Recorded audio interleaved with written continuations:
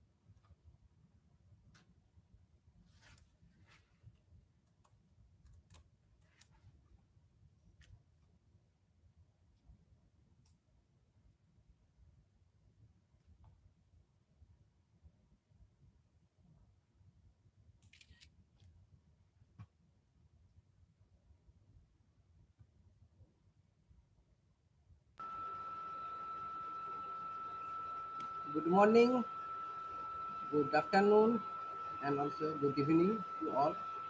So, welcome to the third day of this 3 days international conference, ICON 2021. So, we are going to start the day with two special scientists. The first keynote lecture by Professor Yuri Gogosti, who is very well known for his discovery of medicine. And the second keynote lecture by Professor Jeffrey Alam, who is the director and founder of Aragon Atomic Layer Deposition Research Program. The keynote lecture it is 45 minutes, including 5-minute interactions. The session will be chaired by Dr. John Kennedy, who is the principal scientist in National Isotope Centre, GNS Science, New Zealand. His research work focused with different fields, including energy materials, surface modification coating, nanoelectronics, nanophotonics, magnetism, and catalytic activity, and hydrogen production, and so on. He's published more than 250 journals with 20 patents. Now, I would request Professor Kennedy, please take over the session. Thank you, organizers. This keynote section, initially there is two keynote lectures and followed by there is another keynote lecture, which will be shared by somebody else. So my job is to chair these two keynote lectures. The first speaker is Professor Yuri Gogochi, Drexel University, Philadelphia, US. Yuri is a well-known eminent scientist in the field of medicine. He doesn't need any introduction because if you Google it, you'll find out that he's one of the top scientists at the moment and vaccines and looking at the new kind of materials for energy-related applications as well. He is having a large group exploring various energy-related application of materials. He's pioneering work on carbon-based nanomaterials, specifically tunable structure and porosity as a major field in the energy storage field. And he has got many awards and achievements. And as I said, he's a well-known, one of the top US scientists at the moment in the field of nanoscience and energy. He's a fellow of Royal Society Chemistry, and also, I believe he's associate editor of ACS Nano, I believe. So there's many things. you can keep on talking about it. But with that, I would like to invite Professor Yuri to take a session. John, thank you very much for your kind introduction. Glad to see you and other colleagues here. And I'm going to share my screen and start my presentation now.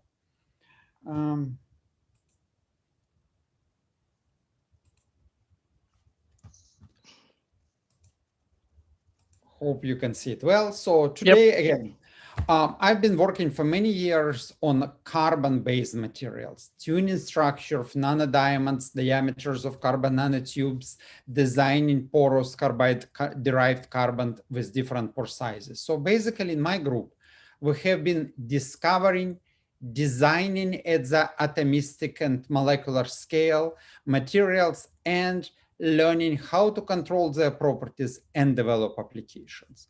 And about a decade ago, together with my colleague, Professor Michel Bazoum at Drexel University, and our student at that time, Michael Naguib, who is a professor at Tulane University now, we discovered an entirely new family of two-dimensional materials, carbides and nitrides of transition metals, which we called MXenes. On the cover of this book we published last year, you can see some of those structures considered to be atomic sandwiches, where carbon or nitrogen layers are sandwiched between two layers of transition metals, or it can be actually 3 layers of transition metal connected by 2 layers of carbon. And also a transition metal on the surface can be different from one in the middle. So we can design large number of structures. They have variety of attractive properties. They have different colors, as you can see from these pictures. Those are plasmonic colors, actually enabling numerous optoelectronic and plasmonic applications of those materials here. And in the next 35-40 minutes, I will try to at least give you a flavor of what these materials are. And of course, you all have heard about graphene, which after Andrew Geim, Kostya Novoselov's discovery of interest in physics in single layers of graphene, really launched the era of two-dimensional materials. People started to look into well-known materials like hexagonal boron nitride, clays, oxides, but they also learned how to make new materials like silicene, germanium, borophene from precursors which were not layered van der Waals solids, unlike graphite or hexagonal boron nitride or moly disulfide here. And the interest is caused by a very large variety of often unusual, distinctly different from bulk precursors electronic properties. By atomic thickness, which allows mechanical flexibility. Any material in nanometer thin layer becomes flexible for flexible wearable electronics. That's a big advantage here. And again, pretty much all materials become transparent if they are thin enough here. Plus, high surface area allows whole range of adsorption, electrochemical, catalytic, and other exciting applications. And in 2011, we published a paper reporting on synthesis of 2D carbides and nitrides, which were not predicted to exist before, not known to exist, not even pretty much considered as a member of the family. But we showed that by taking max phases, and I will talk a little bit about them later, we can make a large variety of material with structures like MX, where M stands for transition metal, one of those group of blue elements. X stands for carbon and nitrogen. And also, since their surfaces are transition metals, and transition metal in environment will not stay non-terminated, they are covered usually by oxygen, fluorine, chlorine, hydrogen, OH, but also chalcogens or halogens are possible here. So we get basically a large family of these two-dimensional structures, several atoms in thickness. And the field has been growing very quickly. Actually, last summer, We had a conference at Drexel University. It was also a virtual conference because of the pandemic, but we had more than 2,000 registered participants from more than 60 countries, more than 750 institutions. And this is definitely just a subset of community of researchers already working on vaccines here. So how do we make those materials here? We take layered ceramics known as max phases. And actually, Michel Barsoum is the founder of that field here. And just like the way we did it in the past, making carbide-derived carbons, we selectively remove one element. You can look at these ceramics as layers of carbides or nitrides, single, double, triple, connected by monatomic layer of A element, which can be aluminum, silicon, gallium, but a number of others here. And what we do, we etch over lenses of microns, even tens of microns, monatomic layers of elements, simply or typically in solution, or it can be done in emulsion salt, or it was recently shown it's possible to use bromine or iodine in solution for the same etching here. So what happened as a result? We get these thin structures where red atoms are M element, in this case, for example, titanium. And black dots are carbons or nitrogen. And surface is covered again by oxygen, OH, fluorine, chlorine, depending on the synthesis method. Actually, you may notice right away, for example, in case of titanium carbide, we have abundant elements which are widely available. Materials can potentially made large quantities, but number of other metals are possible. Those are here in red. So M really stands for transition metal, X for X element, carbon and nitrogen. A is gone, so from max phases, you end up with maxines, and suffix "in" is added like a borophene, silicene. After graphene, people started to add the suffix to show two-dimensionality of the material things here. There are already more than 30 stoichiometric structures produced and more than 20 solid solutions reported. And potentially at least 100 plus of stoichiometric materials have been predicted, not counting surface termination, multiply at least by 10 if we talk about distinct surface termination. And since these materials can have solid solution with unlimited solubility in many cases here, we really have infinite number of structures. And I already mentioned in the beginning, we can make even atomic sandwiches when one transition metal, say moly, is on the surface, another one, say titanium, is in the middle. And it's possible also to make ordered double transition metal maxines with metal ordered in plane when there is single or double metal columns of different elements. And if you etch one of them, you will get ordered divacancy maxine when single atomic columns are missing. So really the sky is the limit. We are pushing atomistic engineering to the limit where we can design, guided by theory, by predictions, numerous new materials naturally with new properties. And discovery actually continues.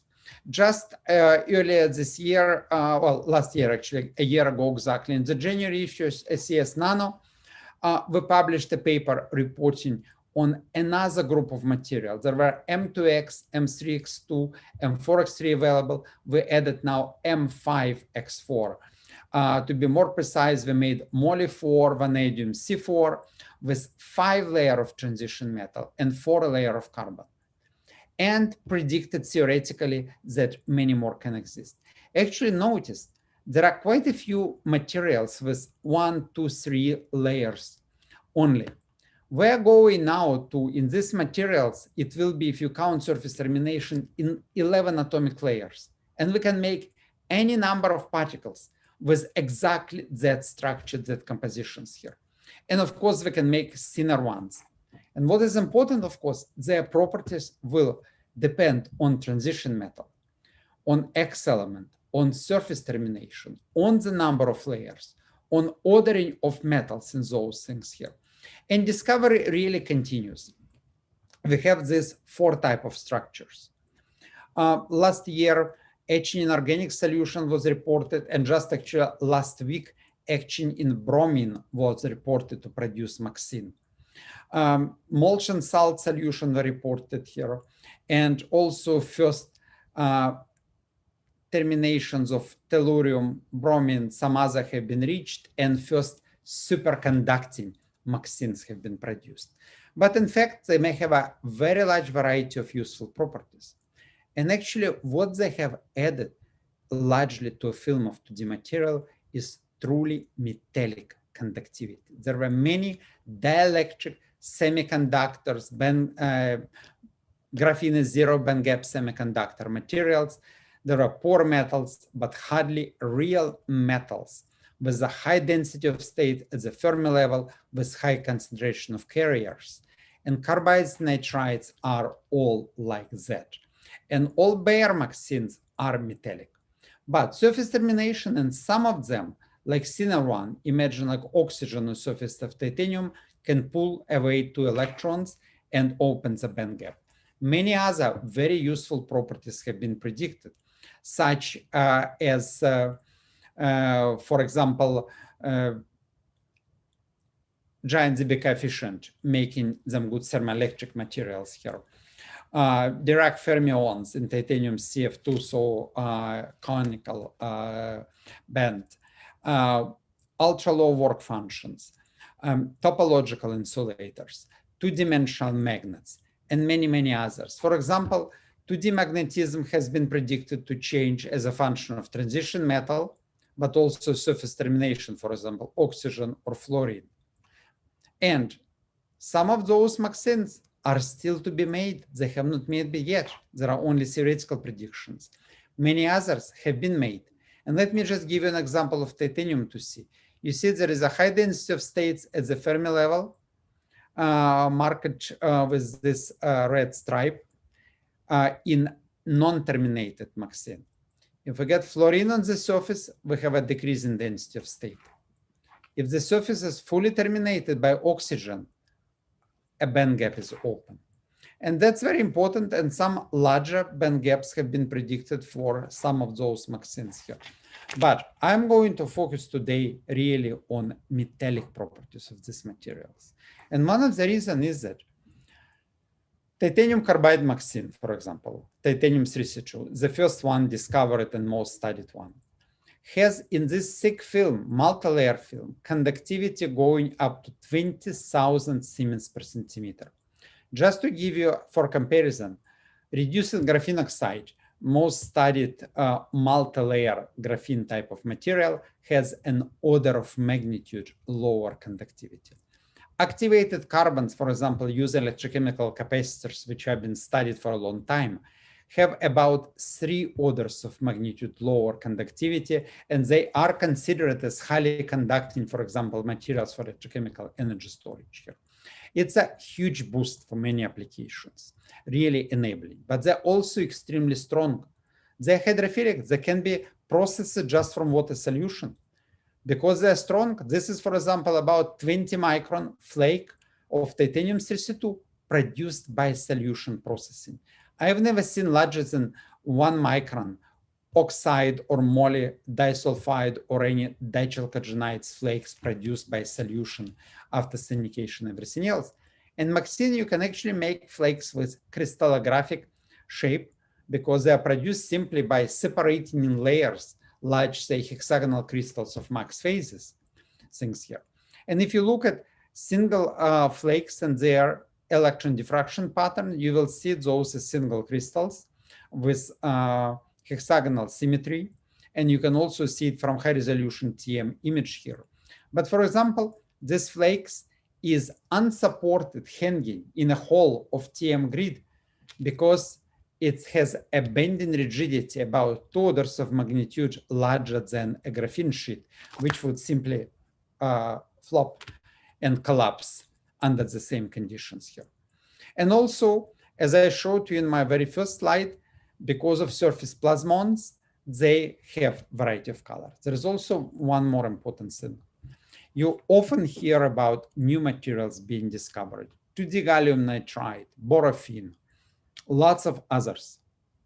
But majority of them exist in very small amount, very difficult to make.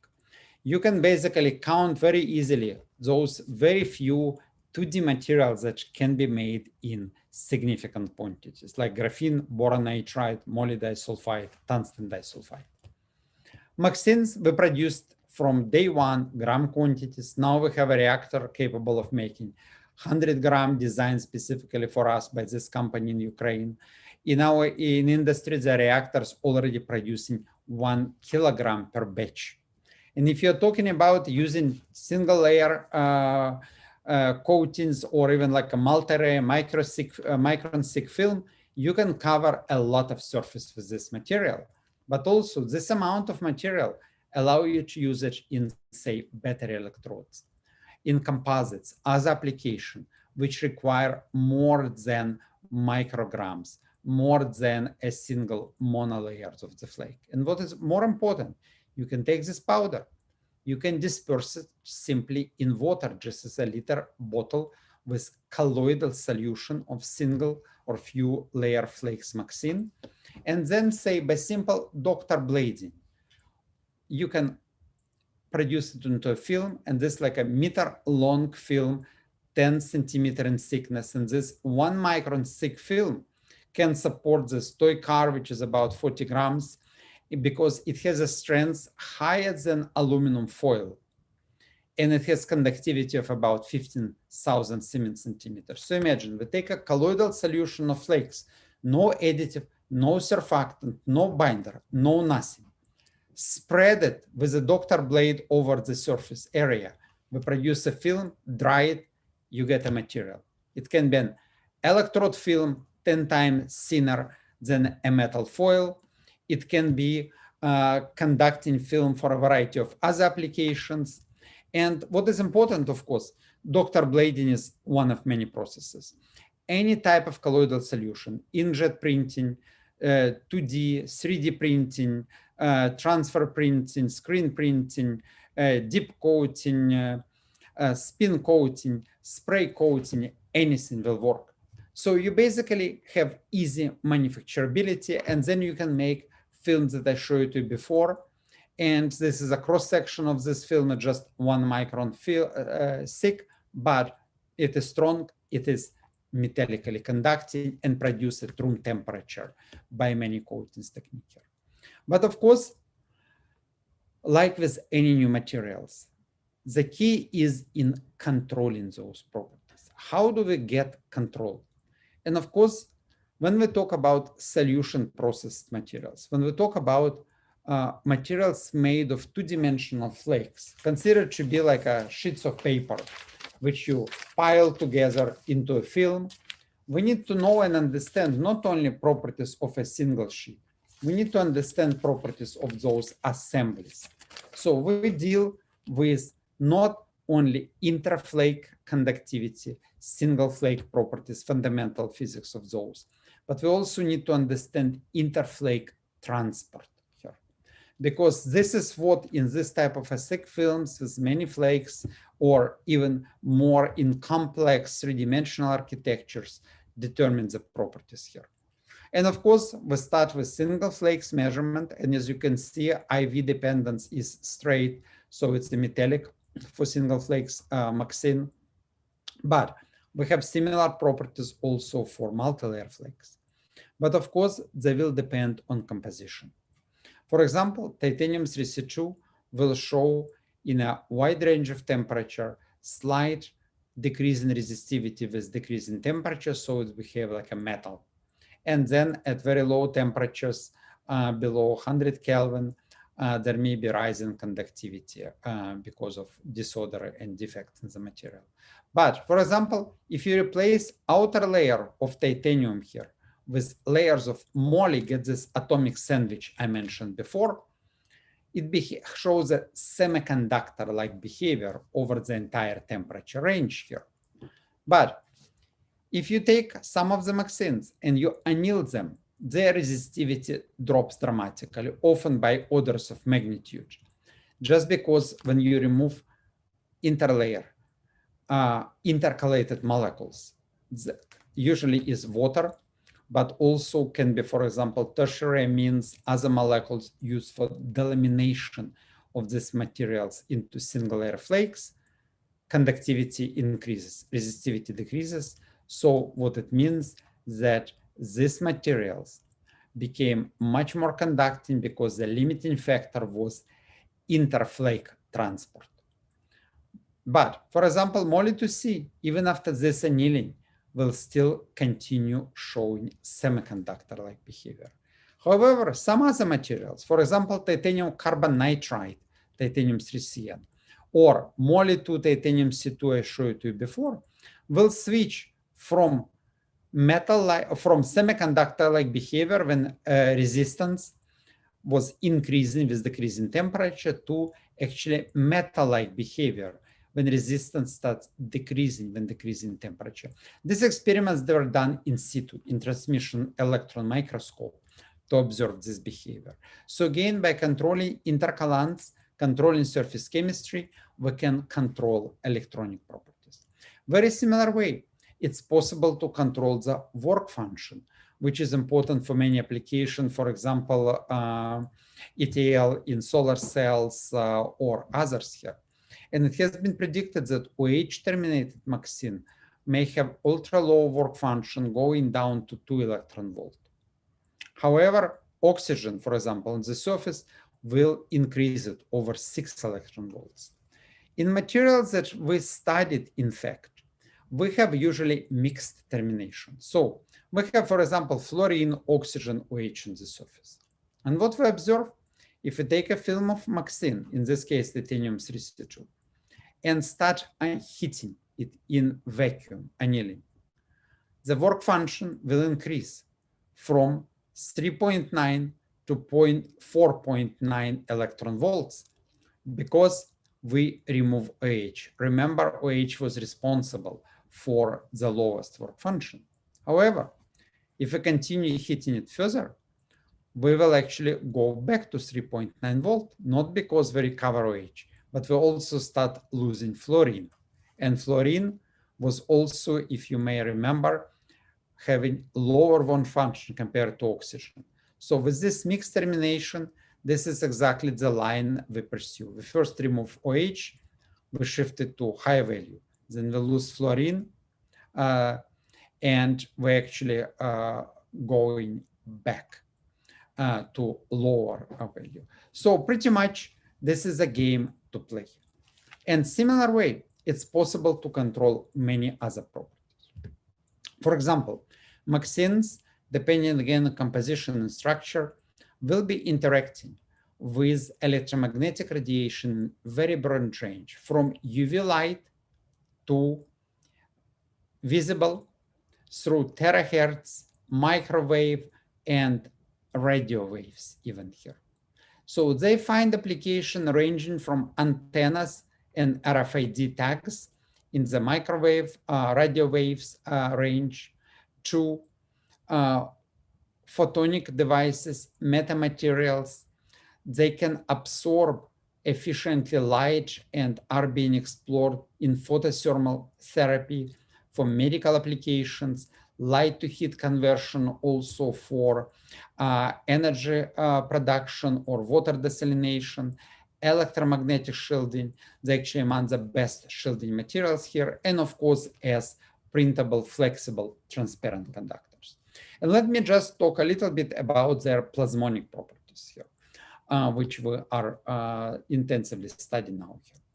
What is important? In 2D material, the confinement of transverse plasmons happen within the sheet layer. So what is important? When you have flakes produced especially by solution processes, they may have different lateral sizes.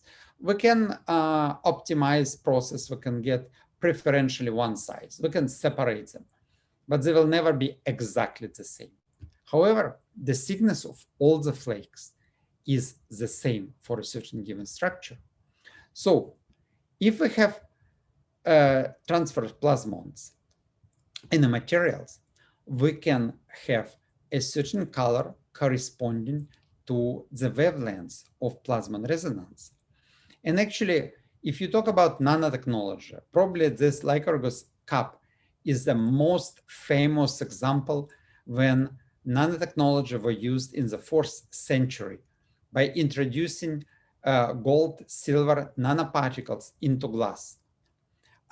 This cup was made that would look green in reflectance and red in transmitted light when you raise it and look like a through cup. My cup, teacup is not transparent in this case, but if I had this cup, it would be transparent here. So actually, MXenes behave exactly the same way. For example, titanium 2C MXene will be green in reflection. This is like a 1-inch film produced by vacuum assisted filtration, and it will give you this reddish cup in transmission. So just like this one, with the important difference, there is no gold there. There is no silver. So you have a whole bunch of plasmonic materials with no rare or noble elements required here. And of course, this combination of colors are very different. You see, you have titanium 3C2, the same elements, just an extra layer. And you see very different. You see deep green color in transmission, and this slightly violet, I would say, type of color, metallic violet in reflection here. And it all comes, of course, from different absorption spectra of those materials. You see here normalized extinction plotted as a function of wavelengths. So those extinction peaks are actually plasmon resonance peaks. This one is titanium 3C2 that I showed to you. It will be green in transmission because it absorbs red light. You see the plasmon resonance is about 780 nanometers in close to near infrared, but it is transmitting in the green light range around 500 nanometers here. And each of them will have different properties. And some of them will actually have plasmon resonance and strongly absorb in infrared, in deep infrared here.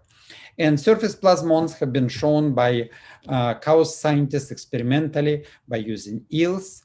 And of course, if you print just simply spray coat thin films of different MXenes, you will have, of course, this variety of different colors here. And of course, they can be predicted. For example, when we take titanium 3C2, I already mentioned we get transverse surface plasmons, 780 nanometers around here. If we take titanium 2C as thinner material, you see how the color changes because its plasmon resonance peak shifts down to about 500. Now it actually have plasmon resonance corresponding to green light, and it will be absorbing green, giving you a red colored solution. And if you replace titanium with vanadium, you change the behavior again, shifting the plasmon resonance even further, deeper, shorter, and you get again a very, very different color of the solution of the material here. And of course, you can play the same games, not just changing entirely one element by having a mix, by changing amounts of titanium say vanadium or titanium niobium in a solid solution. And again, you will have different colors, plasmon resonance, and different wavelengths that you can tune for your application, whether it's surface enhanced Raman spectroscopy or killing a cancer tumor by irradiation with near infrared or infrared light here. And of course, when we learn about electronic properties, conductivity, work function, when we learn how to control optical properties, we can explore a number of different applications. I don't have much time to show you each of those. There are just too many. But I just wanted to mention that there is really a very good progress achieved in electromagnetic interference shielding. In using MXene for communication antennas, they actually give the same properties pretty much as copper antennas when printed like 5G antennas, but at about 10% of weight and thickness of the copper film antennas here. And of course, they can be used as transparent conducting layers, plasmonic materials, surface Raman spectroscopy, and many, many others here. Moreover, this variety of compositions, structure, and properties, ranging from all these compositions, and I mentioned again, at least 100 simple composition, 1,000 at least if you consider surface terminations, plus infinite number of solid solution. Hydrophilicity that allows processing from solution without additives. You can inkjet print, for example, not adding anything. No post-treatment needed, just drying here. Controlled properties, optical, transport, band structure, work function.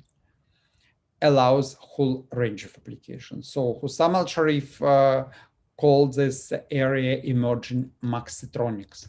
So basically electronics using variety of MXIN to create devices, especially when we need flexible, transparent devices for many applications. Let me give you just a couple of examples to show what kind of a breakthrough can be achieved by utilizing those type of materials here, when you have materials which really are enabling. For example, in the field of electromagnetic interference shielding, which grows in importance now because we get ever-increasing number of electronic devices around us here. I have my cell phone here, I have a microphone, I have a whole bunch of other small electronic things, my computer, iPad, so on here.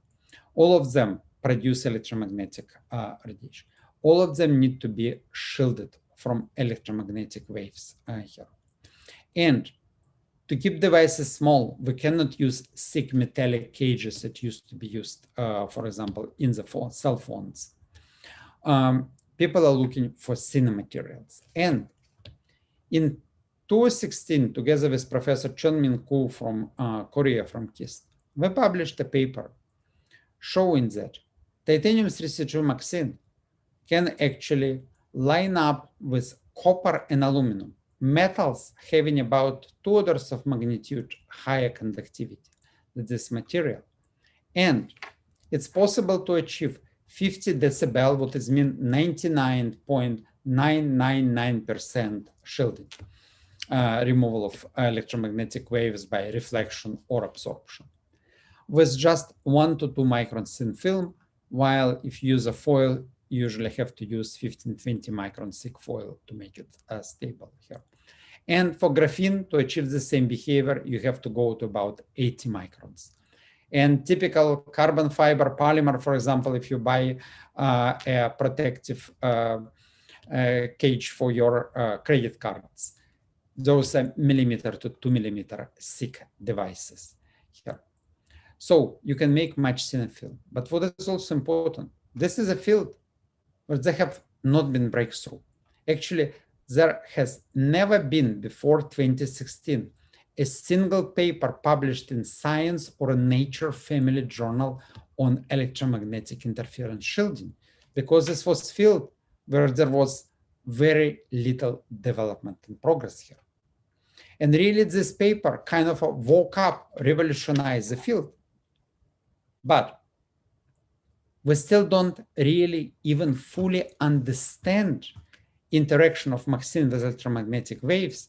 Last year, we published another paper, again in Science, with Chun-Min Koo, showing that titanium carbonitride MXIN, after annealing at 350 degrees and separating layers, when we certainly have interaction of electromagnetic waves with individual MXIN sheets, we actually get shielding, which is better compared to metal, better than copper.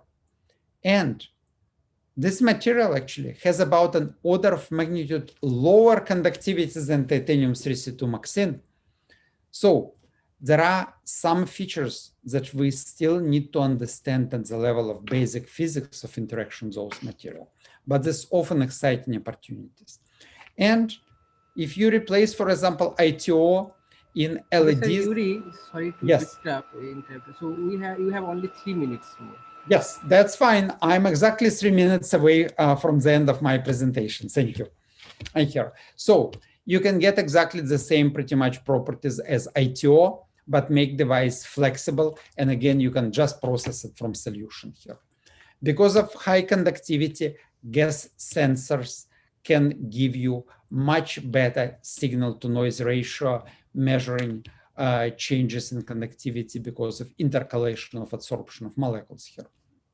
Optical properties we can change simply by applying small voltage, and we can switch, for example, between blue and green color, shifting by 170 nanometer plasmon resonance peak by injection of these charges. So basically, lots of opportunities possible here. What we are facing, really, we're developing a genome of materials in that system, controlling transition metal, carbon, nitrogen, controlling surface termination, number of layers, ways these layers are organized and ordered here. So it's really an enormous new field is emerging. And of course, there are many different applications which I won't have time to describe today. But if you want to read more, this article is a good starting point. It was published in 2017, so it's getting older. We published review together with Babak and Asuri, and it's actually the most read paper now in this journal, most cited ever, things here. And it describes many applications with a focus on energy by many other things here.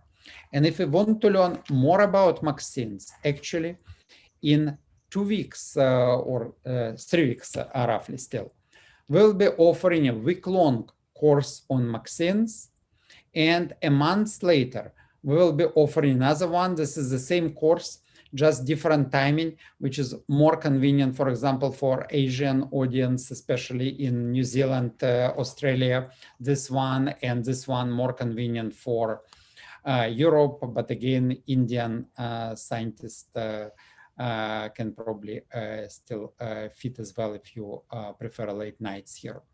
So again, it's certificate week-long course. If you go to our website, you will be able to register. Early registration ends on the 6th here. And this is my very last slide. Of course, all the work I showed to you is not done by myself. I have a large research group. We keep social distancing this year, but when we get together, we get a large crowd of students and postdocs.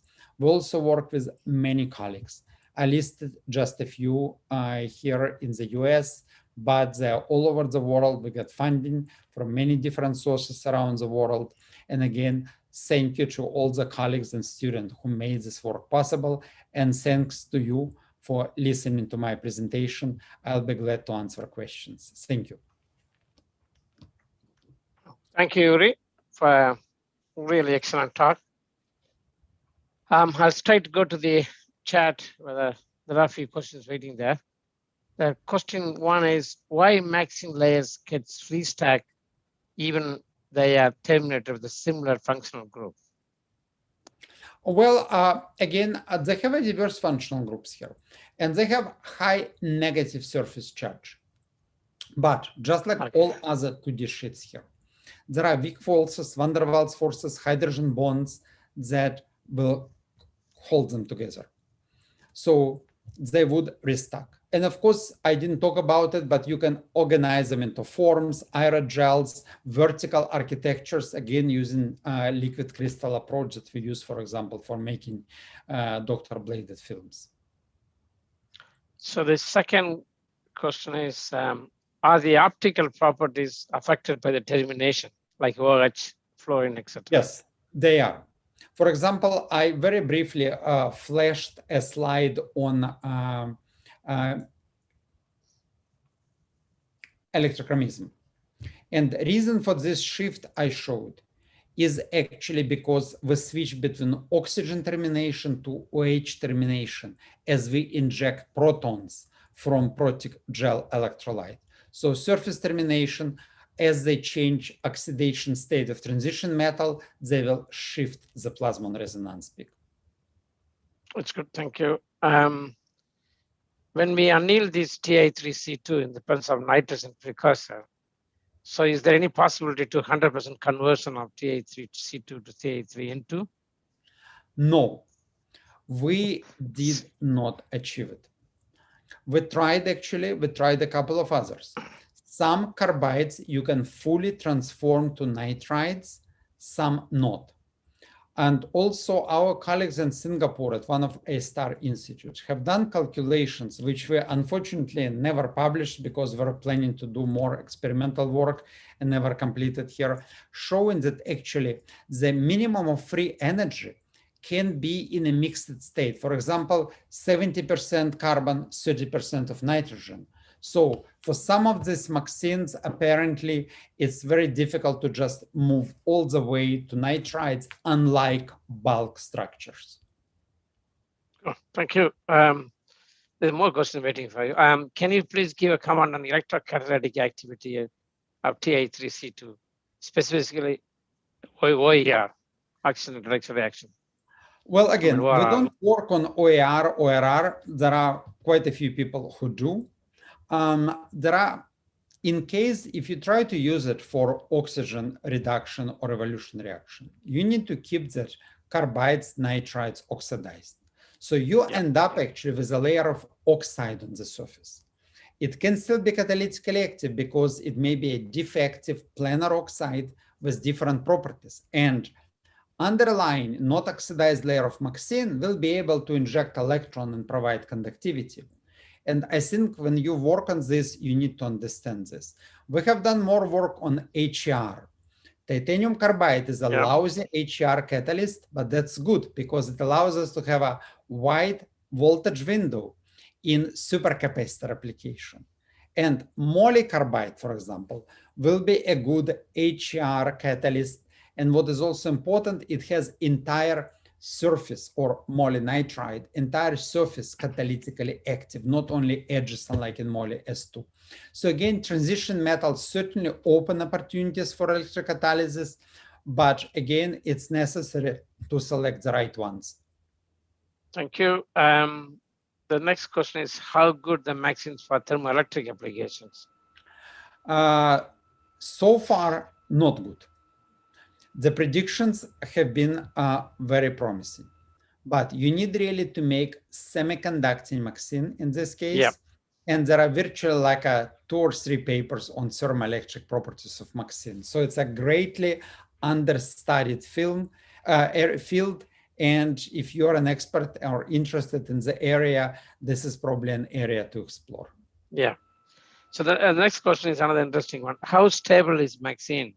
How long do they perform without, Titanium 3C2 we make currently. We started with MXene that would degrade in a few days, all of them, because they were defective. Titanium 3C2 we make nowadays with good stoichiometry can stay stable at room temperature in deaerated solution for a year. It can stay as single layer flake dried on the surface in open air stable for a month. So I would say it is very stable compared to great majority, maybe boron nitride, graphene can beat it here, but pretty much it is definitely material which is stable. Even materials we used to consider to be low stability, like V2C, that would typically my student would tell me, I need to process it the same day I synthesize into a film, otherwise it will degrade. Now we can again keep it for a week or 2 without degradation. And we process all of them from aqueous solutions in air, just we don't work in glove box with them or any other protective environment. So I would say they are reasonably stable. And of course, when you process in multi-layer film, then we have samples, films that have been laying in someone's drawers for a year or 2. And after measuring properties, we just see a few % of conductivity degradation, for example. Thank you. The organizers, how long have we got? Actually, there are too many questions also. So as the time is already 9:70, okay. So I request others, they can directly write the mail to Yuri.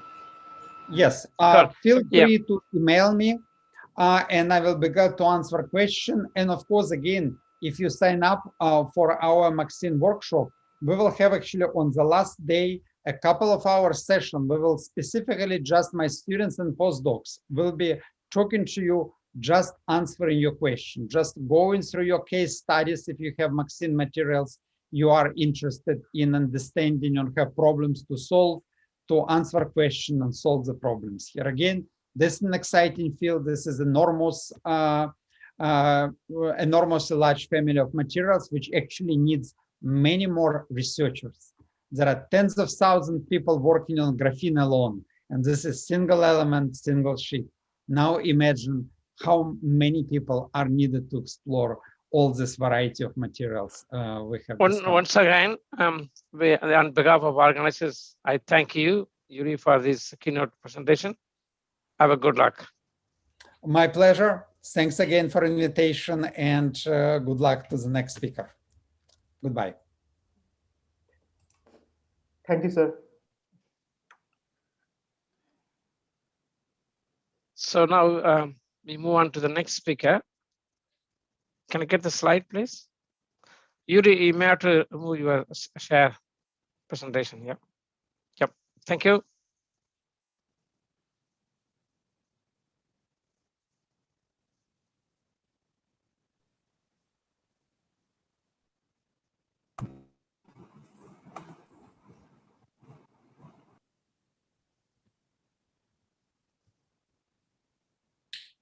Is there an introductory slide, or should I share my slides now? Yes. I'm just looking at it.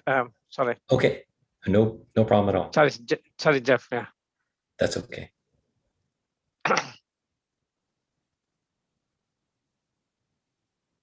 The next one. Yep. So the next keynote talk is Dr. Jeffrey Elam from Argonne National Lab. He will be talking about the illustrative mechanism of atomic layer growth through in situ studies. Jeffrey, again, is expert in coating technologies, again from National Lab, so which you can understand that they do really dig deeper into any of this science and apply. So this coating technologies for various applications, high energy storage and detectors and water purifications. Jeff has won a lot of R&D award from as a scientist. The industry is known the Green Tech Gold Award, which is the really top class one. With that, I invite Jeff to take the session. Okay. Thanks very much, Dr. Kennedy, for that kind introduction. Let me just share my screen. Okay. Well, good morning, everyone. I want to thank the organizers for inviting me to make this presentation, and thank all of you for attending. The title of my talk is Elucidating the Mechanisms for Atomic Layer Growth Through In Situ Studies. And I'm Jeff Elam. I'm from Argonne National Laboratory. I'll just start out by telling you what I think the take-home message of the talk is, and it's that in situ measurements, so measurements that we make on growing films of their properties, can help us to overcome problems when we take those films and try to use them in real-world applications and to scale them up to try to make larger devices. So in situ measurements, of course, are great for fundamental studies, but they also play a big role in trying to overcome problems when you use thin films in the real world. So here's an outline for my presentation. The introduction will be to describe in situ measurements and unusual ALD chemistry to try to identify issues in the surface chemistry that affect the properties of the films. And then also detrimental effects of those unusual ALD chemistries. So I'll then focus the majority of the talk on describing a certain kind of ALD film, atomic layer deposition film, that are these metal aluminum oxide nanocomposites that we use as tunable resistive materials. And then finally, I'll end with some insights and conclusions. So let's begin with just a brief introduction to atomic layer deposition. It's a way to grow thin film coatings using chemical vapors. And what is unique about it is that we're using a pair of chemical vapors, which is shown in this schematic here. This A and B would be two precursor compounds that are applied sequentially to a surface to grow this compound material AB. So you have a surface that you want to coat. You first expose it to a vapor of chemical A. It reacts on that surface and changes it, and then you come in with the second precursor vapor B that reacts on that newly formed surface, and that net result is to deposit this AB compound. There are many different materials that can be grown in this way, so there are a lot of different chemistries that have been developed to make metal oxides and metal nitrides and elements and so on. And so this makes it a very flexible technology with applications in a wide application space, everything from microelectronics to photovoltaics to catalysis. And then finally, another unique aspect of atomic layer deposition is the ability to precisely coat three-dimensional objects. So in this scanning electron micrograph, you can see a micro-machined trench in a silicon wafer that's been coated uniformly with a zinc oxide film by atomic layer deposition. And so it's the same thickness on the top and on the bottom of the trench. So these are sort of some of the unique attributes of atomic layer deposition. The important thing to realize, though, is that all of these, so before I mention that, I'll just mention that that there are many desirable attributes of atomic layer deposition that make it useful for applications. The first is precise control over thickness. So by simply counting the number of atomic layer deposition cycles that are performed, one can control the thickness of the film with atomic layer precision, with angstrom level control. And this can be done with relatively simple and inexpensive equipment. It's forgiving in terms of having a wide process window of things like temperature and pressure and exposure time and so forth that will give you this precise thickness control. In addition to being able to control the thickness precisely, one can also very easily control the composition. And this is true because if you can take an atomic layer deposition process to grow something like iridium metal, and then a second process for growing platinum, then you can combine those two processes to grow platinum iridium alloys, and you can control with high precision the atomic composition of those films. So not just the thickness, but also the composition can be controlled precisely. And then finally, the final desirable attribute of ALD thin films is that they're conformal. So this allows you to put these coatings on things like trenches in silicon, like the micrograph I showed earlier, or in this TEM image here, we see ALD thin films on powders. So you can coat pores, particles, powders, etc. The important thing to realize, though, is that all of these desirable attributes that make it such a useful technology, they all derive from the same phenomenon of self-limiting surface chemistry. So this graph on the left here shows that for an aluminum oxide film grown by atomic layer deposition, which is grown using trimethyl aluminum, or TMA, as the aluminum precursor. After you expose a surface to a certain amount of that precursor and grow exactly your one monolayer of aluminum oxide, additional TMA doesn't add more material to the film. So self-limiting surface chemistry is what is responsible for all these highly desirable attributes. But conversely, if you remove that self-limiting aspect, then you lose all of that control. And so these two photographs are just showing examples in the lab of what can happen when ALD films when ALD goes bad, so to speak, when the self-limiting aspect is removed. So, one question that you might ask is that if you are trying to grow a uniform film on a wafer and you end up with a splotchy pattern like the one on the right, is this just an error in the processing, or is it something that is intrinsic to the chemistry? In other words, is the non-self-limiting growth that you get just because you have inadvertently mixed the precursors, or is it something where you really need to switch to a completely different process? And how do you know the difference? Well, in situ measurements are a great way to be able to tell that. And let me give you some examples of that. Before I do that, let's just review what are the components of a typical ALD system. So in this schematic, we have these substrates that we want to coat by ALD. They're inside of a hot tube in this case.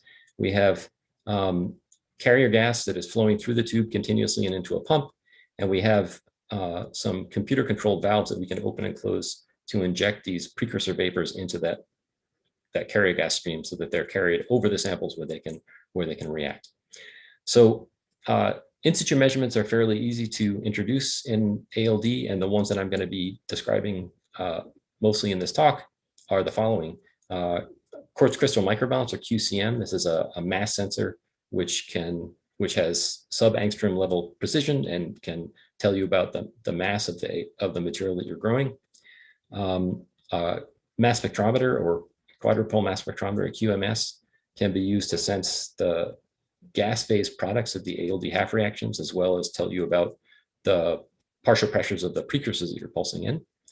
An in situ Fourier transform infrared spectrometer, or FTIR.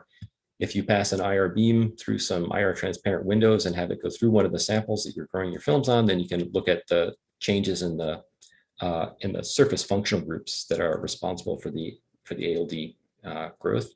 And then finally, if you have an appropriate substrate that allows you to pass current through your thin film, then you can perform current voltage measurements and measure the resistance of the material as it's growing. So all these different in situ techniques I'll show you are extremely useful for trying to understand the ALD chemistry.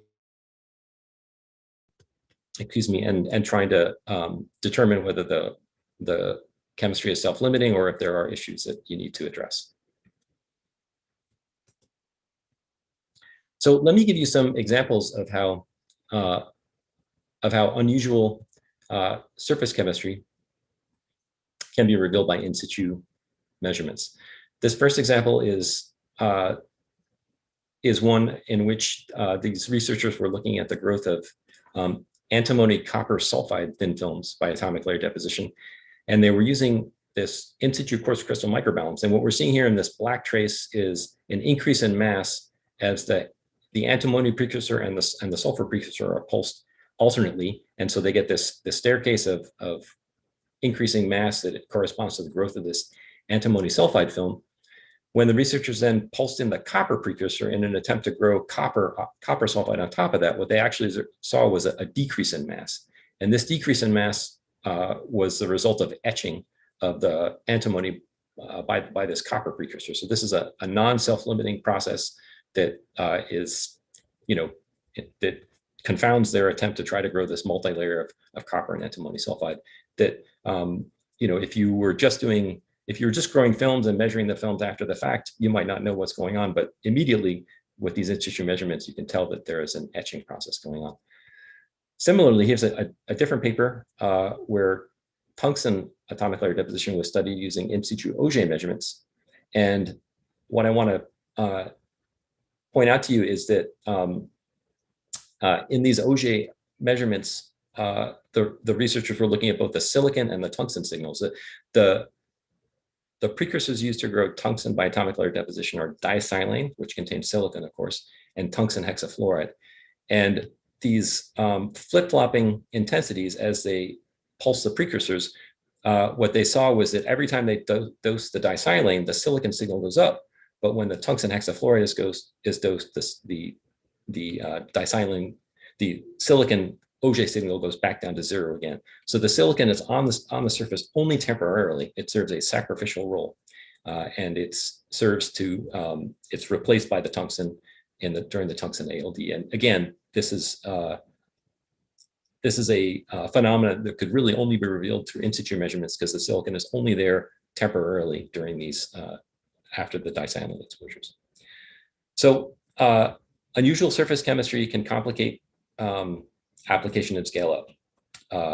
So the next point I want to make, so I've just explained to you how in situ measurements can be useful for understanding ALD surface chemistry. I want to give you an example of how when surface chemistry is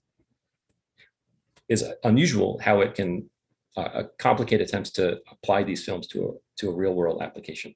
And the example I wanted to give you is of aluminum oxide, zinc oxide alloy films.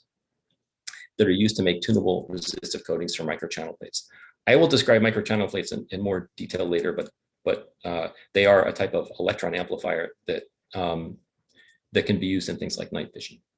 So aluminum oxide and zinc oxide are both nearly ideal ALD processes, and that's exemplified by this graph that shows the thickness change for both the zinc oxide and the aluminum oxide as when these materials are grown individually on planar surfaces. So the aluminum oxide has a growth rate of about 1.2 angstroms per cycle, zinc oxide about 2.0 angstroms per cycle. Let's try to mix these two materials together.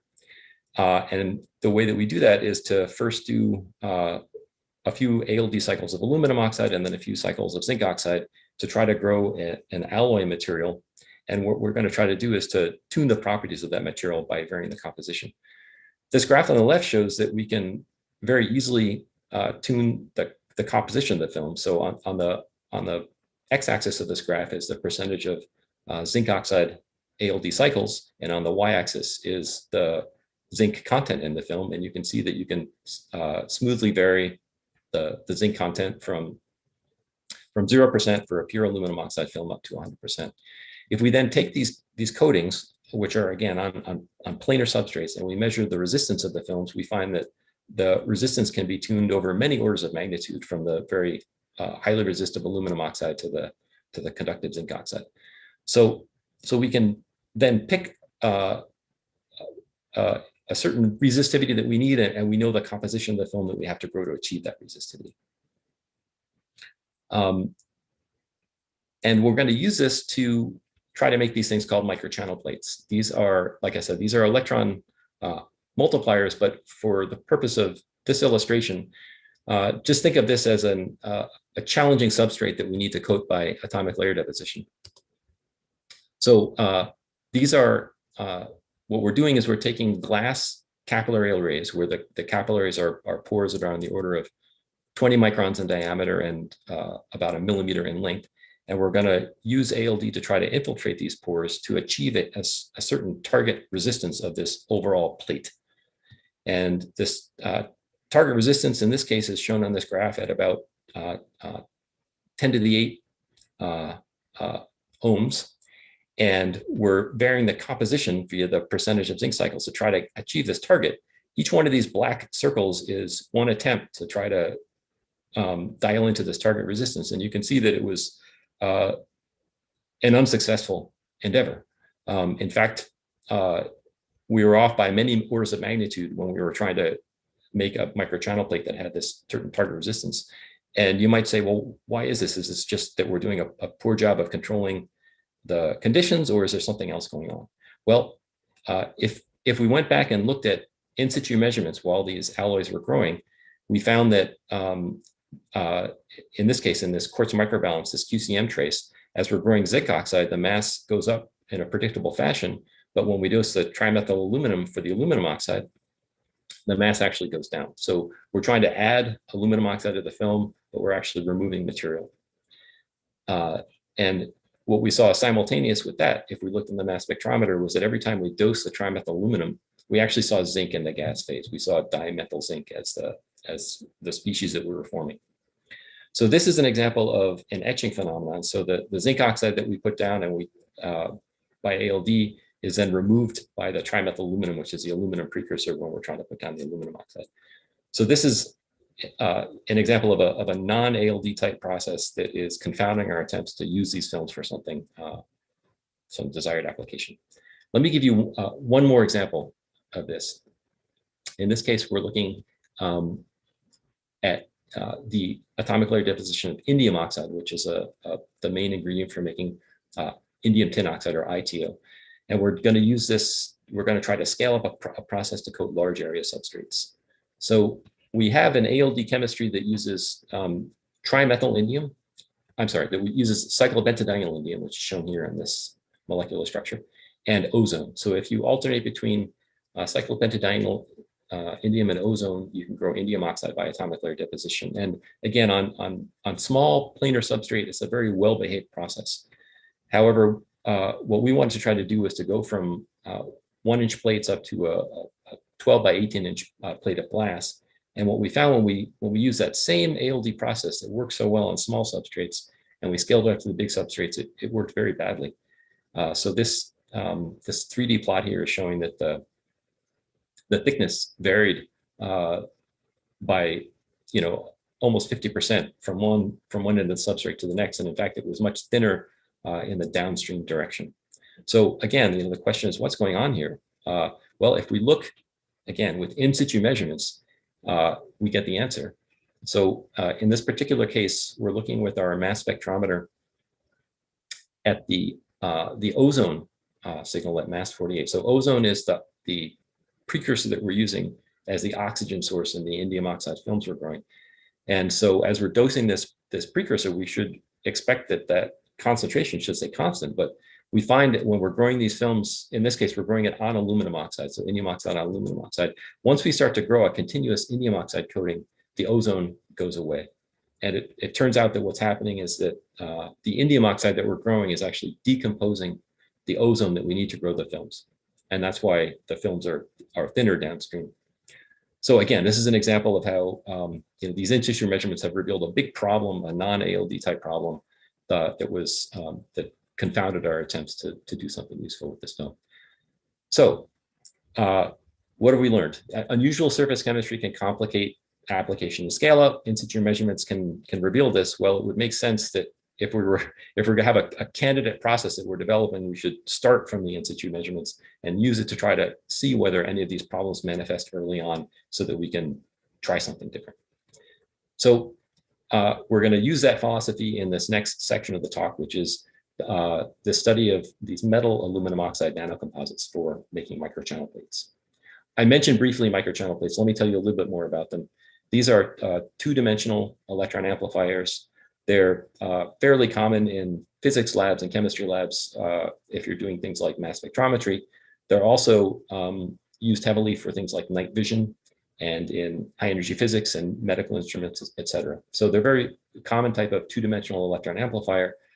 They are, there's a sort of a conventional way of making these that uses a fiber optic type technology. So it's drawing lead glass fibers to make them thinner, bundling them together, slicing these, and then etching them and heating them in hydrogen to make these porous arrays. Some of the problems with this technique are that it's expensive. The resistive and secondary emissive properties of the pores are both imparted during the manufacturing process during this hydrogen firing, and they tend to be small in size because of the limitations in the manufacturing. So there's an alternate strategy for making these that uses atomic layer deposition. And again, I kind of alluded to it earlier in the talk, but if you start out not with a lead glass capillary, but a glass capillary of ordinary borosilicate glass, which it turns out is much easier to make, at least for glass manufacturing companies. If you start out with something that has the right shape to be a microchannel plate, the right porosity and size, and then you impart the electrical properties by thin film coatings, then you can overcome some of the limitations in that conventional process. So that was our idea. So we're going to use atomic layer deposition to coat these highly porous glass substrates to make these microchannel plates that we can use for things like medical imaging and night vision. It turns out that to achieve the resistance that you need in a microchannel plate, you need to have a thin film coating that has a resistivity, which is in this range of about 10 to the 6 to 10 to the 10 ohm centimeters. And as shown on this graphic, there are naturally occurring materials that cover much of this range, but very few in the range that we need. So in this mid-range, there are very few naturally occurring materials. So you have to engineer a material if you want to follow this strategy of making microchannel plates using thin film coatings. So that was our task, was to make a thin film coating by ALD, because we want to put it inside of long skinny tubes, but make an ALD coating that has a resistance in this range. So our idea was, well, if we start out with something very resistive like aluminum oxide that we know how to grow, and something very conducting like tungsten that we also know how to grow, then we can blend these in a layer by layer way and try to achieve any resistance, and in particular the ones that we want, this 10 to the 6 to 10 to the 10 centimeter. So in this sort of cartoon here, you can see that we're pulsing trimethyl aluminum water. So we have 2 pulses of each. So we put down a little bit of aluminum oxide, and then we switch to this other chemistry where we use a metal fluoride precursor such as tungsten hexafluoride and disilane to grow a monolayer or so of metal, and then we go back to the oxide. So if we switch between the highly insulating material and the conducting material, then we should be able to tune this ratio and therefore tune the resistance. So I should mention that in the metal chemistry, which uses these metal hexafluorides, the disilane is used as the reducing agent, and so that's a known ALD chemistry for making things like tungsten and molybdenum using disilane as a reducing agent. So let's look at some in situ measurements of these 2 pure materials. On the left, we have a graph showing aluminum oxide growth by atomic layer deposition, and on the right is the tungsten. And the couple things I wanted to point out for the tungsten ALD are that the amount of material that we put down in one ALD cycle is very large. It's about 1,000 nanograms on this scale, as compared to only about 35 nanograms for aluminum oxide. The other point is that both the disilane and the tungsten hexafluoride cause a mass to increase. So that's sort of the characteristic staircase type signature of tungsten ALD. So what happens when we start to blend these? Well, when we switch from the aluminum oxide ALD to the tungsten, a couple things. First, we don't see any mass change in the disilane. And the second is that the overall mass increase from that tungsten ALD cycle, that single cycle, is much lower.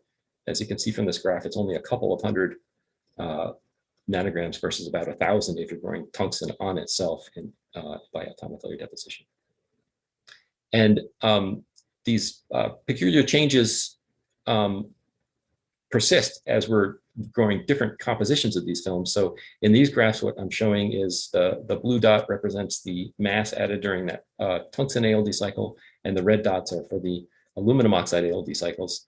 And you can see that in this 20% case, where 1 out of every 5 cycles is a tungsten cycle, that the tungsten is lower than expected. It's much lower than the 1,000 nanograms, and the aluminum oxide is also suppressed, and it takes a few cycles for it to start to regain that steady state value of about 35 nanograms. So, so there are interesting interactions that we see between these 2 ALD chemistries when we look at the in situ coarse microbalance. When we actually grow films and measure their properties, we find that we can smoothly control the composition. So by varying the percentage of tungsten cycles, we can grow everything from pure aluminum oxide to pure tungsten. And if we pick up a certain percentage of tungsten cycles and we grow films and measure their thickness, we get this linear relationship between thickness and ALD cycles as we expect. So let's look at some of the properties of these films. One of the things that we did was X-ray photoelectron spectroscopy. And on the left-hand graph here, we see a depth profile of one of these tungsten aluminum oxide nanocomposite films. And we see that the films contain oxygen and aluminum and tungsten as expected, but they also contain a fair amount of fluorine and carbon. And additional analysis of XPS and other forms of elemental characterization revealed that what we have is not just aluminum oxide and tungsten, but also aluminum trifluoride and tungsten carbide in the film. So it's quite a complex mixture. When we looked with transmission electron microscopy, what we saw was that the morphology of the film was not uniform, but rather consisted of these 1 to 2 nanometer sized nanoparticles embedded in an amorphous matrix. So this is for the tungsten aluminum oxide case. We also grew films using molybdenum hexafluoride in place of the tungsten fluoride to make tungsten aluminum oxide nanocomposites. And these films also showed the same nanoparticle in an amorphous matrix morphology. And in this case, the particles were a little bigger, so they're a little easier to see. So I'm just highlighting them in this transmission electron micrograph. So this was unexpected, but the ALD chemistry naturally gives rise to the formation of these very small nanoparticles embedded in this matrix. So again, what our goal was to try to develop these coatings, but to do so in a way where we're investing time in situ measurements to try to understand the chemistry, to try to see whether there are processes going on that would make it so that it would be eventually difficult to scale. So the next type of measurement we did was infrared spectroscopy. There's quite a lot of details here that I don't have time to go into, but I just wanted to point out a couple of features. What we're looking at here are infrared difference spectra that are recorded after every ALD exposure to a sample. And the different spectra are highlighting the features that are either created or consumed during these precursor exposures. And so if you see a peak that is going up in the positive direction, that indicates a new species which is formed during that precursor exposure. And conversely, if a negative going peak corresponds to a species which is consumed.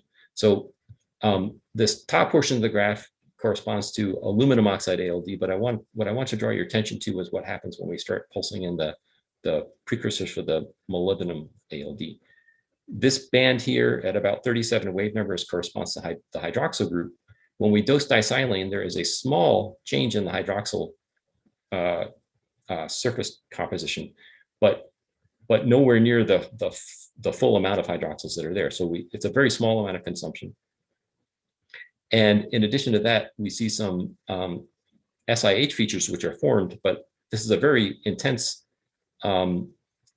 absorption feature. And the fact that it's relatively small on this graph means that the disilane is really not doing very much. That was kind of a surprise to us. Nevertheless, when we pulse in the molybdenum hexafluoride, we see a new peak form here that corresponds to the molybdenum, the double bond of the molybdenum oxyfluoride feature. And when we dose in the disilane, this feature goes away. So their main point here that I don't have time to go into all the explanation of this, but the main point here is that this blue peak goes away when we dose trimethyl aluminum, and this is an indication that TMA is a reducing agent, not disilane, for the molybdenum. So that was a surprise to us. Another way to see that a little bit more directly, again from infrared spectroscopy, is to look at the broadband absorbance in a wavelength region where there are no distinct spectral features, and therefore we can attribute any changes in the infrared absorption to the conductivity of the film. So we're looking at 4,000 wave numbers. And what we see is that the absorbance in that region is relatively flat when we're growing this aluminum oxide molybdenum composite, but there's a jump in absorbance every time we dose the TMA. So there's a molybdenum hexafluoride dose here and it remains constant. We dose the TMA, the absorbance goes up. And later, again, when we're repeating this sequence of chemical pulses, it goes up during every TMA pulse. This is again an indication that the TMA is reducing the film and giving it the conductivity and therefore increasing its infrared absorption. You can see that most explicitly if you actually measure the electrical conductivity of the film as it's growing. And we did that with these with current voltage measurements. Overall, as we're growing the film, the current at a constant voltage, the current is going up linearly, which is consistent with the linear growth of a resistive material. But there is a jump to a higher current every time we dose the TMA, which is again an indication that the TMA is acting as a reducing agent to reduce the tungsten hexafluoride to be a more reduced form. So something like elemental tungsten or perhaps a tungsten carbide. So we have sort of a cartoon model for the growth that summarizes the in situ measurements. Remember what we're doing is we're doing a certain amount of aluminum oxide and then we're growing one or more cycles of metal on top of that. So here we're starting out with hydroxylate aluminum oxide. The disilane exposure doesn't do very much to the film. forms a little bit of SiH, but it leaves most of the hydroxyls intact. The subsequent molybdenum hexafluoride pulse reacts with the hydroxyls on the film to make these still oxidized molybdenum oxyfluoride species, and it's the trimethyl aluminum pulse that follows that actually is responsible for forming the metallic form of the molybdenum. And by processes that we don't quite understand, it also forms these small particles that we see in the TEM images. In addition to that, the fluorine from these molybdenum oxyfluoride species is what gives rise to the aluminum trifluoride that we find in the films by X-ray filtered electron spectroscopy. So if this process is repeated, we end up with this nanocomposite that has this particles in a matrix morphology. So Sorry to interrupt, Jeffrey, you have 3 more minutes. Okay, well, I will quickly wrap it up. So the properties of the film are that we can tune the resistance over many orders of magnitude, and in particular, we can get this mid-range resistivity that we need. So we can then take these coatings and we can put them on these porous glass substrates to make microchannel plates. The sort of the punchline here is just that this material, these metal aluminum oxide nanocomposites give well-behaved ALD chemistry even inside of small pores, which is a great improvement over the zinc oxide aluminum oxide films that I showed you at the introduction to the talk. So we can then test these microchannel plates. We find that they are able to amplify electrons and give uniform gain and uniform counts and low background and so on. And we're able to then take these films and make very large microchannel plates, much larger than can be made using standard manufacturing methods. So these are the world's largest microchannel plates.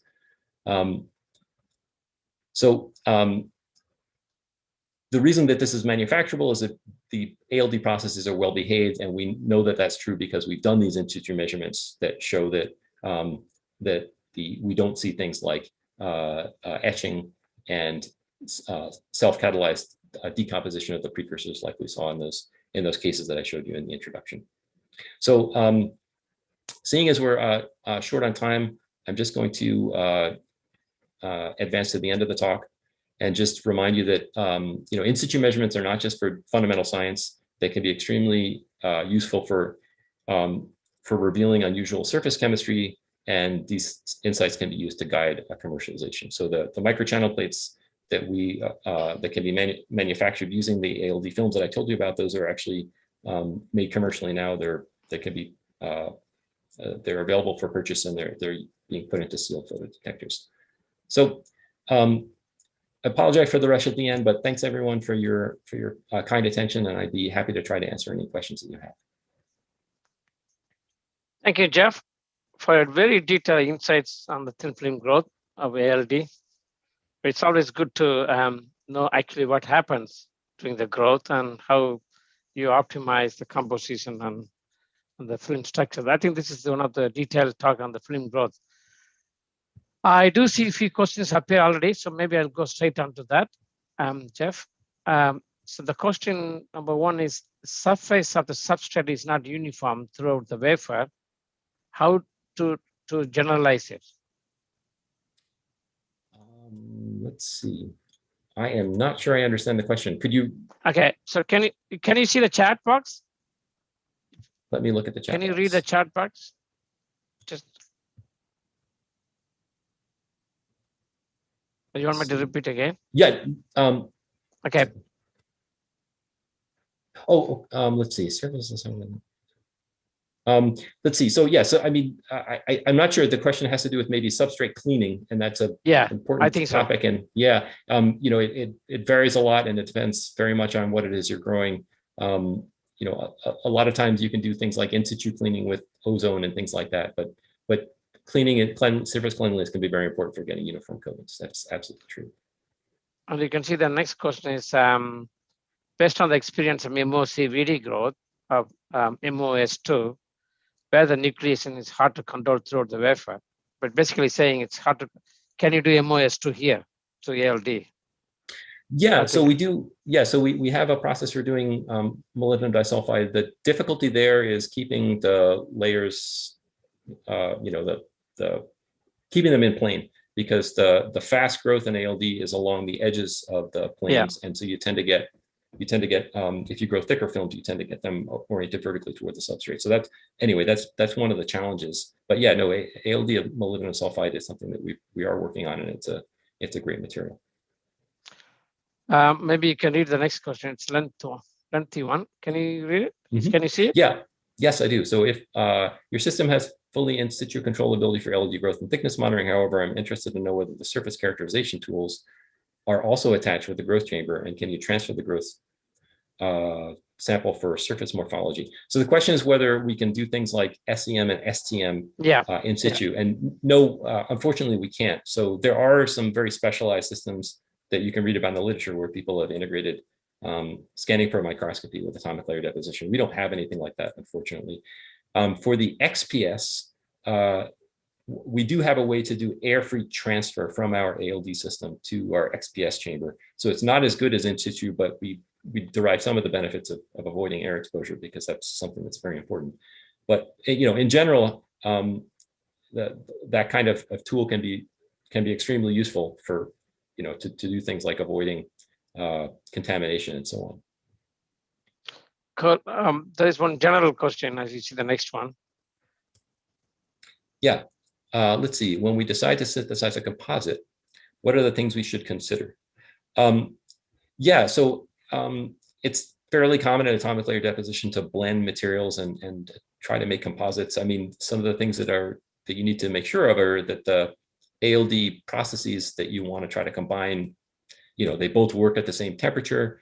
The more similar the precursors are, the more chance you have that the growth of that composite is going to be well behaved. So those are some things to consider. But the truth is, a lot of times just try it. Just try it. That's my advice, because some of the metal aluminum oxide nanocomposites were materials that I didn't think were going to work successfully, but in the end, it turned out to be great, and they have a lot of great properties, not just for microchannel plates, but for things like solar thermal, solar receivers, and protective coatings on batteries, and so on. So, my advice is if you have an idea about making a composite by ALD, just try it and see what you get. Thank you. I think it's time up. Once again, on behalf of the organizer, thank you, Jeff, for a very excellent, insightful talk. Good luck. Thank you for our invitation, Jeffrey. Okay, if there is no more questions, so on behalf of the organization committee, I would like to thank Professor Kennedy for chairing the session, and thank you everyone. So next we'll move to the next chair, and Dr. Bhaskar and Dr. Daniel. Okay. Hello everyone, can you hear me? Hi. Okay, so this is Daniel Moraro. I'm from Shizuoka University. So I will chair the next keynote lecture. Can I get the slides from the organizers?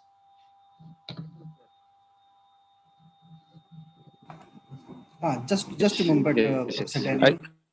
Yes, I will share the slide. Professor Nadan Mararo. Just I will share this. Okay.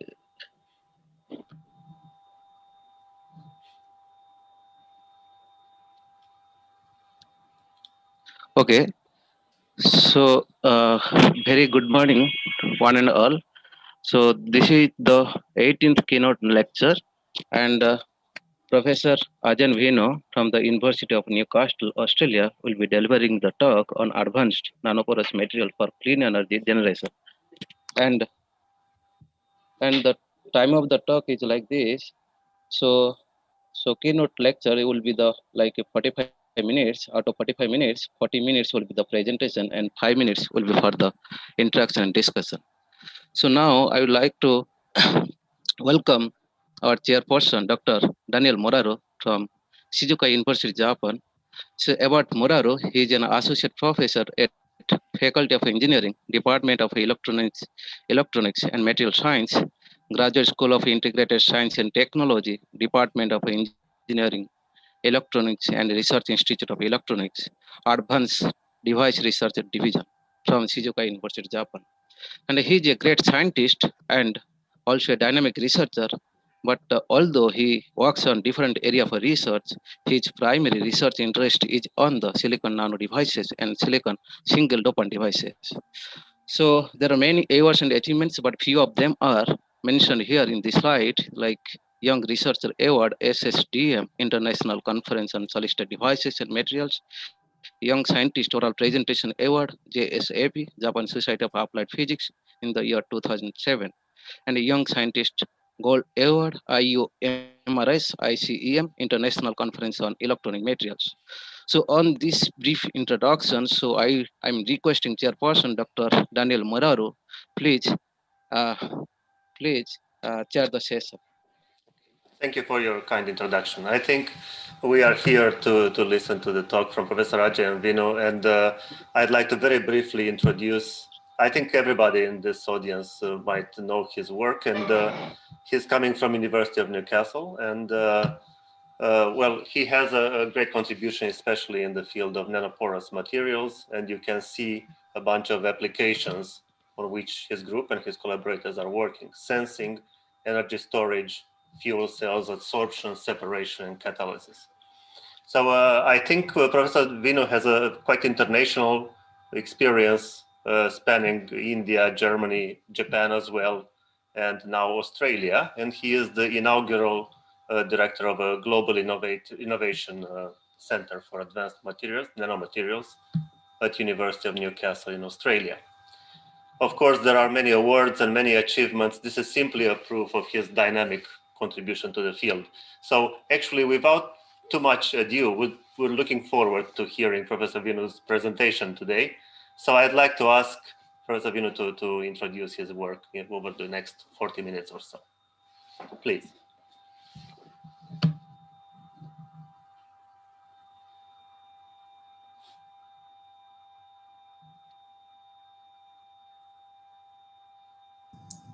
Hello, can you hear me?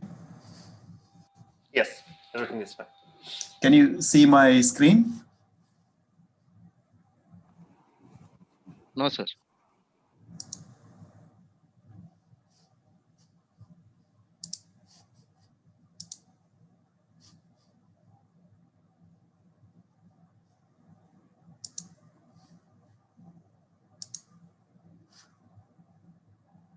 Can you see me now? Yes, it's coming. Okay, excellent. Yeah, thanks, Professor Muraru, for nice introduction, and also like to thank the organizing committee of ICONN-2021 for inviting me to deliver the keynote lecture at this conference. And I'll also like to thank Professor Karthikeyan for sending the invitation. So today I'm going to talk about advanced nanoporous materials for clean energy and environmental application. And before going to the talk, I would like to give a brief introduction about where I am coming from. Just a minute.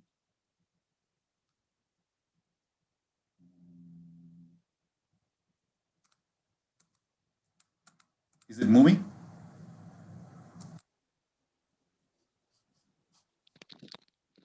The slide is not moving. Yeah, that's what I'm. Is it moving now? Yes, it's okay. Yes, yes. Yeah. So I'd like to give a brief introduction about where I am coming from. So I'm coming from the University of Newcastle, which is ranked number 197 in the world, number 9 in Australia. So we got a total of 37,000 students from 5 campuses and 5 faculties. Our Global Innovative Center for Advanced Nanomaterials, where I am the director, is located at the Faculty of Engineering and Built Environment at the University of Newcastle. See, you all know that Newcastle, there are 3 Newcastles. One is in America, another is in UK, and the most beautiful one is in Australia. And you know where it is located? It's just located, it's near to Sydney. People say that the Sydney is the most beautiful places, but I would say that Newcastle is the most beautiful places. The reason is quite simple. So it is covered by beautiful beaches, it's like, Nobis Beach, Shoal Bay, Fort Stevens, and attached with the wildlife and mountains and forest. It's like a heaven on the earth. And I really enjoy living here, and also request you guys to visit here to experience the beauty as well as the outstanding the science that we are doing here at the university. And this Newcastle is just 2.2 hours drive from Sydney. So you can drive here, or you can even take the train. And of course, Sydney is very famous for the Opera House. And when you visit Sydney, and please just drive and then see this heaven on the earth. So this is the place where we have established the Global Innovative Center for Advanced Nanomaterials with a clear vision. Our vision is that the innovation in material science, research impact, and support the world and the society. So it is to be a kind of creative and diverse and responsible world in the material science and engineering, and developing a fundamental understanding and groundbreaking technologies and solutions through innovation, intelligence, and interdisciplinary collaborations. We call it as IQ. So this IQ is, of course, is connected with this one. I mean, of course, we have a pool of scientists, but we wanted to collaborate with a national and international academic and industry partner for solving the global issues. For example, we wanted to design the next generation material for clean energy and conversion, the next generation material for healthcare application, for example, drug delivery system for the cancer, an adsorbent system for carbon capture and conversion. So this way you can contribute to the world and the society.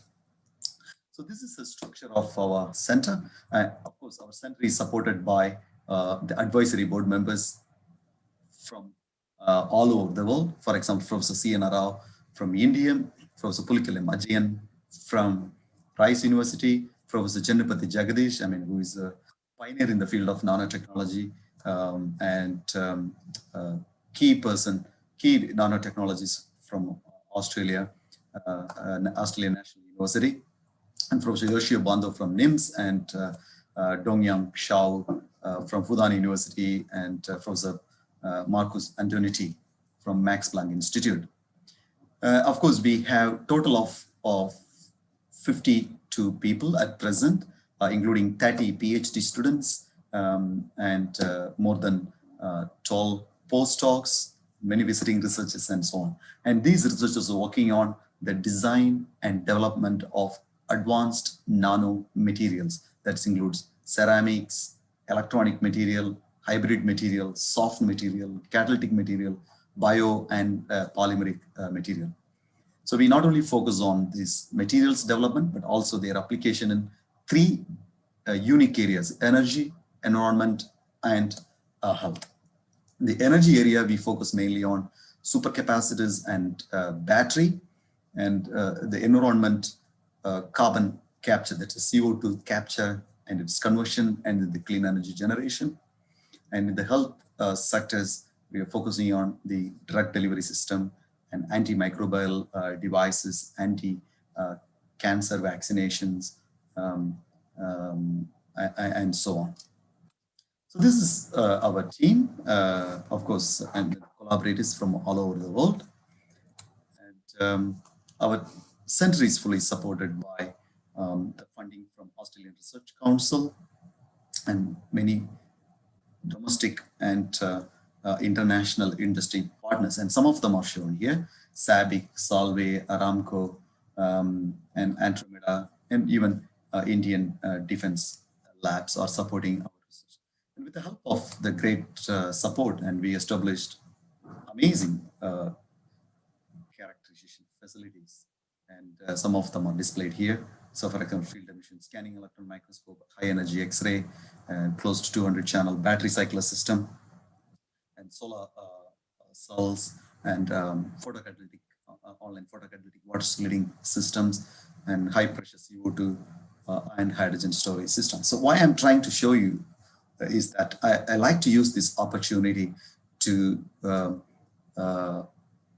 show what all the opportunities available at the ICONN for collaboration. So I wanted to use this platform to convey the researchers and the professors at the SRM University that, which areas that we can collaborate and especially with the Global Innovative Center for Advanced Nanomaterials. Now, I'd like to move on to the regular presentation. I'm going to talk about the advanced nanoporous materials for clean energy and environmental applications. So why nanoporous materials?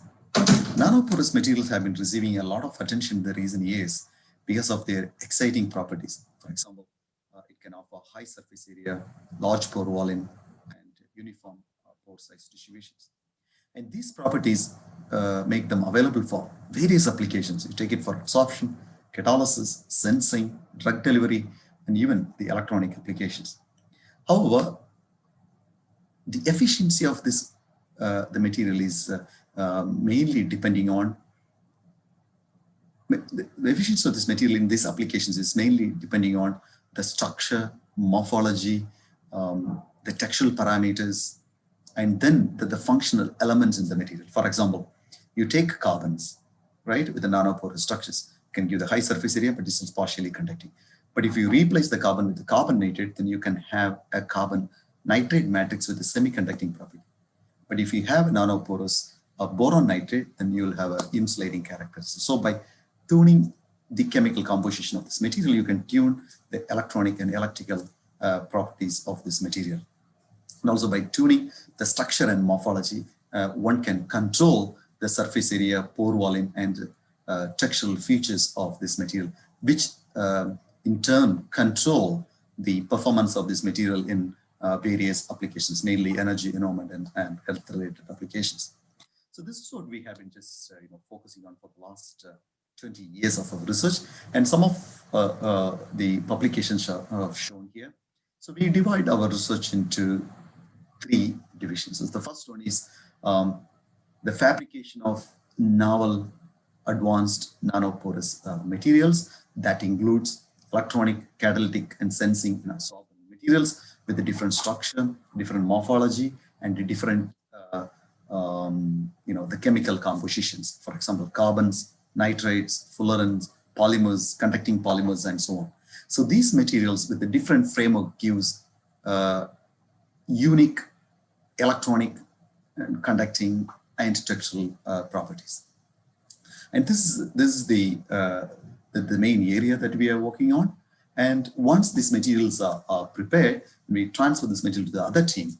So they focus on understanding or elucidating the structure of this unique material that we have discovered in our lab, right? And also try to add new functionalities on the surface of the walls of the material or the porous channels of this material to tune the functionalities of this material. And also we use the theoretical calculation to understand and predict the material design and then the properties of this material. So once we have the material and also understand the materials using experimental and theoretical approach, we can easily decide where these materials can be applied. And that's the one the final team is working on. So they are mainly focusing on testing these materials in various applications. The main focus on energy, environment, and health, for example, energy storage and conversion in fuel cells, sensing, absorption and separation, and electrophoto redox and basic catalysis, and carbon capture and conversion, and drug delivery application, and so on. So we have synthesized a series of advanced nanoporous materials with the different functional elements. The first row shows that the nanoporous carbons with the different structures and morphologies and the different porous structures.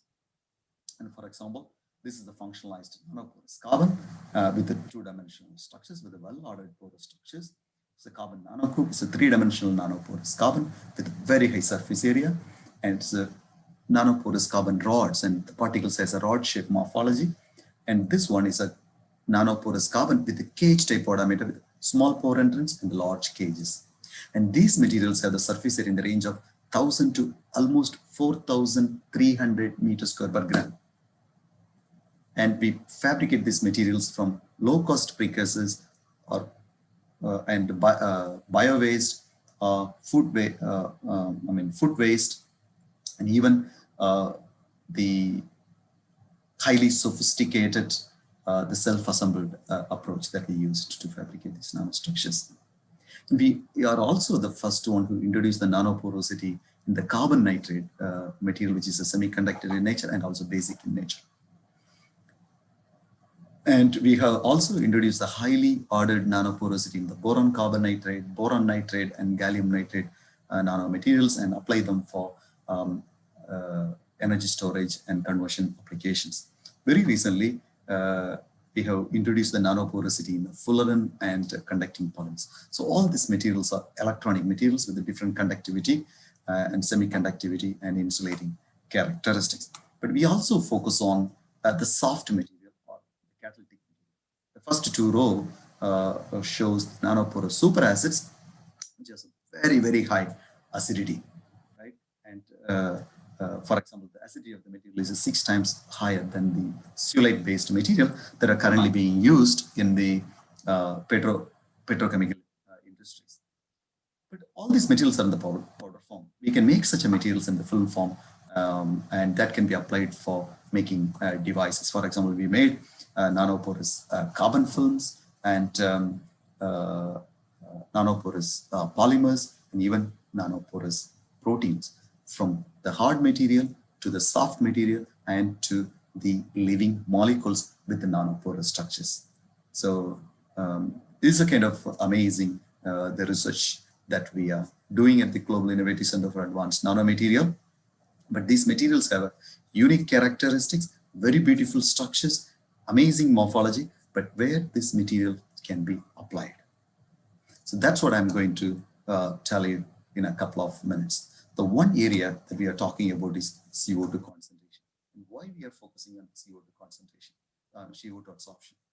See, 400,000 years ago, the CO2 level in the atmosphere is less than 300 ppm. And you can see here up to 1950, and it reaches below 300 ppm, right? And it goes up and down. But after 950, and it increases quite significantly, but it's not coming down. I'm talking about 400,000 years of data, right? So what happened after 1950? Why there is a significant increase in the CO2 level in the atmosphere? Answer to this question is quite simple. Is that people started to use this fossil fuel, petroleum, diesels, and so on.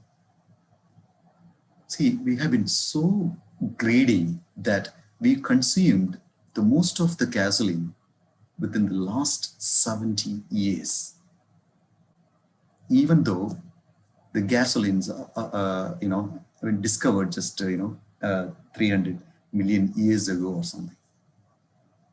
But we consumed a lot of this oil and gas the last 50 years, and that significantly increased the level of the CO2. But of course, nature has its own process to neutralize the generated CO2. For example, ocean that can absorb 70 to 80% of the CO2. But above that, you are trying to kill the organisms in the oceans because it acidifies the ocean. You can't just store as much as CO2 as possible, but there is a limit, right? So that's why you can see that there is a huge increase in the CO2 level to the atmosphere. And the reason I told you, see, the fossil fuels is the main cause.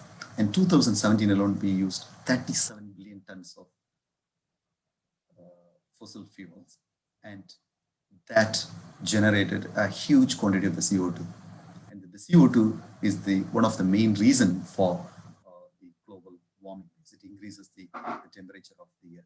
When you look at the CO2 produced per capita, Australia ranks the #1, followed by United States, Russia, and Japan. But of course, they are all the developed countries. But when you look at the India, see, it is growing so rapidly. Unless otherwise we take some steps to get rid of this CO2 from the atmosphere, we will have a lot of problems. And that we have been facing it now. See the wildfire in California and drought in various places in the world. And then you can also see the devil fish in the deep water because the temperature of the surface water is so high. And we are also noticing the effect in India, the flooding in Kerala and Chennai, and so many people lost their life. See, these are all caused by the huge rise in the CO2 to the atmosphere. So the another reason is the rise in the population. So, 1990, the population is 5.3 billion, but now it's close to 8.5 billion, right? And then it is expected to reach 11.2 billion in 2100. But this many people needs energy, food, and water, and they are going to use the fossil fuels. They are going to generate a lot of pollutions, and that is going to cause a serious global issues.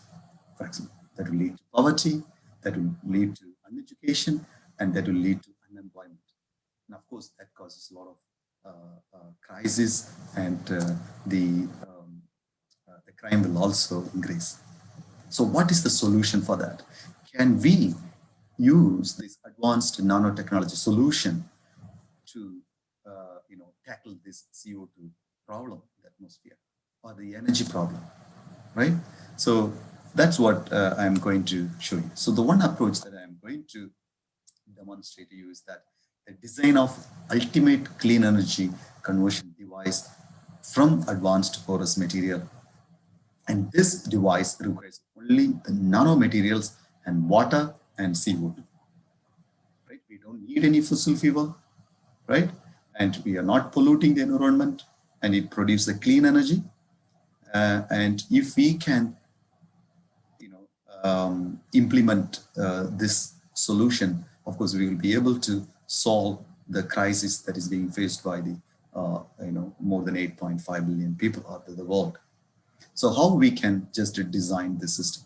For example, as you can see here, so our nanomaterials that I will tell you. So our nanomaterial has the capability to capture the CO2 and convert that CO2 into methanol with the help of water and sunlight. But I will tell you in a couple of minutes. And the same materials has the capability to convert the water into hydrogen. So this hydrogen or the methanol can be used as a fuel for fuel cell. In the fuel cells, we use these materials, our advanced nanomaterials, as the electrode. And of course, and that generates energy, is a byproduct of CO2 and water, but that can be recycled back. This energy can be stored in batteries and supercapacitors. And of course, with this energy, you can drive a car, or you can lead the light, and so on. And that energy can be also produced by the solar cell, and that can be stored here. And this is what happens when the sun is there. If the sun is not there, whatever energy is stored here can be used to split water or reduce the CO2 by electrochemical pathway. So as a result, you will get a continuous cycle of energy without using any fossil fuels, but with the sunlight and water and CO2, right? So because the CO2 is a byproduct and water is a byproduct, and you can reuse them again and again. So we are going to use the advanced nanomaterials with the unique characteristics for this application. So in my next 30 minutes of my talk, I'm going to show you how to fabricate these fascinating nanostructures and how we can design this unique, the ultimate clean energy and conversion device. So for making this nanomaterial, for example, for a carbon capture or a water splitting, and you need to have a materials with unique the band cap or the textual parameters, for example, very high surface area and ordered porous structures and so on. So to make the nanoporous materials with ordered porous structures with very high surface area, we use the templating approach. The templating approach is similar to the approach people use to make a toy. So to make a toy, they use the template and fill the the template with the required material and do the treatment. Remove the template and you will get the structure of the template in the toy. The same way, we made nanoporous material. So in this case, we use the nanoporous silica with a 2-dimensional or a 3-dimensional structure as a template. And we fill the nanopores of this material with the required material, and then do the physical or chemical treatment and high temperature treatment, and cross-link them. Just remove the silica by HF or sodium hydroxide, and you will be getting the material that is exact replica of the template that we use. And to control the structure and morphology, we use the template with a different structure and morphology. By doing so, you'll be able to control the structure and morphology of this material. So to achieve this one, what you need is that the template material with the ordered structure. So how to fabricate this structure?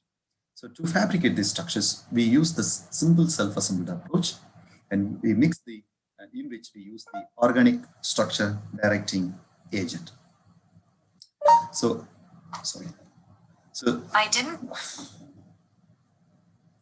So the organic structure directing agents is nothing but is a small organic molecule that exists as a kind of monomer at lower concentration. When you increase the concentration, it will transform itself into micelles in order to reduce the system entropy, right? And then once it forms the micelles, you add the inorganic species like silica species or whatever, and that may form a polymeric species around the micelles that induces the formation of the hexagonal mesophase. When you heat it up to high temperature, maybe around 540 degrees centigrade, in the presence of air, you'll be able to get a highly ordered mesoporous structure. This high temperature burn out the hydrophobic moiety, leaving the ordered porous structure, right? Normally, people use this self-assembly approach to fabricate this metal, but that takes 72 hours. So in our lab, so we couple the high temperature treatment with the microwave irradiations to prepare these materials within 1 or 2 hours, right? And that simple and unique techniques can also help us to control the morphology of the material, because microwave irradiation gives a uniform and volumetry heating. And that helps to control the condensation of the silica or species. Also, by adjusting the temperature, you can adjust the pore diameter of the material. How it works is that when you increase the temperature, the hydrophobic moiety, that expands a little bit. Also, it may sometimes broken into small fragments that act as a swelling agent. As a result, you will get the large pore. So with this way, we prepared a nanoporous silica materials with the different structures and morphology. Of course, in this case, pluronic P123 surfactant was used. We can change that to cationic surfactants or pluronic F127 surfactants with a large head group area and so on. So by simply controlling the temperatures, you can control the morphology of the material from spherical shape to rod shape morphology. So what we have done is we fill the pores of these materials with the carbon precursors like sucrose or the fructose, and then polymerize it at low temperature with the sulfuric acid, and remove the, after carbonization at 900 degrees centigrade, we remove the silica template, and we could get a highly ordered nanocarbons with a different morphology. And that is, as you can see here, at 60 degree, when the template prepared at a 60 degrees centigrade, we got the spherical shaped particles. But when you increase the temperature, you get the rod shaped particle. Interestingly, the pore diameter of the material changes from 2 nanometer to almost 12 nanometer. The surface area is in the range of 1,500 to 1,600 meters, which is very, very high. So just to give a kind of close look throughout the sample, you have the uniform morphology. But these materials have a 2-dimensional nanostructures and nanoporous structures with the carbon framework, right? But the question is, can we control the structure of these nanocarbons with a very high surface area from 1-dimensional or 2-dimensional to 3-dimensional? The answer to that question is yes. So how we can do is that the simple, the micro-assisted approach. So you have to replace that pluronic P123 surfactant to pluronic F127 surfactant, which has a large head group area and from 20 to almost 106. So this change in the head group area changes the shape of the micelles. I mean, from cylindrical micelle to the spherical micelles. As a result, you will get the three-dimensional the cage type nanoporous silica. By simply controlling the temperature, you can control the pore diameter of the cages. Then, after calcinations, we will be able to get a three-dimensional mesoporous cage type silica. So what we have done is that we fill the pores of these materials with the required carbon precursors and do the polymerization and carbonization, remove the silica by sodium hydroxide, and you could get a highly ordered and nanoporous carbon with three-dimensional porous structures, as you can see here. You can see that the pores are highly ordered, and they can offer very high surface area from 1,500 to 1,600 meters square per gram, with a pore volume of 2.9 centimeter cube per gram. And you can tune the pore diameter from 5 nanometer to almost 20 nanometer by simply tuning the pore diameter of the template that we use. Right? All the materials that we fabricated using the template prepared at a different temperature has a three-dimensional porous structure. So just to give a kind of close look, see, throughout the sample, you have a highly ordered porosity. And these materials can be used as an adsorbent for capturing the CO2 because they have got a very high surface area. But these materials are prepared by the highly sophisticated, self-assembled approach and then the templating approach, and that requires a lot of steps, and also it is quite expensive. So, but of course, for publications with the beautiful structures and the morphology, you can publish it in a top journals. For commercializations, and you have to prepare such a materials with the resources that are widely available in the world, and of course a low cost. So to realize that, the task. So what we have done is that we use the naturally available nano template. That's a halosite, so which has a nano channels. I mean, two kinds of nano pores. One is between the layers and also at the center of the core. These nano channels can be effectively utilized to make a new form of the nanostructures.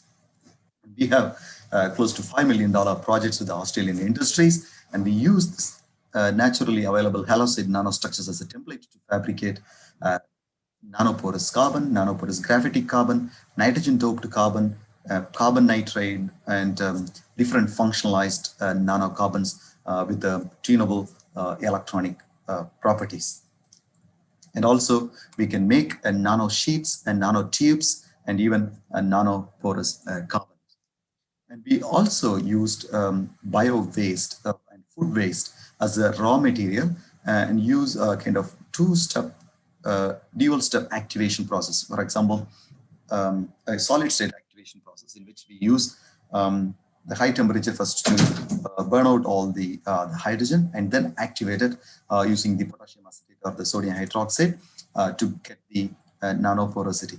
And we have also introduced the technique to control microporosity and the mesoporosity in the nanocarbon matrix. So we were able to prepare a highly microporous carbon from the food waste with the surface area in the range of 800 to almost 4,000 meters square per gram, and that was proved to be an excellent adsorbent for carbon capture application. So, just wanted to summarize what I have presented. I have shown you a kind of series of nanoporous carbon materials with the different structures, morphology, and the microporous or mesoporous carbon prepared from naturally available resources and their application in carbon capture, right? Of course, we have made quite a lot of the materials from the bio-waste like carbides, nitrides, metal sulfides, and so on, and use them for energy storage and conversion applications. Because of the time limitations, I just showed only few examples of these fascinating materials derived from naturally available nanostructures. Now I am going to show you the another class of material, that is a mesoporous carbon nitride. As you all know about carbon, which is partially conducting, but if you replace a part of the carbon with the nitrogen, you can change the electronic properties of the material. Because the carbon is a partially conducting, but carbon nitride is a semiconductor, right? And you can tune the band gap of the material by simply tuning the nitrogen content of this carbon nitride material. I mean, from band gap from 2 to 5 electron. The another beauty is that it is basic in nature, and that comes from the free MH2 groups on the surface. And they are highly stable in the presence of air, that from 450 to 600 degrees centigrade, and chemically stable. Many people use this material as an adsorbent, catalyst, and electrode material, right? And because of this unique characteristics. But so far, people have been focusing mainly on non-porous carbon nitride, which has a surface area less than 20 meters per gram. And our group has just realized the preparation of this nanoporous carbon nitride material. By introducing the nanoporosity, you can expand the application possibilities of this material because it can provide very high surface area, harsh pore volume. So as you can see here, there are 5 different kinds of carbon nitride. You can't introduce a nanoporosity in all carbon nitride because of the fact that the alpha, beta, cubic, and pseudocubic carbon nitride, you need a very, very high temperature and high pressure. And it's very difficult to synthesize materials in the lab. But graphite carbon nitride can be synthesized in the lab, but we use the approach for the non-porous system coupled with the templating approach and got the highly ordered nanoporous carbon nitride. So how much time I have? Chairman? I think there are about 10 more minutes. Okay, thank you. So the first material that we have discovered is the nanoporous carbon nitrates with from ethylene diamine and CCl4. In this case, we use a mesoporous silica SPF 15 as a template. We fill the pores of this material with the carbon tetrachloride and ethylene diamine. We polymerize at 90 degrees centigrade.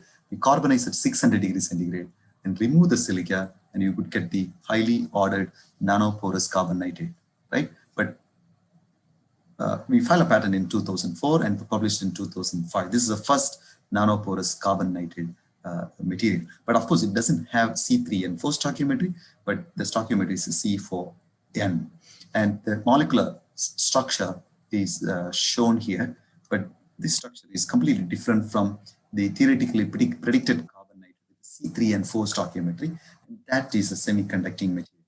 Since you have a C4N, we got a black colored carbon nitride. We call it as black carbon nitride. And you can use that as an electrode material for battery and supercapacitor application. But why we didn't get the C3N4 is that that we use the 600 degrees centigrade. At that temperature, the thermodynamic stability of nitrogen in the carbon matrix is very, very low. The nitrogen prefers to stay as the nitrogen molecule rather than making a bonding with carbon. As a result, a lot of nitrogen is coming out at a high temperature. You got only C4N. But we tried to make a carbon nitride the C3N4 stoichiometry using this templating approach. So to achieve that, what we have done is, instead of using ethylene diamine and CCl4, we use the amino triazine. So 3-amino-1,2,4-triazine. And we fill the pores of this SPF 15 template. We polymerize it with the ammonium peroxide sulfide and then carbonize it at a high temperature, remove the template, and you could get a carbon nitride, the C3N4 stoichiometry with well-ordered pore structures. So in the bottom figure, you can see the electron energy loss spectroscopy of carbon nitride prepared from aminotriazine and also ethylene diamine and CCl4. There is a huge difference in the intensity of the NK shell excitation edges and then of these two samples. That indicates that the nitrogen content of the material, the carbon nitride prepared from aminotriazine, is much, much higher than the carbon nitride prepared from ethylene diamine and CCl4, right? But of course, there is a kind of very nice fingerprint here. There's a strong, from the shape of the pattern and also the sigma to sigma star 1s to pi star transition and 1s to sigma star transitions, that indicates that the sp to hybridized the nitrogen in the carbon nitride, the material. Of course, the nitrogen is sp2 hybridized with the carbon. And also you have a lot of graphitic carbonated that I will tell you. sp2 hybridized carbon in this material that I will tell you in a couple of minutes. So we prepare these materials with a different pore diameter. So for that, we use the template with the different pore diameter from 8 nanometer to 12 nanometer to tune the pore diameter of the carbonate. But still, I mean, we got the black colored product. So we try to analyze this, why we got the black colored product, even though we got a C3 and 4, right? Of course, the material has a well-ordered porous structure, very high surface area. But unfortunately, we got the black colored product. Again, we call it as a black carbon nitrate. It doesn't have the triacin structure. If you get this one, you get the yellow colored product. So the band cap is 2.7 electron. We analyze these materials with a XPS spectroscopy that you can see here. Is a huge quantity of the sp2 hybridized carbon, right? And it's almost 21.3%, right? So, but stress is triacin, so you don't have the sp2 hybridized and C double bond C. So that indicates that you have a completely different molecular structure in the carbonated prepared from this material. So we, from the FTIR and XPS spectroscopy, we analyze this. We analyze this the structures. You can see here, this kind of highly stable structure in the wall structure of this carbonate is found in the material, right? Instead of this triacin structure. So this explains that why we got the black colored material, and of course it has a very good pi-pi conjugation, and that is a high conductivity in this material and showed a very good energy storage performance, right? But the question is that can we make a nanoporous carbon nitrate with semiconducting characteristics from the amino triazine? But with the amino triazines, the previous case we used 1,2,4 triazines, the 3 amino 1,2,4 triazine, but here you have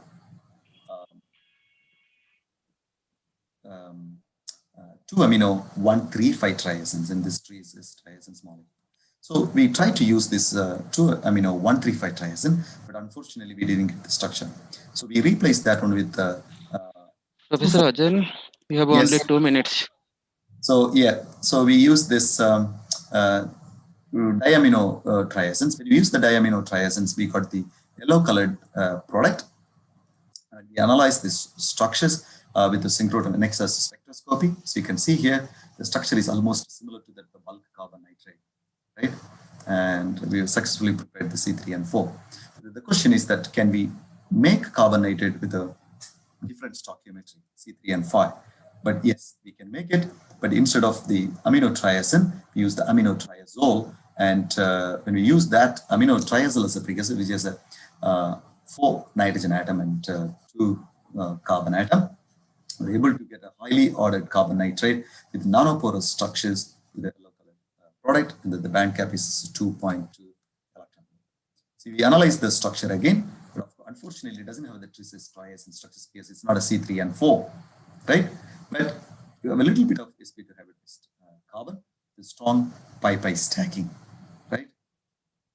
So we again analyze this structure with the help of the XPS and the same spectroscopy. We found that we have this C3 and 4 segments attached with the triazole moiety on the surface, and that gives a very high conductivity of the surface and give the significant reduction in the band gap from 2.7 to 2.2 electron volt, right? So encouraged by these results, we try to increase the nitrogen content further and use the completely different chemistry. I mean, from single molecular aromatic precursors to non-aromatic precursor. In this case, we use the amino guanidine as a precursors. The amino guanidine self-condenses to get the diamino tetrazine, and that forms this kind of unique polymeric form, and that is the stoichiometry of C3 and 6. And this material has a lot of porous structures, and you can finely tune the band gap from 2.25 to 2.5 electron volt. But with the tetrazole precursors, you can make carbon nitrate with a different molecular structures from triazine to triazole molecular structures. From theoretical calculations, we predicted that the structure is quite stable. Of course, we can use them for oxygen reduction reactions by hybridizing with the graphene. By simply controlling the temperature, you can make a carbon nitride with a different stoichiometry from C3N4 to C3N5, C3N6, and C3N7. So this is a new family of the material that we have discovered very recently, and many people started to work on this topic. By simply controlling the polymerization and the thermal decomposition of the precursors, you can make a carbon nitride with different stoichiometry. But instead of the single molecular precursors with one heteroatom, and if you use the two heteroatom, you can able to dope different heteroatoms in the carbon nitride matrix, of course, with the ordered porous structures. You know, hybridize that one with the metal and metal sulfides and so on.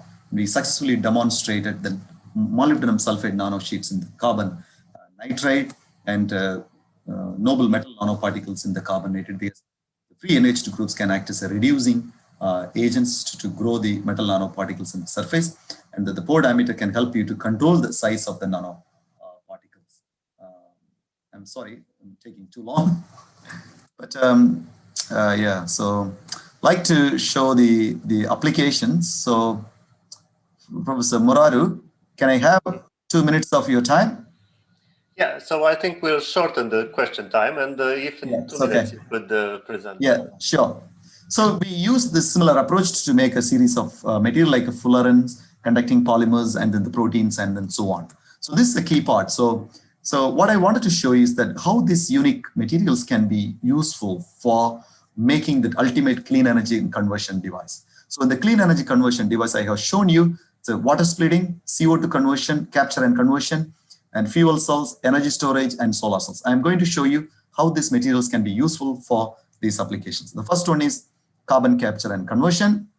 So we use this carbon nitride materials as an adsorbent for capturing the CO2. Why this is useful? But carbon nitride is a basic in nature, right? So since CO2 molecule is acidic, you can capture the huge quantity of the CO2 molecule. By controlling the surface area and pore diameter, you can control the amount of the CO2 adsorption capacity. So you can see here how the CO2 adsorption is enhanced by simply changing the nitrogen content. So you can see here, and the surface area. When you change the surface area, you can increase that amount of adsorption capacity from 15 millimole per gram to almost 40 millimole per gram. That is 2 tons of CO2 per ton of the material. That's a champion data in the world. And this was measured at the 0 degree centigrade to 30 bar, right? Then water splitting. So the carbon nitride is a semiconductor and is a visible light active catalyst. And we use that one for splitting of water. So you can see here, it gives almost 300 micromole of hydrogen.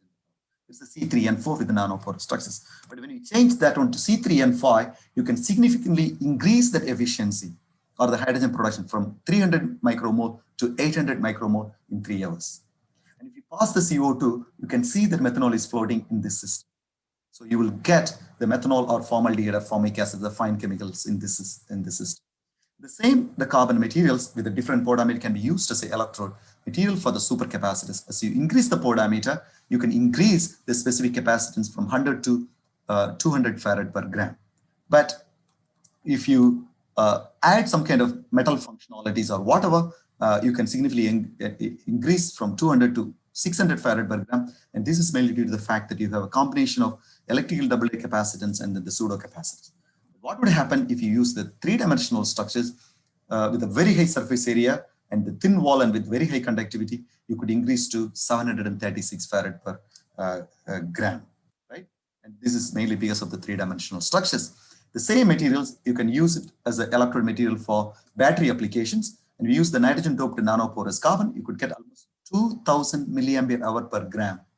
And it is stable, highly stable, but with the metal nitride, metal sulfide, metal nitride, and it is giving a very good performance in the sodium ion battery, almost 1000 milliampere hour per gram. And we compared our results with the literature data. Of course, even after 500 cycles, and it still gives the 2000 milliampere hour per gram. The sodium ion battery, again, it gives almost 1000 milliampere per gram. Again, it's amazing data. The carbon nitride is a semiconductor. It has the potential to replace the TaO2 or a perovskites. And we tested this material for the solar cell, and we could get almost 18.5% efficiency. So if you combine this water splitting CO2 capture and conversion, and oxygen reduction reaction in a fuel cell, supercapacitors and battery and solar cell. If you integrate it together, and then, with the help of our advanced materials technology, you will be able to design this ultimate clean energy storage and conversion device. So what I'm trying to show you here is that the nano materials are the key. So they are wonder material with amazing property, and we can make use of this material to solve the global issues. And we can solve the global energy issues. And of course, with this, I would like to conclude my talk. But of course, if you can allow me while you are preparing this. This is our Master of Material Science and Engineering. I like to show this one to SRM University because we are going to start the 1+1 program with SRM University. So this will be helpful for the bachelor students to see our facilities. All these facilities are located in our center. Just 1 minute.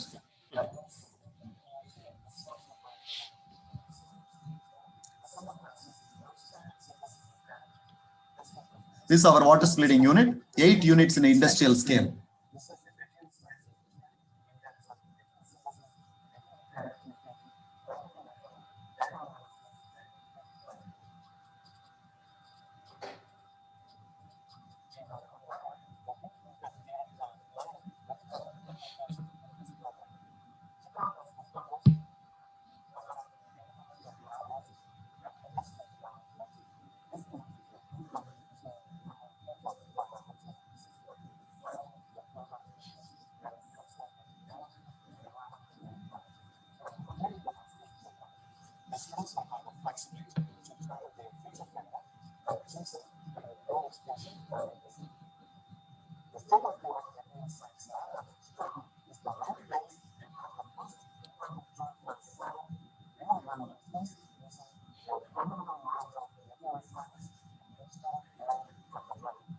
Okay, thank you. I'm sorry, Professor Moraru, and thank you so much for giving this opportunity to show the video. Thank you so much.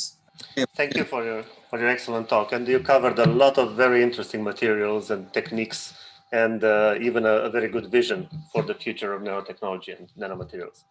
Thank you. So I'd like to ask, just to confirm with the organizers, if there is any time for questions. I think there is some parallel session going on. 1 minute we can have a discussion. 1 minute? Okay. Yes. So there are quite a few questions on the chat, actually, and if it's possible, let me go to the first one. It is referring to when you grow the porous materials, the cleaning process and growth temperature dependent materials. There is some importance of this material, of these parameters. How can you comment about this a little bit? So tell me again. So the importance of a cleaning process and of the temperature dependent parameters. The cleaning process of? When you grow, I think the question is when you grow on the glass substrate, for instance. Is there any importance on So which material they are talking about? Yeah, that is not specifically. Yeah, okay. So if you are talking about the carbon nitride, of course, you can grow the carbon nitride materials. Of course, it depends on the temperature. So if you reduce the temperature to 250 degrees centigrade, and you will get a C3N8, and you can grow them on a substrate. But if you increase to 400 C3N6, and then 500 C3N5, and then 550 C3N4, but simply adjusting the temperature, you can be able to grow this cancer. But the important thing is that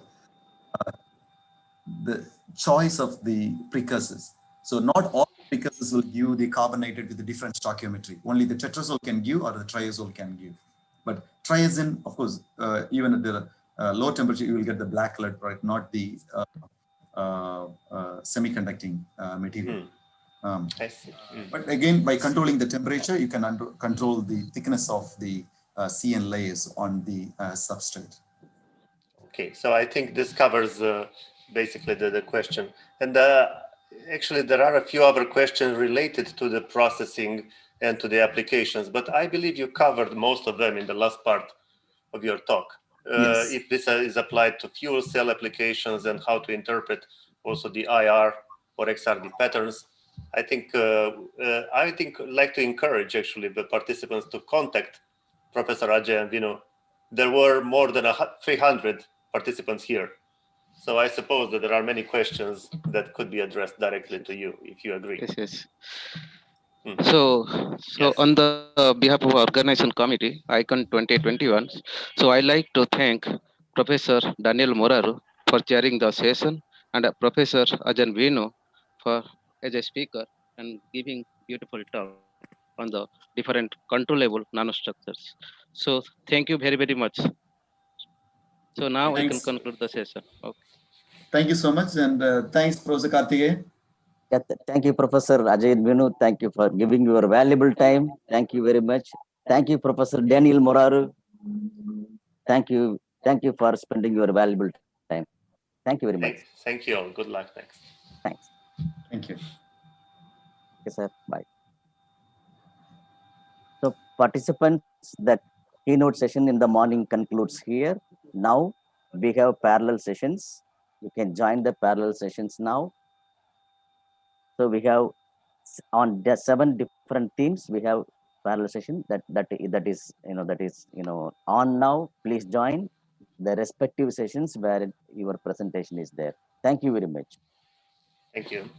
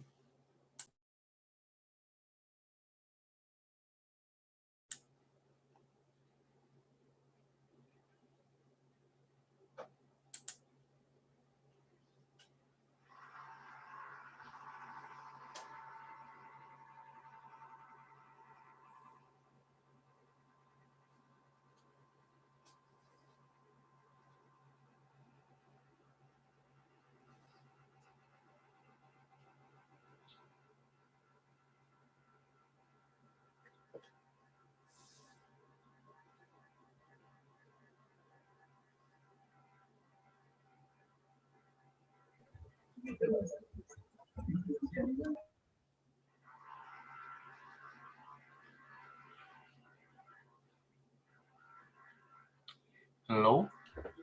Hello. Hi, I'm Yogi. Yeah, very good evening, Professor. Hi, How are hi, you? hi. How are you, Professor? Hi, fine. I think so. How about you? Yeah, fine, doing fine, Professor. Corona-19 is a problem in India as well, right? Yes, actually, yeah. So we are slowly recovering to normal. I hope so. Yeah, we also have the problem, same problem. Yes. I hear from my friends. Actually, many of my friends are still in Korea. So. Oh, I see. So I used to get updates then and there. That's right. But Yes. I think we are okay, although we still have this Corona-19 issue. Yeah. We are all working in the lab. Only a problem that we are sometimes limited to go outside in the shopping mall or coffee shop or whatever. Yes. But still allowed it. So I think I hear there is no lockdown concept in Korea. Yeah. So I hope it works soon. Otherwise, there will be also a finance issue as well, right? Yes. So India situation, I mean, with this economy is okay? Yes, Professor. I see. So good. I think if you go to US or some Europe, there are problems. I think our country, Korea, is still okay. But still, I think people are complaining a lot these days. This because you're not allowed to go outside freely. Yeah, actually, this COVID's effect on the economy cannot be seen immediately. Probably it will take a couple of years to see its effect. That's right. So, yes. so you worked in Korea in Jeonbuk National University, I worked right? with yes. I worked with Professor Han's group. Oh, Han Young-won, huh? Hong Chong-hee. It's a different guy. I see. In which department? In Semiconductor Physics Research Center. Oh, I see. I was there, Right? But unfortunately, I couldn't get any chance to meet you while I was there. I see. Because I was there since I was there from 2009 to 2016, mid of 2016. Right. Then I moved left back in to 2001. Yes, log back. Yeah. I see. So how's your research there at CNU? It's good? Yeah, it's going good. Yes. Started actually a couple of years back. I started working back on graphene and other 2D materials. So slowly starting. Good. Yeah, it takes for a while, when you're a beginner, it takes time for a while for all this laboratory, startup. That's kind of tough. You've been working on this nanotube or this semiconductor? Yes, actually, I worked on gallium-nitride LEDs. Particularly, I worked on graphene gallium-nitride interfaces, understanding the physics behind the ohmic contact formation. So then, at present, I'm working on MOS2, graphene MOS2 vertical heterostructure photodetectors. So just started. Actually, I got a startup. I got a research grant from government of India. So that project is set to start. So I'm going to start my research on graphene MOS2 vertical heterostructures. Oh, I see. What are you working on? I mean, the idea is to basically focus more on the growth part, kind of directly growing graphene and MOS2. I see. Yes. So we also working on this heterostructure as well, not only this, yes, but also the devices. I think I'll probably show you one example that this heterostructure, for example, graphene and MOS2, that gives you very interesting physics, Yes. And so this is See, actually I new think for us. you are one of the pioneer in developing this graphene CVD technology, and then right. graphene, I mean, van der Waals heterostructures. I have seen some of your research articles. Of course, you have done quite a lot. So we are nothing in front of you. We are just No. beginners. Just we are all working together. I think that's all. Yeah. Sure. Okay. Yeah. This is Kawato. Good evening. Kawato Sensei. Good evening, Professor Kawaso. I see. Hi. I'll take care of this as a chairman. Okay. Thank you for sending this. I will introduce you by this. Okay. Professor Yes. Kawaso. Yeah. I think we have a few more minutes to start the session. Yes. So let me share my screen. I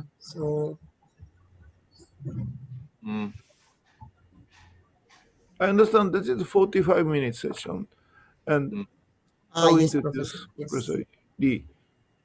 Okay. Sure. Okay.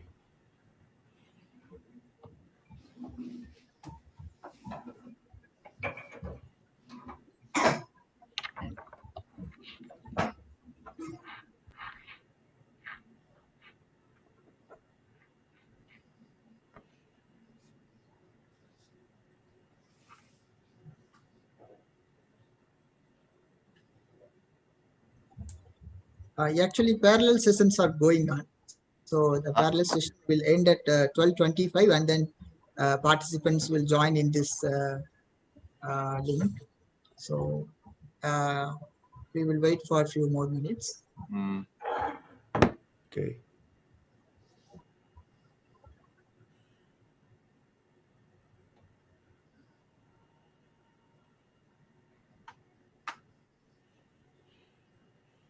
It is almost noontime in India, but here yes. it is 4 o'clock now. That's and right. It ends at the midnight of tonight. Yeah.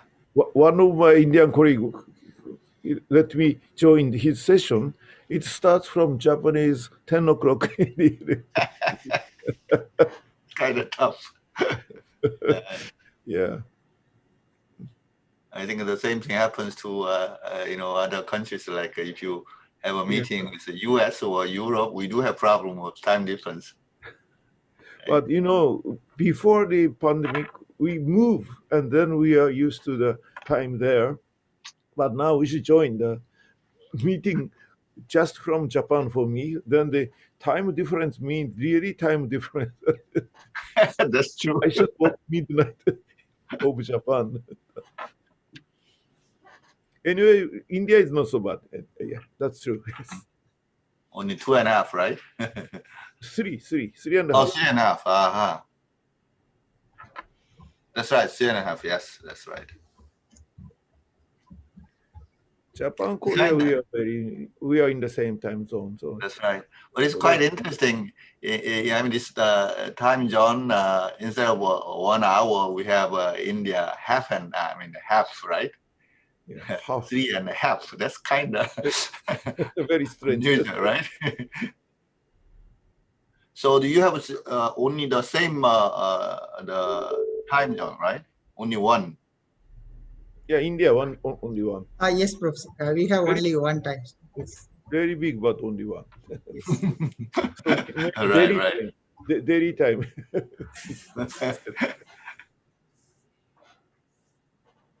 Chennai time is maybe 30 minutes ahead of the daily time. No, Professor. So actually, we are following a kind of universal timing here. So it's same, like time in Chennai is same as time in Delhi.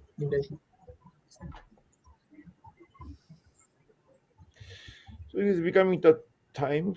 We should start now. Yes, Professor. So we can start now. So very good afternoon to one and all. I welcome back. I welcome you back for this keynote lecture. so which will be delivered by Professor Young Hee Lee from Sangyung Won University. He will be talking on over the horizon van der Waals layered materials. Before inviting Professor Young Hee Lee, I would like to introduce the chairperson of this session. The chairperson for this session is Professor Kawaso. Professor Kawaso is a well-known person. I think there is no introduction required. He is a professor emeritus in New Industry Creation Hatchery Center, Tohoku University, Japan. He has several prestigious awards like APJ Abdul Kalam Distinguished Professor at SRM IST, Chennai, Distinguished Professor at Suranari University of Technology, founder of ACCMS with a history of 20 years, Mega Grant Leader in Russian Academy of Science, MRS India, Honorable Member, President of NPO Center for Interdisciplinary Sciences, Advisor to Japan, Gene Research Laboratory, and many more. He has published over 1,200 research articles with more than 30,000 citations with a Hatch index of 74. He has more than he has contributed to over 50 book chapters and 10 patents. His research interests include theoretical material science, development of first principles calculation, and new nanocarbon allotropes and gas storage materials. So with this brief introduction, I request Professor Kawasu to take over this session and introduce the speaker. Okay, thank you very much. It is an Indian way to introduce the chairman. It's good. Thank you very much. And I should introduce the speaker, keynote speaker. He's Professor Yang Hee Lee. He's a very, very famous researcher in Korea, and he's the director of Institute of Basic Research. Basic Science. It is called IBS, and I. Well, no, 2-3 times invited by IBS. It's really a very good, prestigious institute of science, and they are very good working on science. And I like IBS very much because my friend Jisun Im. I see, yeah. Yeah. Jisun introduced me to the IBS people, and now I'm very friendly with your institute. So he also has 2 positions in Center of Integrated Nanostructure Physics and Sankyukwon University, or these positions. And his H index citations doubled my one. Really very high. Young one, it is difficult to obtain high position. For my case, I'm 73, so it's accumulated number of H index. But Professor Lee's case is really great number. H index of 124 and citations of about 80,000. Oh, it's great number. He's really well-known researcher in Korea. And he has been working in CNT and large area, monocrystalline graphene, CVD, graphene oxide, many things. He has been working on the nanostructures. And he got a lot of honors and awards, especially Einstein Awards from Chinese Academy of Science, with a lot of money. Oh, very happy. And award from the 23rd Sang Prize. And I like this award. It is really the award of science and education. He's also a good teacher, education. So in the physics research, IBS kind of thing. I also graduate physics. And in physics, prize means only Nobel Prize. Professor Lee, in Yes. physics society, our prize is not something like my ones, but we are seeking for the Nobel Prize. Only one prize means Nobel Prize. So you are a very good candidate for that. Because SRM likes a speaker, keynote speaker, those like you in the category to be Nobel Prize awarded people. So you are the best suitable keynote speaker for this session. And thank you very much for joining us. because I'm a part of SRM ISD. So I should say thank you, Professor Lee, to join us this ICON meeting. Thank you very much. Your talk is 45 minutes. Thank you. Okay. Now, can you hear this? Can you look at this one? I'm not sure if you. Not yet. Not yet. Yes.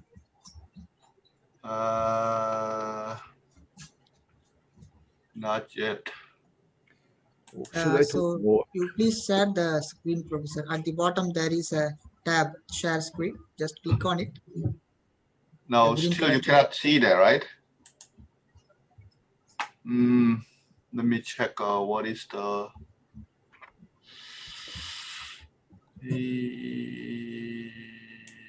previously I had no problem. Share the screen, please, Professor Lee. Okay. The green part, green button, bottom. I'm sorry. Green button below. That's right. Ah, yeah, that's right. And this is share the screen, and then I think this is the one, right? Yeah. Okay. It's okay. Let me check. Can you see now? Yeah. Great. Good. Sorry for this. Yes. All right. So thank you, Chairman.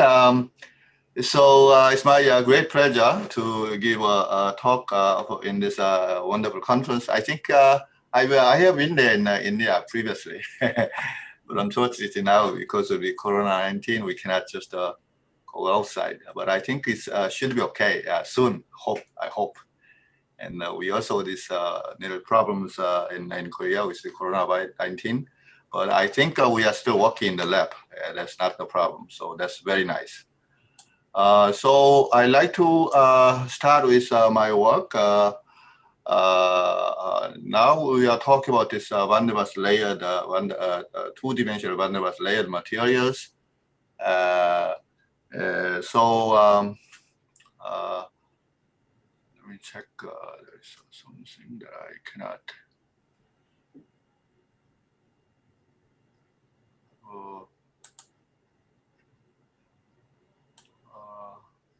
Should be okay. Okay, now I myself as a physicist as well as a material scientist, I was fascinated with all these 2D van der Waals layered materials recently. There is a certainly a rich material library in 2D materials since the discovery of this graphene in the 21st century. There are many different types of 2D materials like transition metal that chalcogenides or hexagonal boron nitride or black phosphorus and so on. So there is this is not the end of the story, and we can further extend this many different types of materials, including this. I mean, all this new physics phenomena.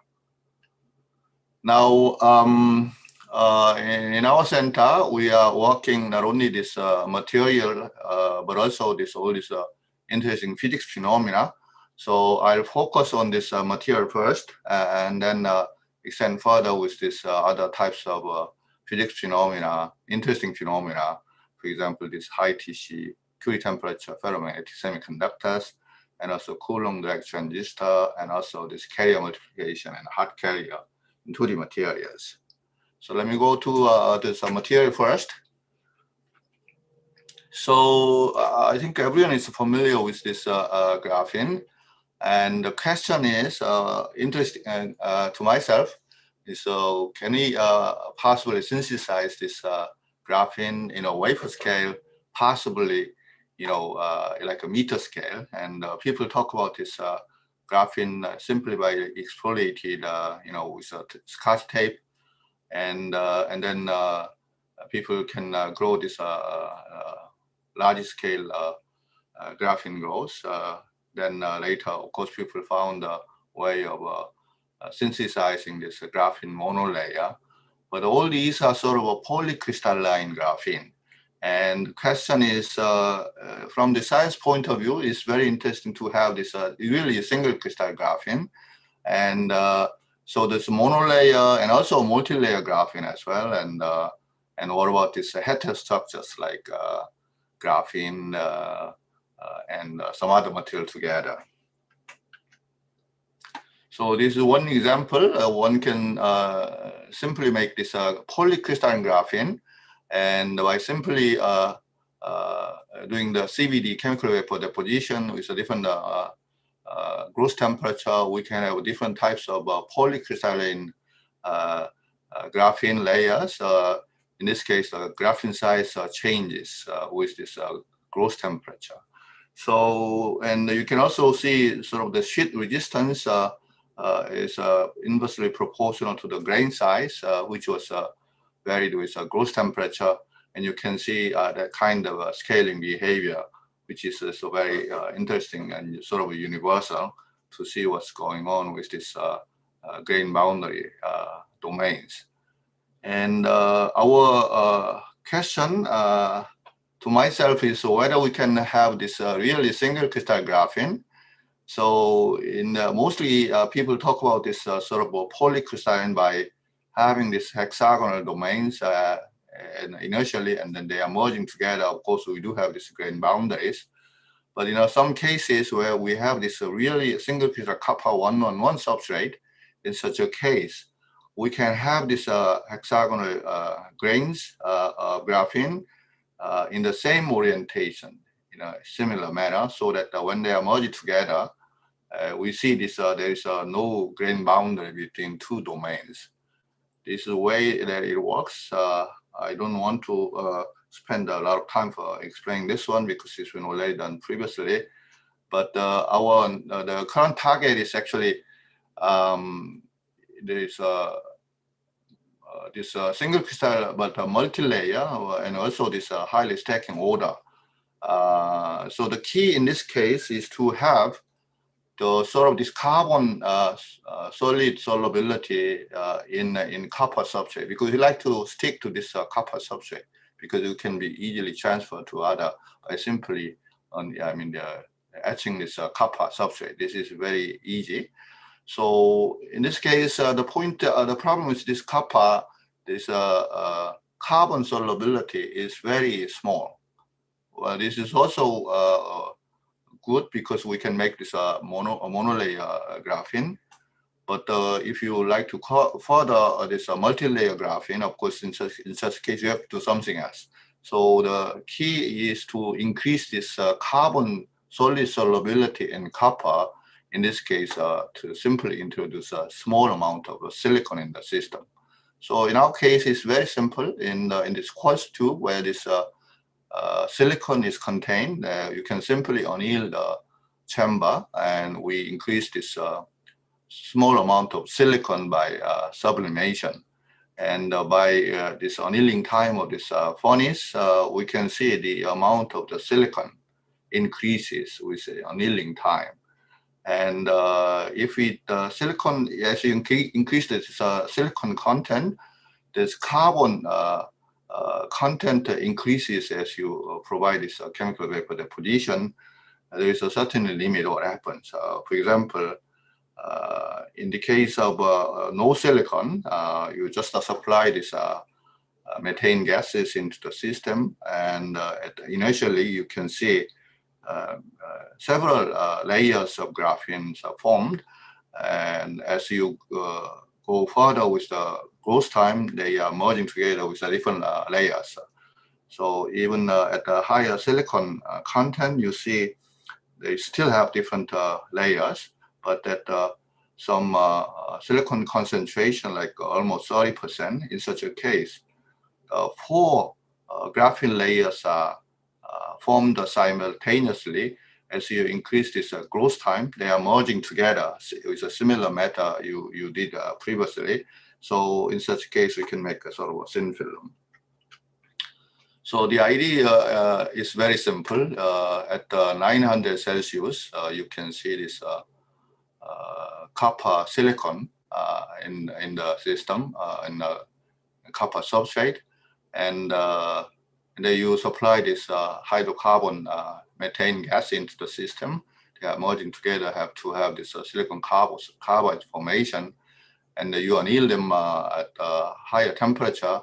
Then some of the silicons are vaporized or sublimated from the substrate, by having only this graphene hexagons like this one, and eventually silicon is vaporized from the substrate, and we only have these graphene layers. You can see at the very initial stage of growth, we have these 4 layers, and you increase the growth time. You see the size hexagonal grain increases further and further, eventually having this all 4 layer full coverage, but without, no layer difference. The only 4 layers remain. And you can actually confirm it by using this XPS. By supplying the silicon, of course, we can see this silicon on copper substrate, and so you introduce this methane gas, so we do have silicon carbide formation together. As you further, then you can see all this silicon disappear, and only this carbon peak remain in the sample.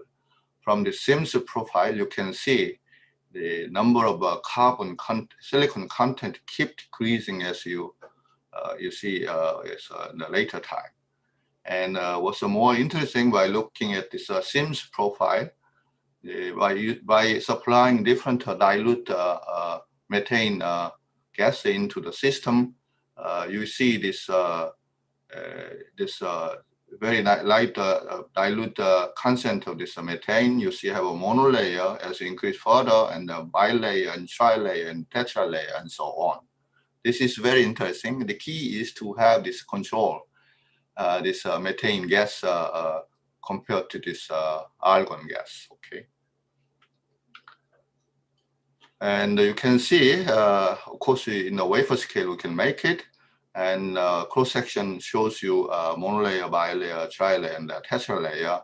And you can actually confirm them by looking at this Raman spectroscopy with this 2D to G intensity ratio that gives that kind of layered phenomena, which is well established in the community.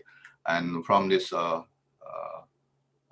lead pattern, you can see all these graphene layers with this small of, you can see, look at the details. All these graphenes coincide with this copper because of the slight lattice mismatch between this copper and graphene, but still they are still coherent. So that means whatever we have, this multi-layer graphene, we can see this really single crystal. And you can also further this study this further by looking at this RPS measurement. See, for monolayer, we have this linear band dispersion, which is typical for this monolayer graphene. If you have bilayer, of course, this AB stacking.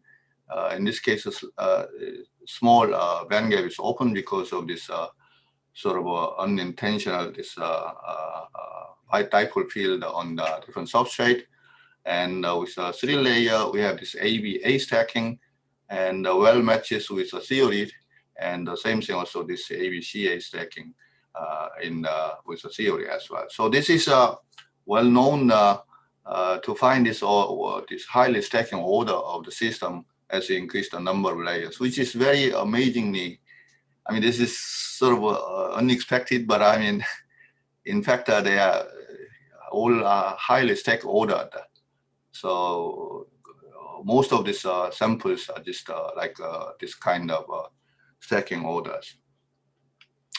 So yeah, so with this multi-layer graphene, we can make a single crystal in a wafer scale. The challenge for other 2D van der Waals layered material, for example, this monolayer HBN. This HBN is a very important insulating element for electronic devices for many different applications. And how to make this HBN single crystal? This is the question. And we do have many problems using this copper approach. So we use a different substrate, in this case, a liquid gold substrate. Idea is very simple.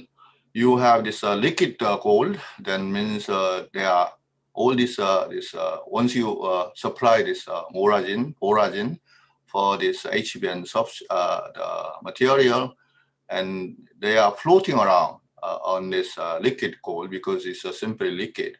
And some of the small grain sizes of HBN, and they are oriented randomly because of the liquid gold, and then they are merging together. So, and eventually you get this thin film of this HBN. Of course, the key concern is, let's say you have this hexagonal HBN, and we have different domains with edges. We have two. One is what we call zigzag. In the case of zigzag with nitrogen and boron, they are merging together because of energetically favorable. They are well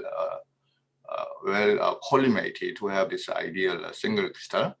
Whereas when you have this armchair, there is a case you have some kind of thin boundaries in such a case. But by keep supplying this borage precursors, some of these go into this in the between and then merge this boundary to have this, the no thin boundary in the system. This is actually so how does it work? Simply by supplying this borage system into the CVD chamber, you see this, they are nucleated and they are merged together, having this sort of circular grains, and they are sort of close packed further at 10 minutes of growth, and 30 minutes, they are all packed together, hexagonal grains, and eventually all these the edges are annealed to get this perfect single crystal, eventually having this 100% coverage of this HBN. So of course, it's hard to believe, right? So the question is, can you really demonstrate this is really single crystal, not this, this grain without grain boundaries? So this is kind of difficult, but we simply try to make the TM samples at a very early growth stage, so that we have all individual HBNs like this one. And usually this is not possible because this copper grid is TM grid actually is very big, but by simply depositing this MOS2 as a sort of a TM supporter, and then we we transfer this HBN on top of it. That way we can hold them on in the hole. Okay. So you see they are all random, and all these different orientation, they are all random. Of course, because very inertial growth stage, they are moving freely because of this liquid gold. And then in the later growth time, and there is a chance to have this two HBN two grains merging together. And then of course, in this case, they are still separated. But if you look at this number one and number two, they are merging together, and they are supposed to have this same similar orientation. In fact, it is the case. Whereas between number one and number three or four, and they are in different orientations.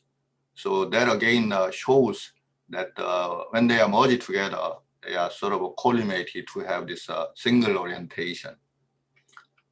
So, I mean, we have showed many other cases that works, and I think you have to trust me.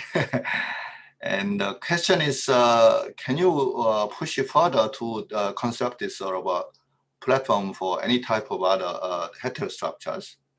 And this is one example. We first synthesize this HBN first, and then take out the samples from the chamber, and then move to another sample to synthesize this HBN, this graphene again. And you see all these graphenes grown on top of this HBN, and at the later time, growth time, you can see all these graphene grown again on this HBN. You can identify from this G peak and also this HBN peak. And from TM image, all these are coherent with single this hexagonal spots. And but there is a slight difference because of the mismatch between HBN and graphene. And you can like a 1 degrees misorientation. In such a case, by using the simulation with Moore pattern, 1.2 degrees misorientation, we do observe this Moore pattern from TM. So that actually clearly demonstrates that it's a heterostructure, but still single crystal in a wafer scale can be done. So far we're talking about this wafer scale, but as well as the single crystal, and we can have this monolayer, multi-layer graphene and monolayer HBN. And then we also demonstrate this graphene and HBN heterostructure. The next question is, can you go further with this TMD? Because TMD is very interesting, and we like to demonstrate really a single crystal, this change metal like chalcogenide. And this is the question. And in our case, we use this special substrate, what we call this stepped gold surface. In our case, we like to introduce this atomic sawtooth gold surface as a growth platform.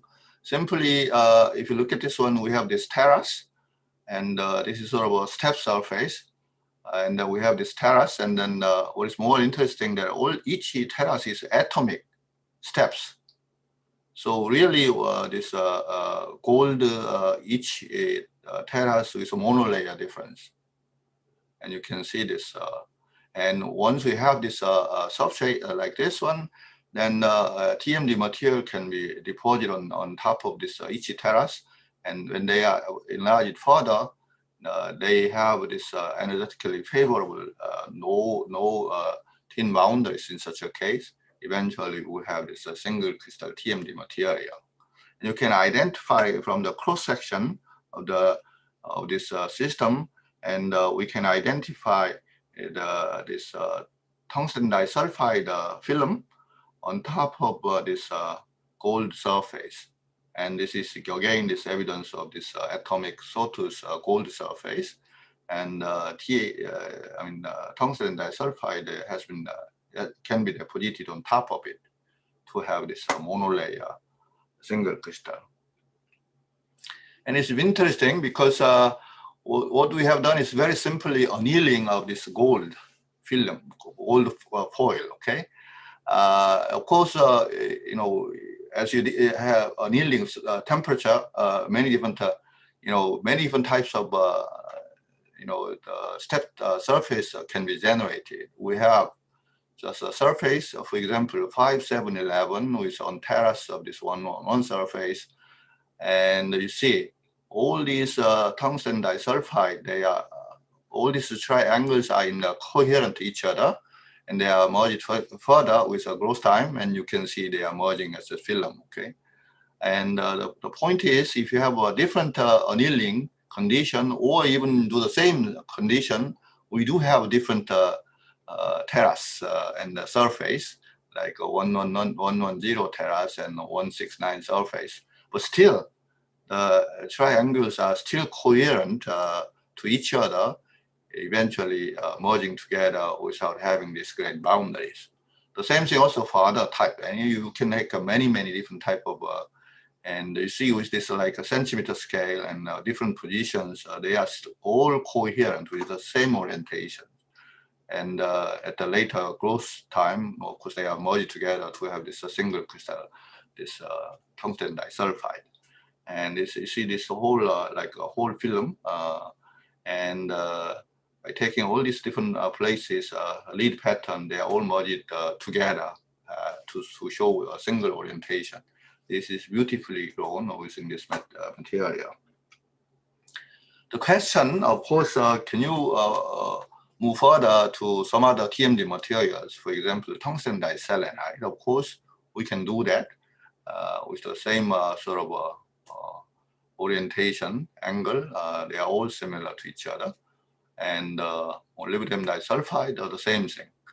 And you can identify them from this Raman. And the question is, of course, this sort of a heterostructure by combining them together. And unfortunately, it's not just on top of each other. This is our final goal, but they are sort of a alloy, having this different MOS2 and WS2 like this one. And at the moment, we cannot control it. So we still have to work on this one later. So these are fine. This is what we have been trying, but our final challenge is to have like a vertical graphene on top of this MOS2 or MOS2, WS2, this heterostructure vertical. And this is kind of challenging for us. We have many ideas, but still a long way to go to show. Okay, so all these sort of a synthesis of this 2D van der Waals layered materials, I like to move on to this physics phenomena. And all these TMD material, one key is to have this many different type of polymorphism. For example, we can have this hexagonal 2H semiconducting material, and we can have also this sort of octahedral, which is a metallic, and distorted octahedral, again, this metallic, very semi-metal as well. And if you have a multi-layer with this rhombohedral and also rhombic and so on. So same material, we can have different types of structures. What's more interesting, not only the structures of the material, but also many interesting physics phenomena. So this superconductivity, valleytronics, and charge density wave, and spinor coupling, and topological insulator, and so on. I think we can do many different things, the physics phenomena with the different structural transformation. This is very interesting. All these are intermingled. All these structures are intermingled with many interesting physics phenomena. So I like to move on slowly. So this is, let me move on to this high Curie temperature ferromagnetic semiconductor. And so to demonstrate, to show as a sort of introduction, the magnetic semiconductor, for typical semiconductor, we do have this spin up and down with a band gap. And when you have this sort of magnetic semiconductors, of course, anti-ferromagnetism is sort of a common ground state. But when you have this ferromagnetic, and then we do have this sort of a spin system in the material, this is sort of regarded as a sort of a singlet for this anti-ferromagnetism and anti-ferromagnet, and this triplet for this ferromagnet. And we like to focus on this sort of by doping of this ferromagnet dopant, and we can have still induce this magnetic properties. And at the same time, this is semiconductor, so we can have sort of a gate tunable magnetic properties. This is our final goal of this spintronics. And people talk about this 2D van der Waals layered materials, like rhodium sulfide and chromium iodine, which is famous. But all these shows this Curie temperature below this room temperature. And we cannot go for this spintronics. And I'd like to emphasize that this is all sort of limited by the material, and we like to explore more on materials. I think it's interesting to show this one. In 2005, there is a science magazine to show this 125 unsolved questions, and one of them is notorious, I would say, diluted magnetic semiconductor, which is DMS. The question, is it possible to create magnetic semiconductors that work at the room temperature? So far, as demonstrated, no one demonstrated. And of course, this famous manganese doped gallium arsenide has been demonstrated by the Professor Ono at the Tohoku University. And the Curie temperature is below, I mean, it's 170 K. Gate tunable to some degree works, but the point is as you increase doping concentration, of course, in such a case, they are aggregates. This is another sort of drawback. Seems the same thing with other materials, but still, or these are sometimes like nitrides or oxides. In such a case, either the Curie temperature is low or the K tunability issue. And recently people talk about these 2D van der Waals materials, but still we do have the same problem. So in our case, we like to introduce this van der Waals semiconductor to realize this the DMS. What about this high Curie temperature? And what about this gate tunable magnetism? This is our goal. And so we like to use this van der Waals. There is a reason why we need to there's a, I mean, was trying this van der Waals DMS materials. So the question first is what kind of semiconductor do we have to choose? And what kind of magnetic dopant we have to use? So in this van der Waals TMD material, we have many different materials. But one interesting is that all these has a noble metal has this PD hybridization, which is different from this gallium arsenide because it's SP hybridization. So there's certainly freedom to make this high TC using this TMD material. So the choice of material in our case, we choose this tungsten diselenide. And then also this magnetic dopant vanadium. So the key in this material point of view, strong Coulomb interaction is very important so that they have this long range order interaction. So this is very important. Now, this chemical vapor deposition is very simple. In our case, in our laboratory, we use this liquid precursor.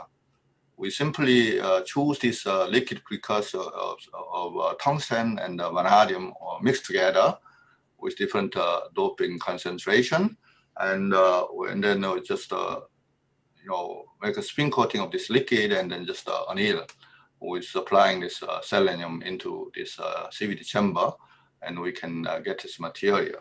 So up to this vanadium dopant concentration of 10%, we can see clearly this well-known this sort of hexagonal domains. And if you go further over the 10%, then sometimes we have a multi-layer, sometimes we have this dendrites. And so we like to limit ourselves into this less than 10% to this vanadium doping concentration. And then we do have this transport. So you see this the IV with this gating, and you see this this is a really P-type. As you increase this vanadium doping concentration over this 10%, then this becomes a sort of a degenerate, and we don't want to go further onto this one because we like to stick to the semiconductor. So so the question is again, what is this vanadium side in tungsten diselenide lattice? And you can see we can clearly identify from this EDX elements from tungsten to vanadium, and we can identify this vanadium by this red pot spots. So those are all this vanadium. And although we do have some like a selenium vacancy, still you can see they are well scattered.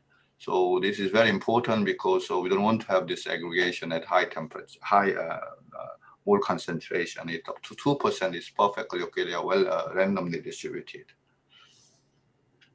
Okay, now this material, we like to use this magnetic force microscope to see this sort of magnetic domains, and we can see this sort of a line stripe of the magnetic domain, which is also very interesting.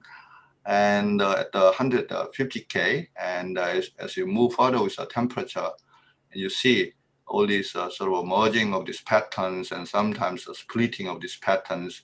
This is simply demonstrate this kind of magnetic domain pattern is not caused by electrostatic interaction, but simply this magnetic domains. And you can see this the phase angle deviation as you increase the temperature disappear. So this is a sign of this magnetic domains. And over this 300K, then we probably don't see them anymore. And the key is the gate bias. So in our case, we use this just MFM tip. And we have this silicon oxide substrate to have this gating. And you see for 300K room temperature, by changing this gate bias, you see this phase angle deviation like this one. So this is an evidence of spin modulation of the system. And you can see also this temperature behavior. So this simply indicates that this kind of spin modulation can be realized by gate bias. Of course, this is done by this MFM tip, but the real device, so we have to work on. Now you can see this long range magnetic order, which on this vanadium, you see spin density, around this vanadium, you see this spins align. And what is more interesting that the far from this vanadium side, we see, for example, the tungsten sides, they still show this some emergence of this spin system. This is very interesting. This is a very long range order. So this is something very different from this manganese gallium arsenide. And I believe this originated from this different hybridization, DD or hybridization between this material, which is different from this manganese gallium arsenide. Now, of course, people think about, well, this is a sort of a local phenomena by this MFM tip, but so we use this circularly polarized light. In this case, we have this different spin density of states. At the spin up and spin down, they are different. And because of that, we use this for excited spin down. And we have a detection spin down and spin up. You see there is a difference between these two. And that actually gives this exciton that gives this different spin polarization. So this is also very interesting. Not only this exciton, but also this sort of a trion. They are sort of have this spin polarization, even trion states. So this is a little complicated. I mean, we can explain hopefully later. And another interesting sort of observation, when you use this vanadium, the one drawback of this vanadium is that it show relatively low magnetic moment because of this inherent vanadium in the system. But we recently observed simply annealing the temperature at higher temperature, we can have sort of a more selenium vacancy in the system. In such a case, like 20% of selenium vacancies in the system. And in such a case, pristine without this annealing, you see this magnetic resistance, no show magnetic resistance difference at all. But annealing at 500K, we see this high magnetic hysteresis in the system. And you can see that clearly from this. So obviously this selenium vacancy is one of the key to improve this magnetic moment of the system. We are still working on. So at least I like to say that room temperature ferromagnetism in monolayer TMDs, we demonstrated. We also demonstrate in our lab that this also works for the bulk. So which is different is layer dependence. In this case, it seems that layer dependence is not important. So at least this gives sort of plenty of room for this spintronics at the room temperature. Now I like to move on to this Coulomb direct transistor using this graphene and MOS2 heterostructure. How much time do I have? Professor Lee, almost time is finishing. So how please much time? let a question to keep some time for Okay. for questions. So no time? Yeah, just 45 minutes is finished. Oh, okay. 45 well, minutes. okay, then let me close up, okay?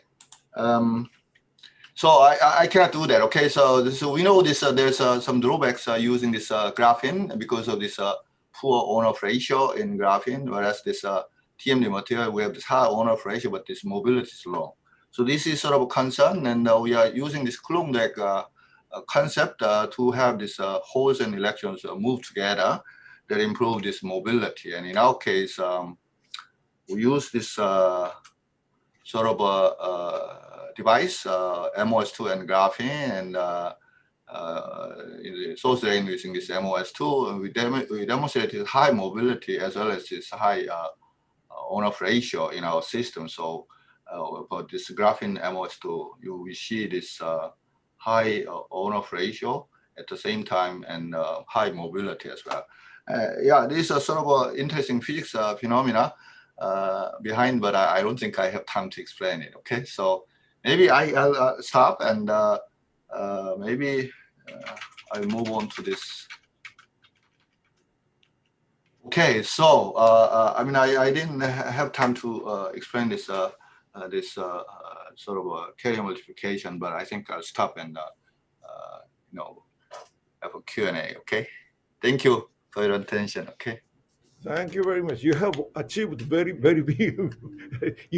you can speak more time, but I'm sorry to stop you. Okay. Thank you very much. And we have 3 questions. First question is, how about your sawtooth structure done in gold surface?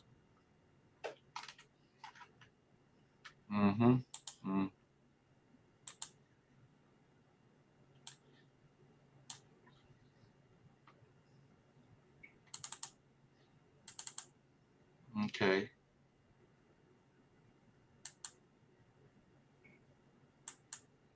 Okay. So what is the question about this? Yes. Well, this atomic sawtooth is combined of this atomic step surface and canted terrace. Okay. So conceptually, I can demonstrate using this one. This is a terrace with a different surface orientation, and also this whole thing as a sort of this surface. So, and when we deposit this like MOS2 or WS2, and they are grown locally on the terrace, and as you increase this growth time, they are merging together across this step edges, and in such a case, they are merging together without having this thin boundaries. This the same thing happens, and this is actually analytically favorable. We demonstrate using this DFT, and to have this thin film, and you can identify this whole ideas from the cross-section TM by depositing tungsten disulfide. This is sort of gold, okay, the step surface, okay, and you can see all this gold, and tungsten disulfide on top of it, you see perfect single crystal gloss. So this demonstrates this what the ideal works of this atomic sawtooth gold surface. Oh, more question comes, but okay. And next question: what do you think about calculate vacancies in monolayer molybdenum disulfide material?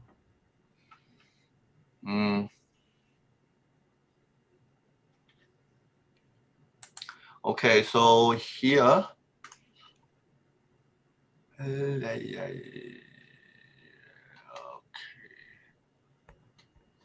I think, okay, let me, I show this one. Maybe this is, okay, now.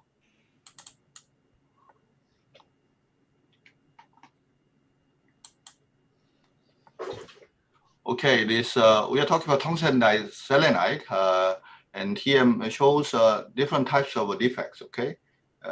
Red means vanadium, and selenium is red, I mean, this yellow, and then blue is actually this selenium vacancy. And selenium vacancy is everywhere. This is, we're talking about only CVD grown without annealing at all, 2% doping concentration.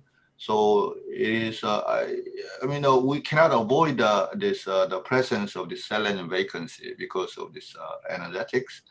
And the doping concentration of this vanadium selenium vacancy, of course, is limited. And in our case, in order to increase this magnetic moment using this vanadium, in this case, we simply anneal the sample at a higher temperature, like a 300 Celsius degree. In such a case, we generate more selenium vacancies. And in such a case, we can see this magnetic order improves by increasing this selenium vacancy concentration.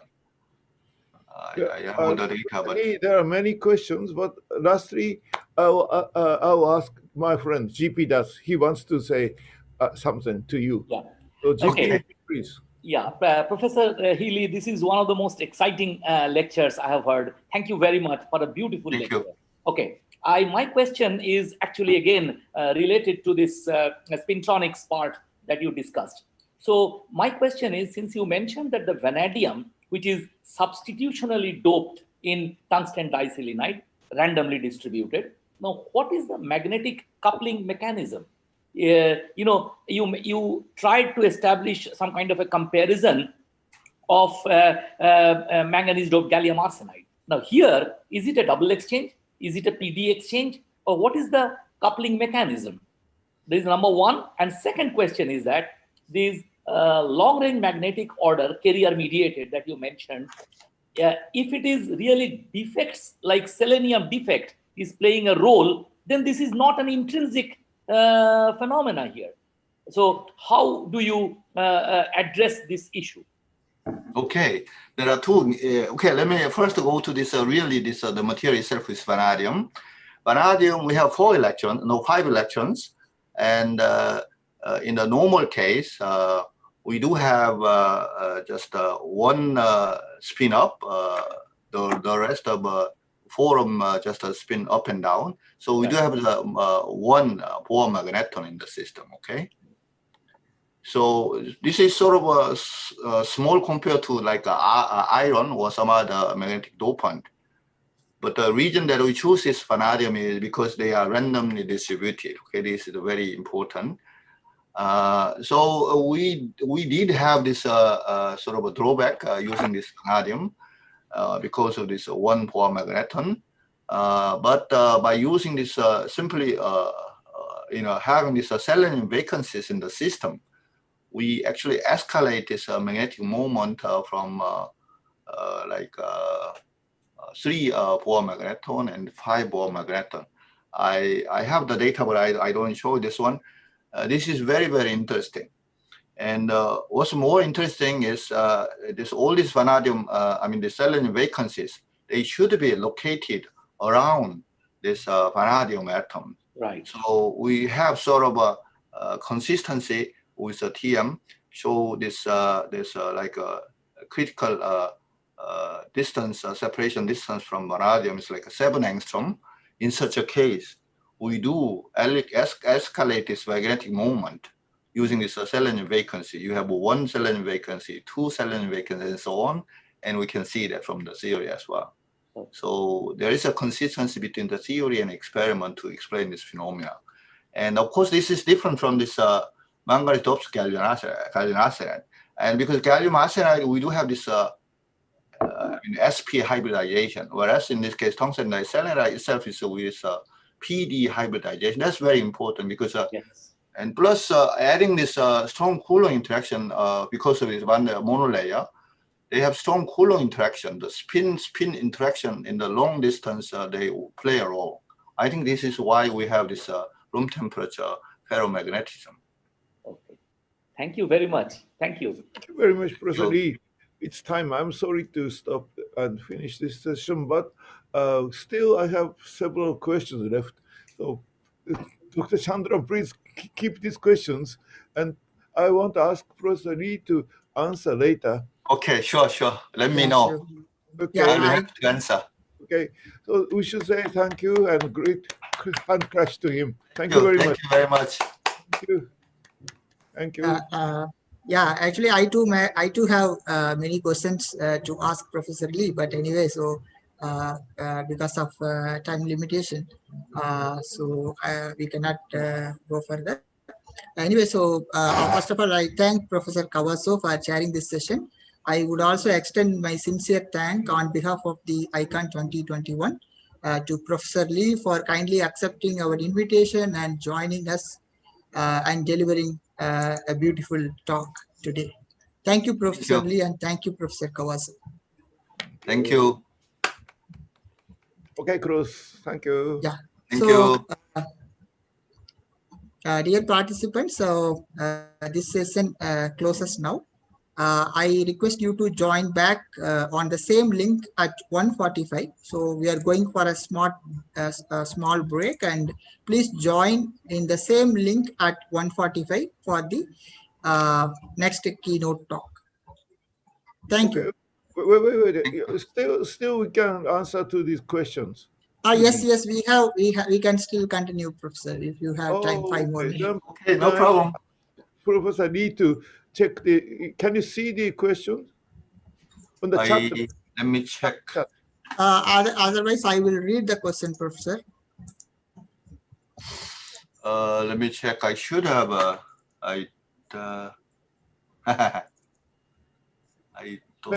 Yeah, Professor.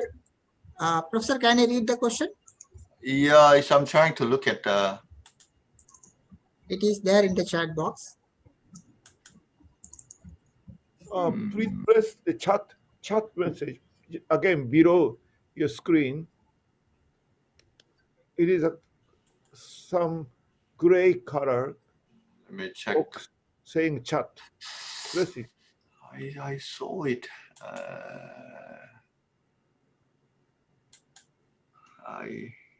I know, but I forgot how to do that. Okay, I will read the question, Professor. Okay. Please take care. Thank you. Okay. Thank you. Yeah. So the question is, you can confirm up to 4 to 6 layers by Raman spectroscopy, but how do you say you don't have more than 4 to 6 layers by TEM? Good point.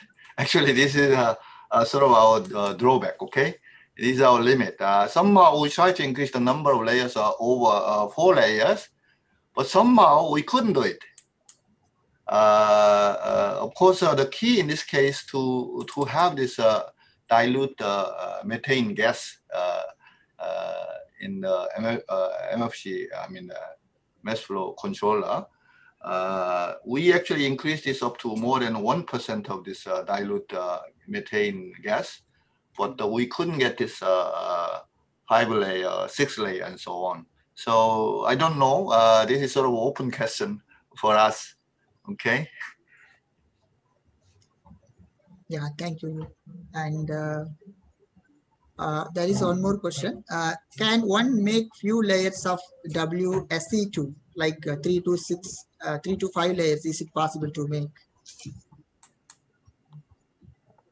Say it again. The question is, can we make few layers of WSE2? This is a super question. Okay, we are trying to work on it, but still very difficult to control this number of layers. Okay, in the TMD material and tungstenite selenide. But this is very interesting, and we like to do that. And but still we don't succeed. We didn't succeed this one yet. This is sort of open question for all of us. Okay. Okay, and there is another question from the same audience. Can one tune the type of magnetic interactions, for example, ferromagnetic or antiferromagnetic behavior?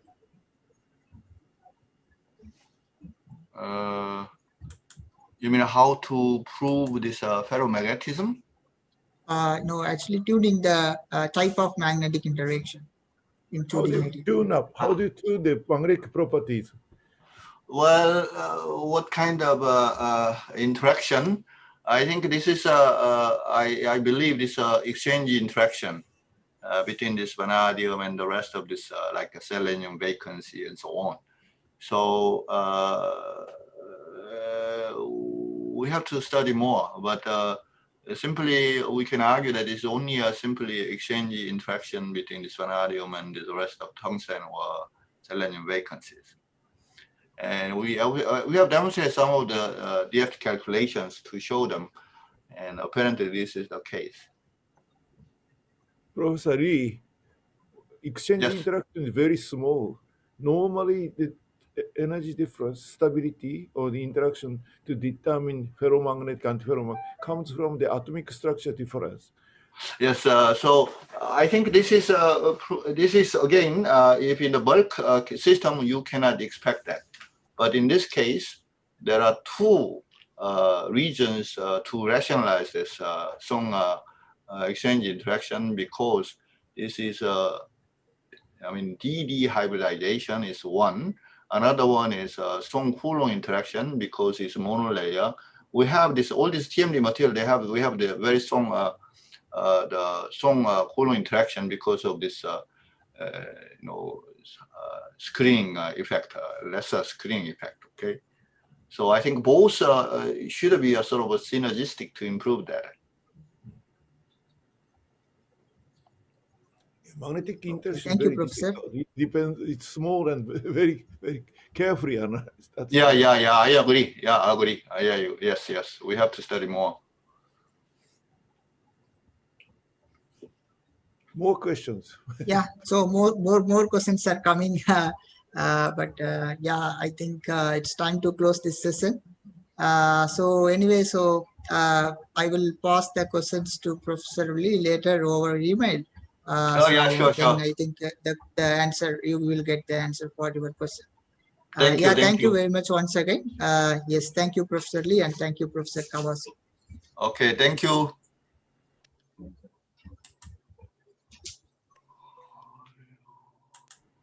See you again in IBS. Okay, yes, thank you.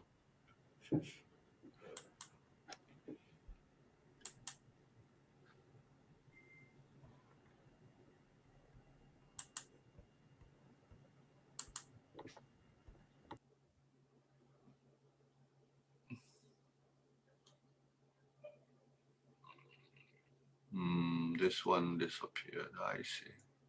Chatting.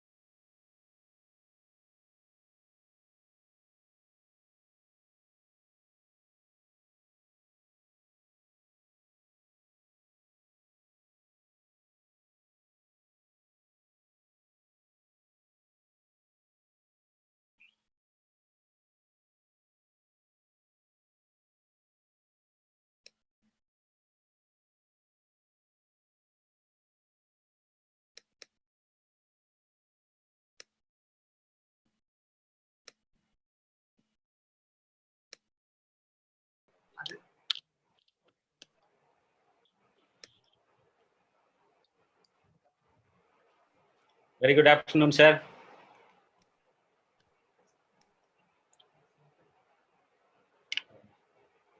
So we will wait for another 5-10 minutes, and then we'll start.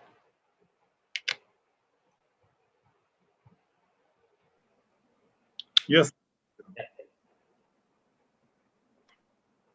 Good morning. Good morning.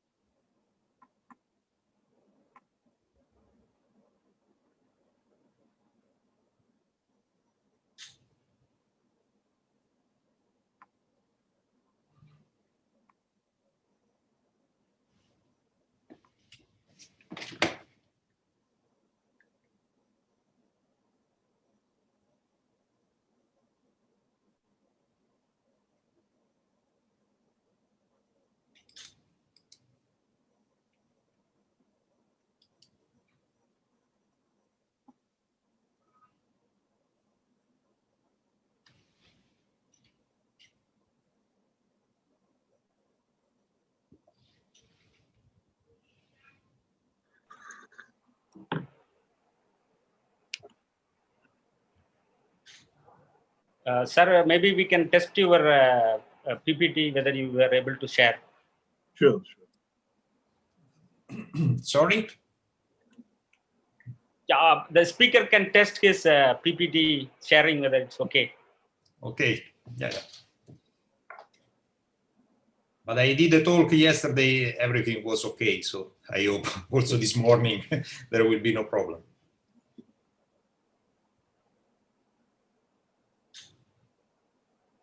Yeah, can you see it? Yes. It's okay? Yeah. Perfect, sir. Thank you.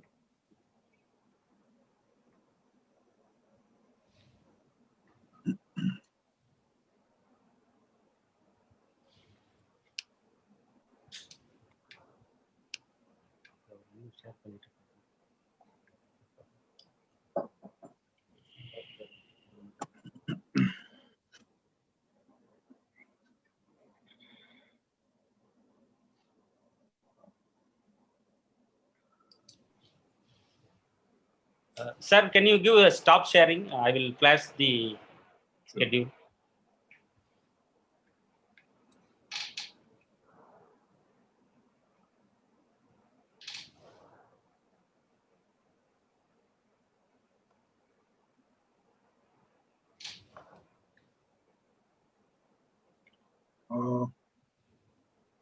How do I unshare the screen? Sorry. In the top, you can click the red button, stop sharing. Okay. Unshare. Okay. Yeah, fine, sir. Now it's okay. It's okay? Now it's fine. Yes. Thank you.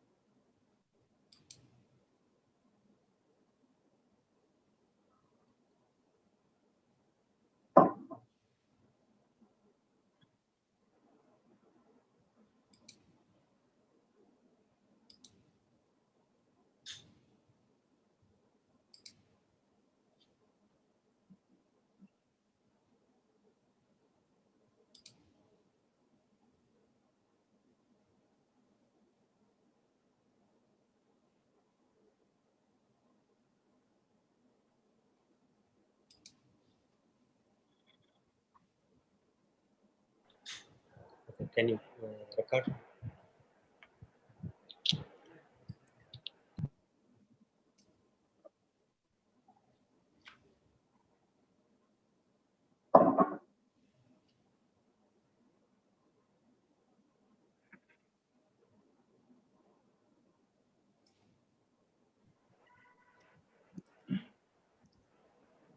Very good afternoon.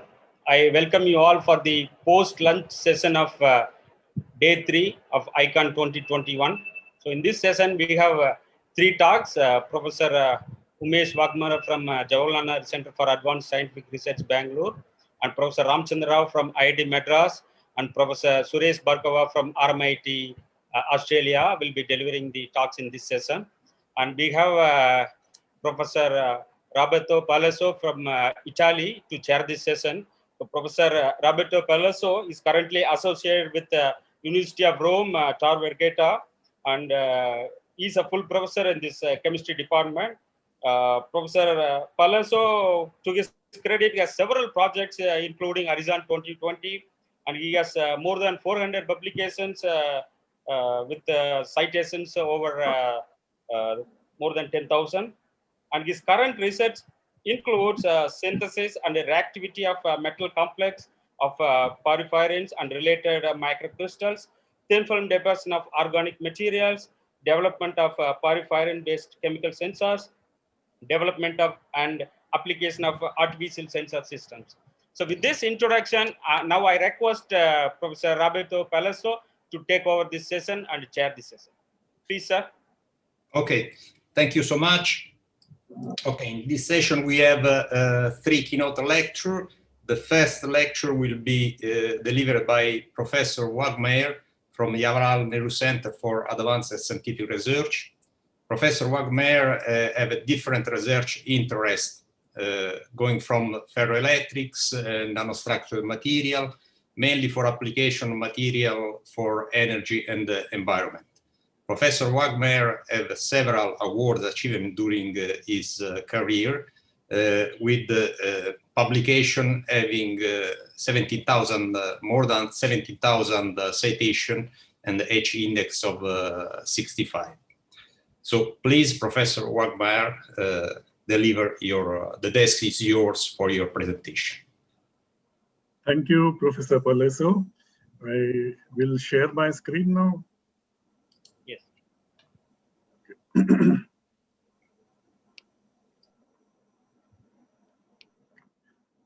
Can you see me and see the screen?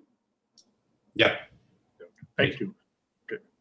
Thank you once again, Professor Palazzo, and I also thank the organizers and SRM University for giving me opportunity to speak here. I'll be telling you about some recent work we have done on ferroelectricity at ultimately small length scales. And when we say ultimately small length scales, it's on the scale of molecules and materials, okay, not subnuclear length scales. So let me get started. I have 3 sections in my talk. In the first introductory section, which I will have a reasonably long introduction to the field of ferroelectrics, and particularly ferroelectricity at nanoscale. Why is it interesting? Then in the second part, I will talk about ferroelectricity in 2-dimensional crystals, which is an area which has started recently in the last 5 years. And then finally, I'll talk about scale-free ferroelectricity, which basically is independent of any length scales and size. So first, ferroelectrics are a class of smart functional materials where they respond to, they respond to a mechanical stimulus through change in the electric dipole moment, which can be detected in a circuit. Likewise, it can also be actuated by applying electrical voltage, resulting in change in the dipole moment and inducing expansion or contraction of a material. These are called as sensors and actuator applications, and it can also be, it has a property of what is called as switchability. If you apply large enough electric field in the opposite direction, you can flip this polarization, and this property can be used in storage of information in a binary format in computer, non-volatile computer memories. There's also very interesting science of these materials. Their properties are tunable by electric field and stress, but also they are very sensitive to boundary conditions, and that's what makes them very special. All of you have held magnets in your hand, but not ferroelectrics, and the reason for it is ferroelectrics are very sensitive to surfaces and boundaries, so you don't get to see them so easily in day-to-day life. Okay, here is an example of a classic ferroelectric perovskite oxide called barium or lead titanate. At high temperatures, it occurs in the cubic perovskite structure with barium or lead atom here and titanium atom at the center of the octahedron of oxygen atoms. As you lower the temperature, it breaks inversion symmetry at a ferroelectric phase transition and transforms to what is called as a tetragonal phase with a dipole moment originating from displacement of the central titanium atom to off-center position with respect to the negatively charged ion atoms. So this is how the electric dipole moment develops as a consequence of this phase transition, and that gives rise to emergence of new functional properties of these crystals. One is the linear piezoelectric effect, as well as nonlinear hysteresis as shown here. By applying electric field, you can flip the polarization. Please note that all these properties are possible only in the low temperature phase and are a consequence of phase transition.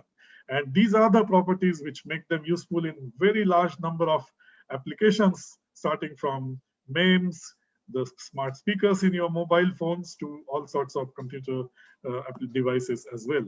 So near the phase transition, the response properties like piezo and dielectric compliances are very large, colossal, and hence the instability of this titanium atom in the cubic phase is very important to these properties that are of technological importance. Okay, and this phase transition basically involves vibrations, or what physicists would call phonons. So let's look at this electric dipole moment a little more closely. And here is a cubic perovskite structure with a titanium atom at B site as shown here. If you apply an electric field, it induces a force on this atom B. And that force, if you use standard electrostatics, is given by charge times electric field. Okay, and you will expect, well, titanium should be 4+. Likewise, if I move this titanium atom off-center by a displacement U, it creates an electric dipole moment, which is given by charge times U again. Okay, so you will expect this charge to be close to 4+, like a nominal oxidation state of titanium. But if you actually estimate it accurately, you find out it's 7.5. It's very different from the nominal oxidation state of titanium. And that also leads to giant LOTO splitting in the phonon spectrum of barium titanate or these ferroelectrics. And that's sort of is an indicator of ferroelectricity. So this anomalously large Born effective charge is sort of a descriptor of ferroelectricity in these compounds. So what causes this anomalous effective charge? We will look at that now. And here is the top panel is for barium titanate, bottom panel is for barium zirconate. Barium titanate becomes ferroelectric at low temperatures, but not zirconate. You will immediately see the bond charge of titanium is much more different from, much more anomalous than that of zirconium. Okay, and this is the electronic origin of this anomalous charge of 7.5. Remind you, it's a dynamical charge, so it's associated with movement of this titanium atom. So in the left panel, it's a cubic structure. In the right panel, we look at ferroelectric structure where titanium atoms move to the right-hand side by a small amount. And you can immediately see the hybridization between oxygen p orbitals and the titanium d orbitals changes, and a small amount of charge goes from this titanium atom to this titanium atom, hopping through the pi bonded p orbital of oxygen atom. Okay, and in barium zirconate, that part is very tiny. And that's what is shown here, that the anomalous bond charge of barium titanate is completely dominated by charge transfer, and as opposed to covalency, because covalency, if anything, is stronger in barium zirconate as shown here. Okay, so the origin of ferroelectricity in some sense, as reflected in this anomalous bond charge, is similar to magnetism of double exchange, where here it's a spinless hopping of small charge of titanium from one titanium atom to the next titanium atom via bridging oxygen site. Of course, the ferroelectricity at nanoscale becomes very interesting, and a typical structure that we have in mind to talk to you about today is a ferroelectric thin film sandwiched between these two electrodes and interfacing in an electrical circuit. Okay, and you see what happens. If I look at the freestanding ferroelectric film like this, it has a spontaneous electric dipole going upwards. It gives rise to the bound surface charges shown here, which give rise to the opposite depolarizing field, which in turn suppresses this polarization. And then the question comes, if you have a very thin ferroelectric field, will you ever have this polarization? Because it will be killed by this depolarizing field. Well, in real world, you actually have metal electrodes sandwiching this ferroelectric thin film, and the electrodes also have free electrons which accumulate on the surface in response to this electric dipole field. And as a result, the effect of surface charges is nullified or reduced. And as a result, if you have metal electrodes sandwiching on the ferroelectric film, you will have ferroelectricity at even smaller length scales. Okay, so electrodes will make a difference. I told you right in the beginning, ferroelectricity is very sensitive to surrounding, and this is one simple high school physics way of understanding why. Let's see what happens in real world. This is an experimental work from Argonne National Lab in 2004. They looked at lead titanate ferroelectric film and looked at the transition temperature as a function of film thickness. As you see, it drops fairly fast, and below about a few nanometers, it drops sharply to close to zero. Okay, and what they proposed is actually at this scale, what they find is a stripe-like domain state of ferroelectric instead of a uniformly polarized film. We carried out molecular dynamics simulation in 2013 about the same system. What we simulated was a ferroelectric film sandwiched between two electrodes. We considered two cases, one with a perfect electrode or good electrode, and then we can reproduce the results very similar to experiment. But if you have a bad electrode, bad metal electrode, which does not have free electrons to screen these surface charges or dipoles, then what we find is the phase transition occurs from paraelectric phase to domain ferroelectric state. You know, exactly what was seen in experiment. And what we indeed show is the reason for stability of such a phase as opposed to uniform ferroelectric is the depolarizing field associated with electrode and the surfaces of the ferroelectric film. Indeed, that takes me to the next part of the talk. Then ferroelectricity in 2D materials should be very interesting because, you know, 2D materials are as thin as you can go. And indeed, they have a lot of potential for applications. They can integrate the smart functionality and memory capability of ferroelectrics with semiconducting electronics, which is inherent to 2D materials. And of course, the science of them is very fundamental, interesting. It involves ferroelectricity at nanoscale, and also it has strong electron-phonon coupling. So what is electron-phonon coupling? Of course, it is known to be the cause for superconductivity in simple materials, and it also has experimental consequences in 2D materials. What electron-phonon coupling does is basically, if you have an electron moving in a crystal and a phonon or a vibrational wave, they scatter off each other and change the direction of motion and slow each other down. Okay, this is the consequence of electron-phonon coupling in scattering electronic motion and giving rise to resistance to the motion. Here is an example of a low-dimensional system. For example, the conducting polymer, this is from the Nobel Prize side. You see, when the electron moves, the double bond moves along with it. And this is what is the spectacular visual example of electron-phonon coupling. Bond length keeps changing alternately as electron hops from one side to the next. Same is found in cuprates. If you have 1D. So the message is electron-phonon coupling is often very strong in low-dimensional systems. Indeed, in 2 dimensions, we showed along with Ajay Sood's group who did the experimental work, if you use MOS2, which is a 2D material, as a channel in the field effect transistor, and you have a gate electrode to control its voltage, you know, it's very difficult to measure the carrier concentration in a channel like this in a non-invasive way.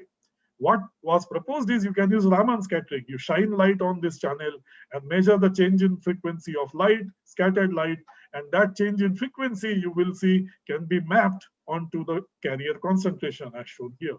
Indeed, this is what the experiment showed, and theory also reproduces the same results. So the take-home message is electron-phonon coupling is strong in 2D MOS2, and it can be used, actually exploited in characterization of a field effect transistor made up of MOS2 in a very non-invasive way. Well, then we asked the question, can we explore ferroelectricity in 2D materials? And indeed, there was no known material to exhibit ferroelectricity among 2D. So we looked at some popularly known two-dimensional materials, MOS2 or transition metal dichalcogenides, for example, occur in 2H structure with a non-centrosymmetric phase, D3H structure, and it can also occur in centrosymmetric 1T phase, which has a different local coordination, octahedral one. And indeed, if you look at the electronic states, in 2H structure, you get semiconductor because the splitting of d orbitals of molybdenum allows a gap which separates occupied and unoccupied states. On the other hand, in 1T form, where you have octahedral coordination, you get T2G and EG splitting, and hence, since you have only 2 electrons, this is a metallic state. Indeed, if you do a detailed calculation, you reproduce this, 2H structure is semiconducting and 1T structure is metallic. However, what we notice is 1T structure has too many electronic states at the Fermi energy, and that's not good news. It means the structure is likely to be unstable. And indeed, if you look at the Fermi surface of this 1T structure, you will find that it consists of these triangular packets centered on the K point of the Brillouin zone. And there are wave vectors which nest this Fermi surface, meaning the same wave vector shown here in red takes this entire line of Fermi surface to this another line of the Fermi surface. And this is called Fermi surface nesting. And the average nesting vector here is again a K point. So we expect this system to be unstable, similar to Peierls or Jahn-Taylor instability, but associated with this wave. And if you then look at the specific wave that is in the phonon spectrum, it's the K point phonon which is unstable, and the atomic motion associated with this vibrational mode is shown here in the green arrows. It leads to sort of triangular rotations of these molybdenum atoms. And if you then freeze in these displacements in the 1T structure, you will find you get a lower energy state. But to note, this is an asymmetric double well energy function, which means there is some breaking of symmetry there. And indeed, if you look at the resulting low energy state, it involves trimerization of these molybdenum atoms, which form continuous chains. Then what happens to electronic structure? Well, you open up a gap. You no longer have a metal. You have a nice semiconductor with a gap. No valley structure though. And indeed, all the phonons of it are stable. So we then asked what happens to the inversion symmetry. And if you look at the difference in electronic density of the distorted 1T form and centrosymmetric 1T form, you see the charge density is accumulated on one side, which means you should have a spontaneous electric dipole moment in the distorted 1T phase. And indeed, our calculation shows that it's a non-zero electric dipole moment. And then question is, of course, where it comes from. And then there is a sort of Landau theory which we developed. But the summary of this is you have a 2-dimensional 1T MOS2 sheet, which consists of these free electrons, which are the carriers.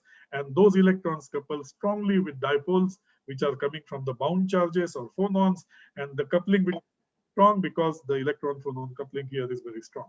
And based on that, then we could propose electronic devices very similar to a field effect transistor shown here, where you have one offset gate electrode, and these are the two controlled gate electrodes. And you know what these two gate electrodes do is basically control the ferroelectric domain structure in 1T MOS2. If the two domains are anti-parallel, there is a electrostatic potential barrier developed for motion of electron across this wall, and you can control the motion of electrons using such a nice simple geometry of device, which enable what we call as dipolectronic devices, and hence fairly high density low power logic devices. 1T structure was not stable, but it was shown the next year in this Nature Nanotechnology paper that in some parts of MOS2 they could stabilize the 1T phase. And indeed, our symmetry argument is robust that it should be ferroelectric, although it is yet to be verified. We looked at other possible transition metal chalcogenides, and indeed MOS2 was unique. That's the only compound which shows low energy ferroelectric state as shown here, and the others don't have that interesting property.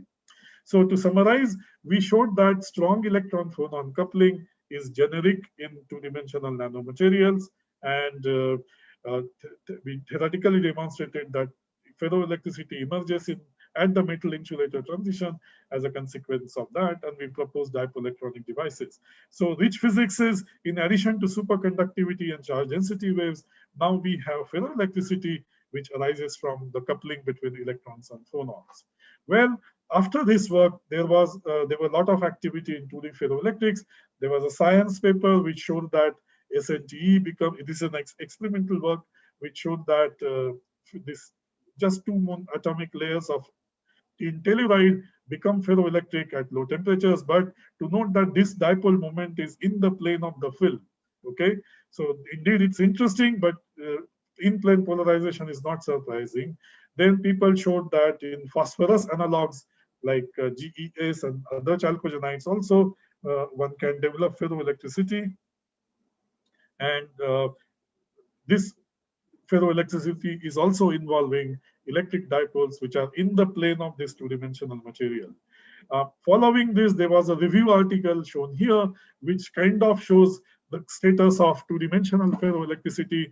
And what is shown is mostly the improper ferroelectric that we demonstrated in 1TMOS2 is still the thinnest and simplest ferroelectric. Other materials which come close are very complex, and they are actually ferroelectric, meaning they involve dipole moments as shown here of different sizes, and effectively it gives a non-zero dipole moment. Okay, so we were curious then, can we think of another two-dimensional ferroelectric material which has similar properties as MOS2?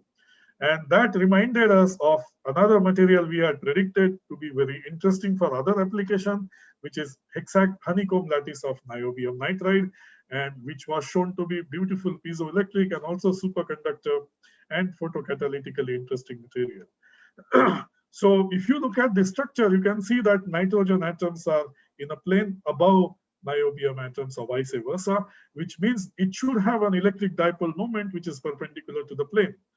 If you look, can we make it ferroelectric? Was the question. Unfortunately, this buckling is very big. See, this buckling is 0.78 angstrom, and that is not something you can switch by using applied electric field. But then intuitively, we feel that if you stretch this material in the plane by applying in-plane strain, you can make it flat. And when you are close to being, this material is close to being flat, it may be switchable by applied electric field. And that's the thing we explored using first principles calculations. And indeed, what we found was very interesting. If you strain honeycomb lattice of niobium nitride, it indeed becomes flat after certain strain, 6.5%. But just before that, the electric dipole moment changes its sign. You know, this is electric dipole moment going from negative to positive. And this is happening even without changing the buckling signs. The niobium and nitrogen atom still are on top of each other. So without changing this, you get a change in electric dipole moment, which means the mechanism could be electronic ferroelectric in this. Indeed, we showed it for two different values of in-plane strains. The polarization does indeed change sign as a function of buckling between niobium and nitrogen, and that got us very excited to explore whether we could make it ferroelectric. And indeed, if you look at the energy landscape of hexagonal niobium nitride at the strained state of 5%, the energy has three-state structure. This is ferroelectric with down polarization, ferroelectric with up polarization, and this middle energy well is basically the flat structure of hexagonal niobium nitride. And because we have strained it, you can now see the energy scale has come down by a factor of 10 or even more. So this is something we felt could be switchable, and then we demonstrated that with electric field, you can go from one minimum to next, and that gives rise to switchability. But even more interesting, you have three states. One is positive buckling, one is zero buckling, which is flat structure, and one is negative buckling, you know. And that means we can develop three-level logic using such a ferroelectric material. And then we looked at the electric dipole moment. As I told you, it's both electronic and phononic ferroelectric. So in this case, we get a double loop hysteresis structure, which is somewhat like antiferroelectric. But in this case, the antiferroelectric character is between buckling and the electronic contribution. Okay, so, well, I'll skip this thing. We also developed a very simple, beautiful model to understand these results. And what we showed is the key result here is you have electronic susceptibility here and anharmonic term. the coupling with electric field, and this is the buckling, the spring constant. And this is the coupling between electrons and phonons, which is the buckling. And what we show is, if the coupling between electrons and phonon is larger than the inverse susceptibility of electrons and spring constant of phonons, you can get electronic ferroelectricity, which means you need soft phonons and highly polarizable atoms to get electronic ferroelectricity. Okay, that's the sort of take-home message. So what I have demonstrated so far in 2D ferroelectrics is you can have very strong electron-phonon coupling, and which can give rise to ferroelectricity in MOS2 in an improper way, or purely electronic ferroelectricity in the hexagonal niobium nitride. So the thing to remember is, in two-dimensional materials, electrons and phonons partner together to give rise to ferroelectricity. Okay, of course, you will say all these properties are of freestanding two-dimensional materials. How applicable are they for real devices? And indeed, it's a big challenge. First of all, the stability of 2D materials is a big challenge, particularly 1T MOS2. And then fabricating them and patterning them at small scale is even more challenging to make devices out of them. Okay, and to this end, I'm now going to report to you the most recent work we did. This is hafnium oxide, and this is an orthorhombic structure of hafnium oxide. And what we demonstrated is, actually, in this material, which is already part of the semiconductor industry, the three-dimensional crystal, in fact, consists of two-dimensional sheets of in-plane ferroelectric dipoles. For example, this is oxygen sheet with blue color oxygen atoms corresponding to dipole moment down, and these are red color oxygen atoms forming another sheet of oxygen atoms which give you dipole moment up. So this is, I feel, one of the most exciting developments in nanoscale ferroelectrics, where in a material which is already integrated in silicon technology, you have a natural crystal architecture which can support highly dense set of sheets of switchable electric dipoles. Okay, and the science behind it is very fascinating as well. So we start with the cubic structure of hafnium oxide, which is like the cubic perovskite paraelectric phase, and found that actually it's the X-point phonon which is unstable, which is not the polar optic phonon. So, but this is the primary instability, and that instability we are showing here. And what happens is very interesting in hafnium oxide. You have these ferroelectric atom oxygen displacements. All oxygen atoms in the lattice move in the same direction parallel to each other. And in the lower mode, I'm showing you half of the oxygen atoms move down and the other half of oxygen atom move up, given in red color. And interestingly, in hafnium oxide, both of these condense together by equal amplitude, which means if you are thinking of a magnet, you are looking at a magnet and antiferromagnet by exactly equal amplitude in the same material. And if that happens, what you get is a fascinating structure.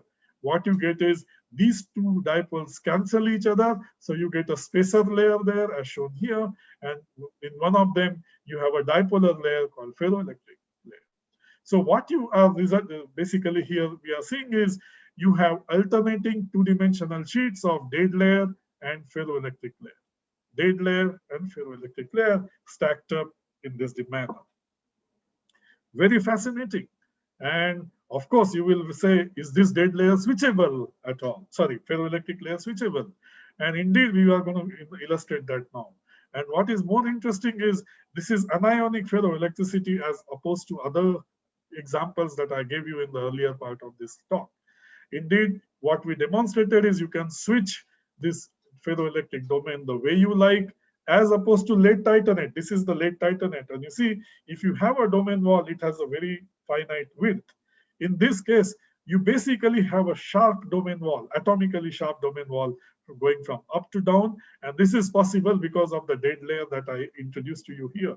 This dead layer allows you to have separation between up and down polarization in a very natural and robust way. We demonstrate that any domain structure is equally stable. You flip one domain or two domains, you basically have roughly the same energy, which is separated by a large energy barrier.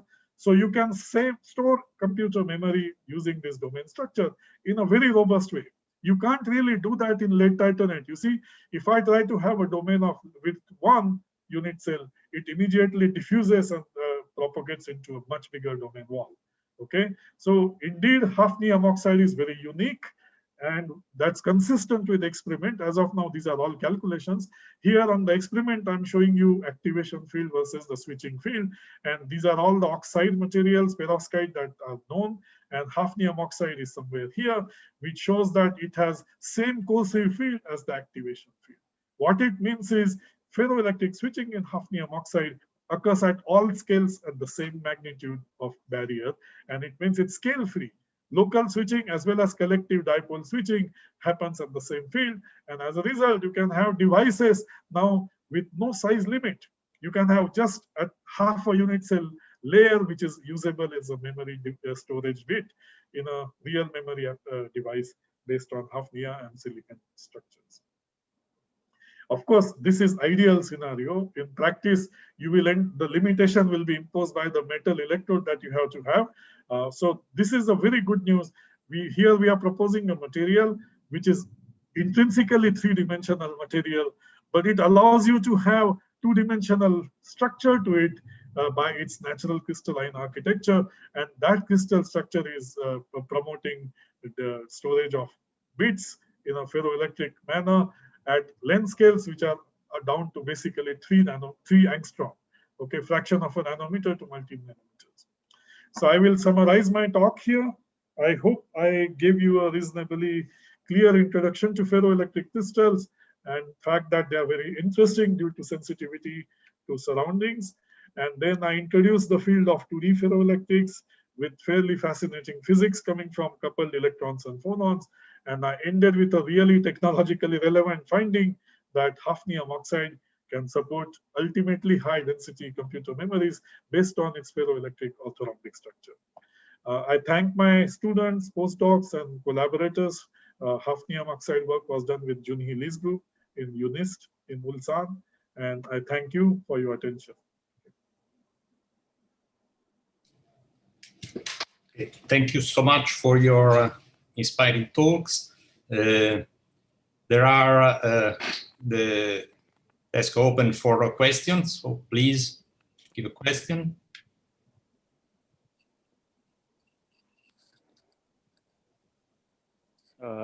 There are a few questions in the chat box as well.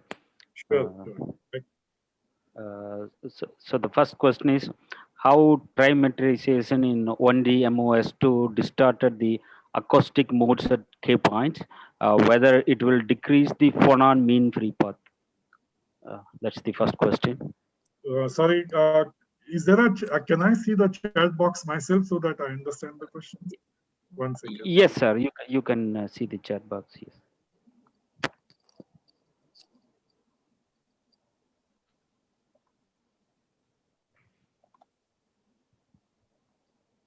Do I have to unshare first? Not really. You can just click the chat box. Yeah, see, the same thing is that screen is not visible on my computer right now. So. Okay, I repeat the question. So yeah, I think I got it. I got it. Thank you. So this is the question from Abhinaya Rangarajan. Is that the one you are asking me for? Exactly. Okay. Yeah. How trimerization in 1T MOS2 distorted the acoustic modes at K points? Whether it will decrease the phonon mean free path. Okay. So if you are thinking about transport of heat or something by phonons, typically that transport is dominated by long wavelength phonons, which are basically Q equal to 0 region. So the acoustic phonons at K point, of course, are affected by these optical modes too. But the distortion I showed you, the trimerization of molybdenum atoms, in some sense involves acoustic modes themselves. Okay, so the answer to your question is, if it's the mean free path of phonons relevant to thermal transport, it will not be affected by it much. It will be unaffected.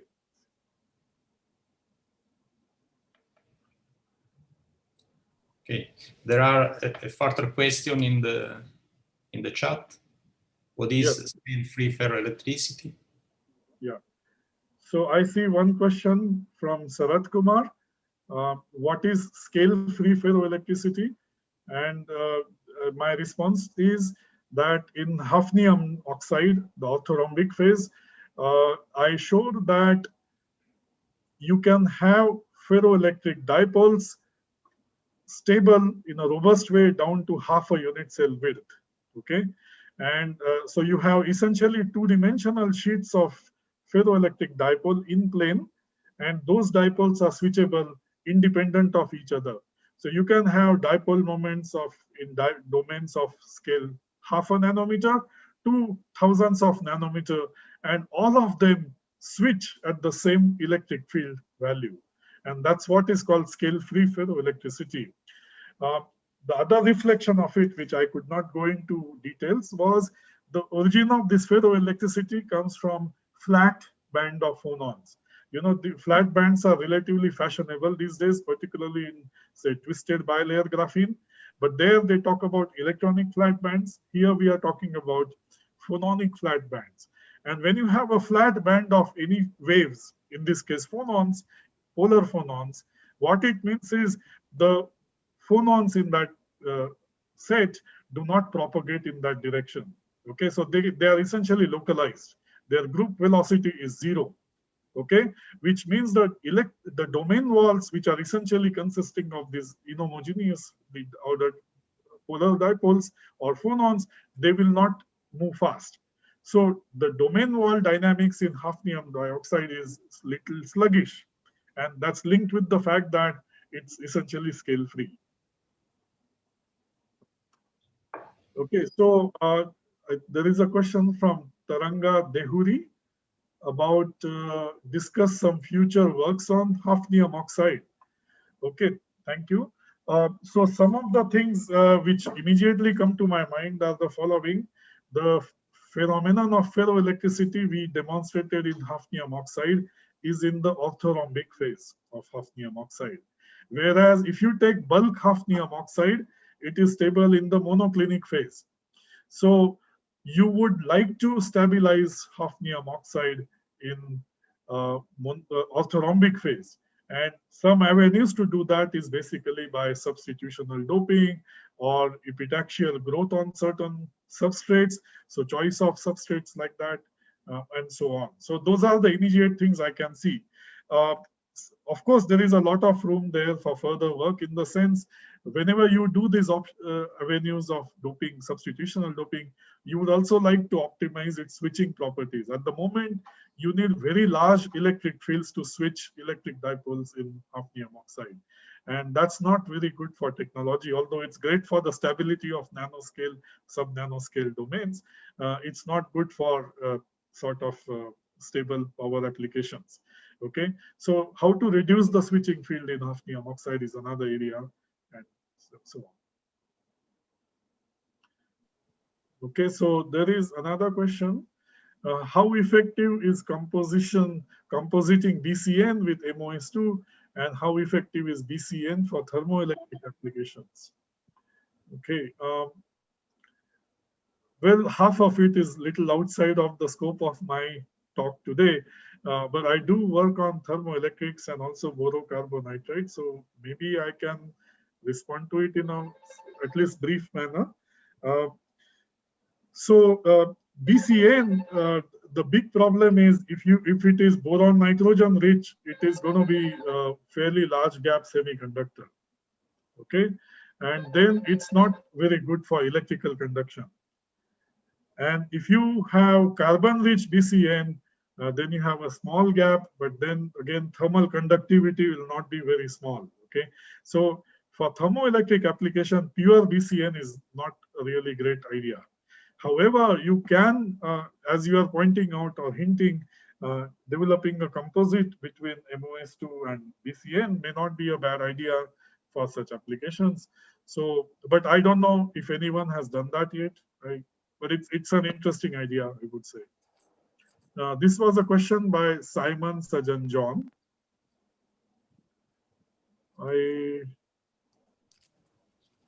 don't see any other talk now, question now. I have one question, sir. Sure. So the ferroelectricity in 1T MOS2, is it very similar to like a polar metals, the polar ferroelectrics? Polar metals or polar, sorry. Yeah, because it's conducting material. 1T MOS2, it's conducting, but we also see ferroelectricity, so it's kind of opposite to each. Yeah, thank you, Senthil Kumar. So one is the first set of ferroelectric oxides that I talked about. They are all very good insulators with band gaps bigger than 3 eV. Okay, and what you are referring to are called polar metals, like I think it is osmium oxide-based perovskites. They are quite different from what I spoke about. 1T MOS2 is metallic only in the paraelectric phase. Okay, and it becomes gapped moment you get a ferroelectric distortion. So at low temperatures, if you develop ferroelectric state, it is semiconducting. Okay, so it's sort of hybrid between the two, I should say, and that's why I didn't go into other details. The domain walls of MOS2 are metallic, while the ferroelectric state itself is semiconducting. Thank you. Thank you. Okay, if no more question, we can thank again Professor Wagner for a very excellent talk, and we can move to the second speaker of this session. Yes, sir. So on behalf of organizing committee, we thank Professor Wagner for accepting our invitation and giving a wonderful talk. Thank you very much, sir. Thank you. Thank you.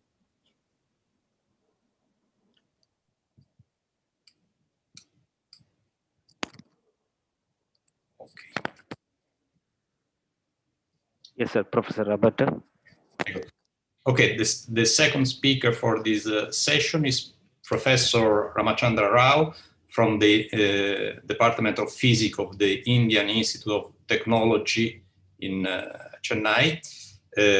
Professor Rao is has a research interest in nanomaterial and nanostructured thin film for studying electronic, optical, and magnetic properties. He published more than 200 publications and is very active in the technology transfer from this point of view. And is did several periods in Europe, UK, Germany, and also in Japan. So he presents today the lecture Quantum Material and Advancing Nanotechnology. So please, Professor Rao, the desk is yours for your presentation. Thank you, Professor Roberto. And you're able to hear me, right? Yes, sir. Yeah. Thank you, Professor Roberto. And also I'd like to thank the organizers of the ICON conference, Dr. Senthil Kumar and others. It's always a pleasure for me to give talks organized by SRM University, including ICON. In the normal course, probably I would have been there in the beautiful big auditorium of SRM University to deliver this talk. We hope by next year the situation will become normal, where we can actually meet up. You know, I see some 220 participants here. It's good to see all of them to give such talks. Anyway, so as you can see, the title of the talk is Quantum Materials and Advances in Nanotechnology. What I have decided to do today is,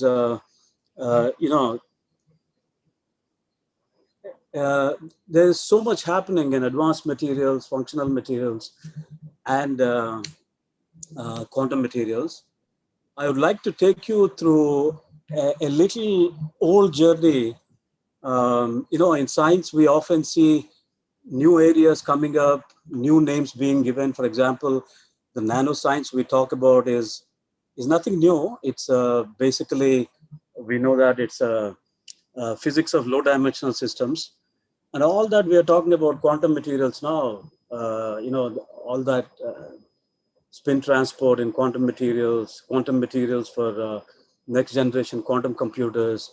So I'd like to take you through a short journey by citing some of the earlier examples of how these quantum materials already existed even 3-4 decades back.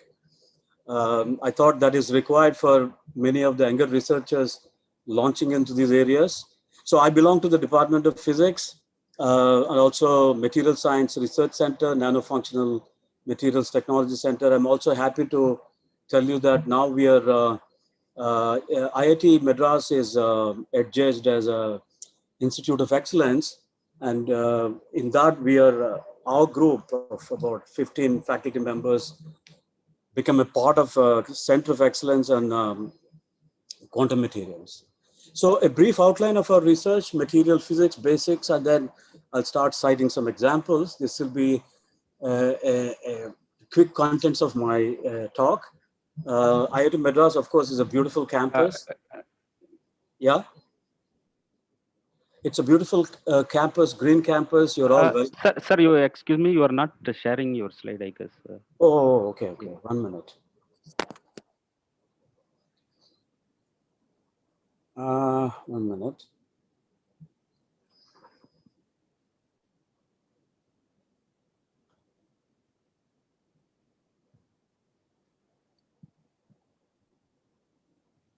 Can you see that now? Yeah, full screen. Is it fine? You see the full screen is coming up, yeah. Do you see that now? Yeah.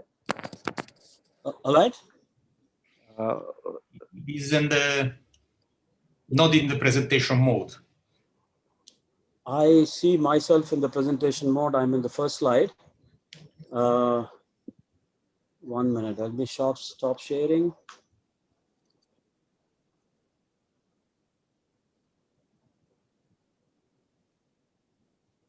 Can you see it now? Well, it is in the speaker mode, not in the presentation. Oh. I see myself in the presentation mode. I see the first slide. There is a problem. Okay. Let me do it again.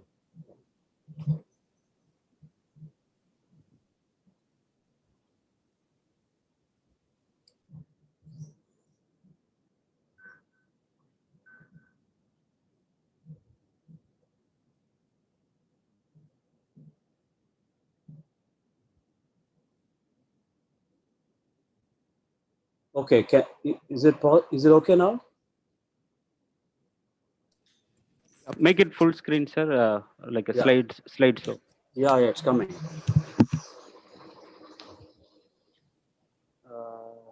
Again, it's the same. What do you see, Senthil, there? We see the presenter mode, like 2 slides together. Like the next slide also we can see. Oh, okay. 1 minute. 1 minute.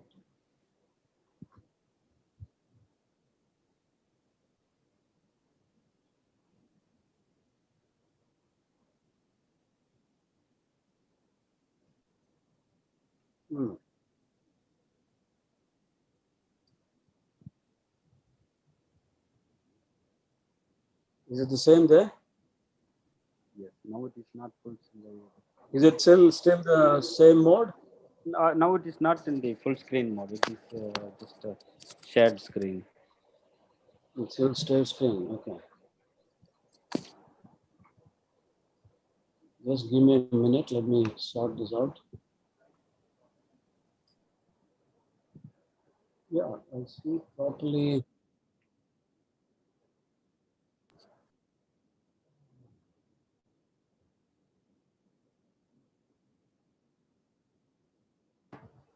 Well, I use on such a regular basis. I just don't know what's happening here. PowerPoint.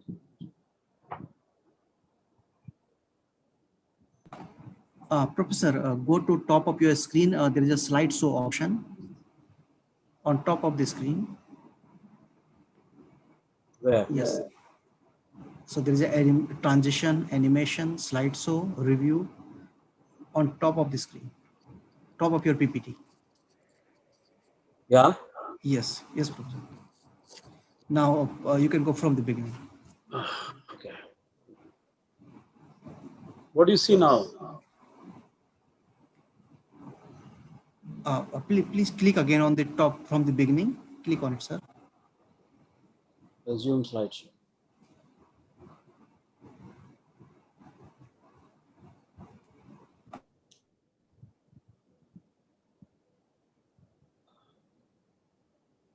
Surprising, no? You're still not seeing. It's not in the full screen mode. It is. Yeah, I know. Even I'm not getting full screen here. I don't know why. Just a minute, because this we are doing on such a regular basis. Zoom is the platform I use for everything in a day. And if it is.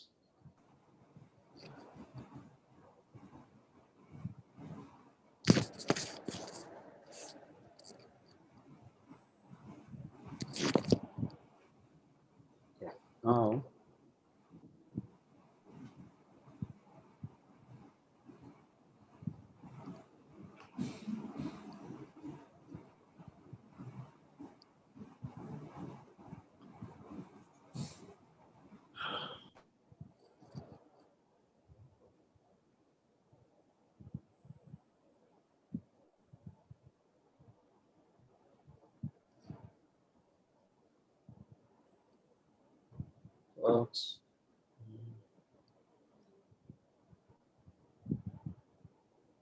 Okay.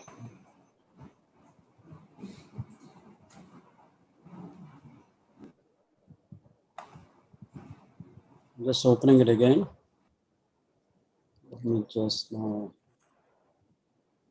Okay.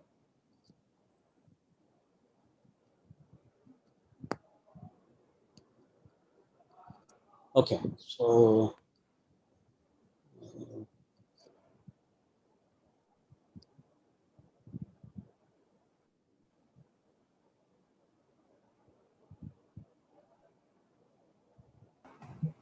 Yeah, yes, Professor. Slideshow. is it fine now? I see the full screen on my screen. Yeah, actually what we are seeing, Professor, is the presenter's view. Yeah, now it's correct. Now it's fine. Fine now? Yeah, Okay. it's good. It's good. Yeah, good. All right, so let me make up for the time. So what I was saying is, so this is our group's research activities. You know, we work on many basic aspects of oxide materials. We also do a lot of applied research, work with industry closely in terms of technology transfer. That's where we have really succeeded in the diamond research there. So I'll touch upon that a little bit towards the end of the talk. But you know what I want to say is, let me start with a question as to when did atoms form. This is always a fascinating question for as a student. If you try to answer this question, we know that diamond was mined in India nearly 4,000 years ago, and for some reason, a lot of value was attached to it. You know, without knowing how atoms are arranged actually in a piece of diamond. And then in the late 1700s and early 1800s, in the Russian mountains, these interesting crystals were found, which were named after the perovskite it's called. But still the AbO3 structure was not confirmed when these perovskites were actually discovered. So it was only after the invention of X-rays, accidentally by Röntgen, and then later the Bragg father and son came out with his well-known Bragg's law. We know now what Bragg's law means for material scientists. And then the X-ray tubes were made. And then we are last year, 2 years ago, we have celebrated the 100 years of crystallography. Well, until then, we really don't know how atoms are arranged into the so-called 7 crystal forms and 14 rival lattices. In fact, the answer to when did the atoms form is that, atoms are as old as the universe, which is 13.77 billion years. But then we knew about the way atoms are arranged into crystal lattices only 100 years back. So all that we are enjoying now in terms of doing all this wonderful research in material science wouldn't have been possible without the invention of X-rays. Okay. Now, and then at the beginning of the last century, when most of the scientists felt that atoms are just abstract quantities which are used for the purpose of calculation by scientists, it was Albert Einstein, in one of his 3 wonderful papers in 1905, he clearly said that atoms have to be real entities.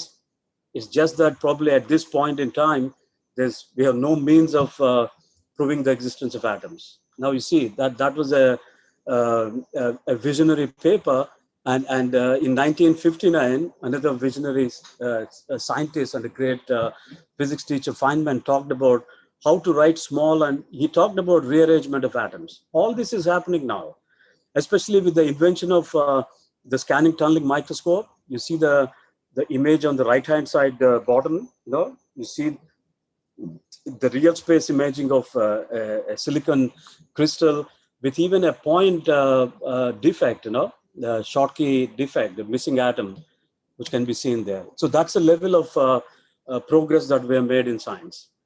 So talking about quantum materials, we have materials with very interesting electronic correlation, superconductors, magnetic materials, topological insulators, the Dirac electronic systems. All these, you have these 2D systems, the one-dimensional systems showing very interesting quantum behavior. And then on the device side, today we are able to make even 1 nanometer scale devices using these quantum wires, 2-dimensional quantum materials. A lot of interesting physics of low dimensional systems could be studied, quantum confinement aspects, leading to devices where we can do these extraordinary quantum mechanical tunneling effects. That's where I would focus in this talk. But before that, when you talk about some of the great experiments in physics, I always say that as a solid state physics person or a materials physics person, if you know superconductivity, you know a lot about materials, because superconductors offer all that you need to know about electrical properties, magnetic properties, and strong correlations. And there are so many built-in quantum effects there. Okay. Thanks to Camerlingh Onnes, who liquefied helium gas in 1911, and this has changed the way modern research has been performed. Because if you have to do work, research work on electronic systems, magnetic materials, without doing low temperature measurements, there is no way you can distinguish between different electronic properties of materials. Same thing applies to the magnetic correlations also. So temperature variation of electrical and magnetic properties is always a must. So can we visualize quantum effects? Yes, one wonderful, see, if you talk about quantum mechanical tunneling, this is something you cannot visualize. You can do some experiment and measure a quantum tunneling resistance and indirectly say that quantum tunneling is happening. But in terms of a demonstrable experiment, yes, one wonderful experiment that can make us visualize the quantum effect is, this is a macroscopic quantum effect, is the Meissner effect.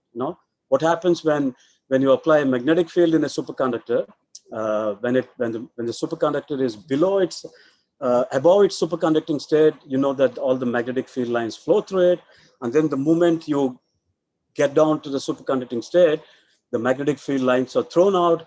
You see this wonderful effect called the Meissner effect. If you look at this simple demonstration, I always say that I'm really fascinated with this magnetic levitation demonstration. This is a live demonstration of the macroscopic quantum effect that you can visualize. The disk is yttrium barium copper oxide.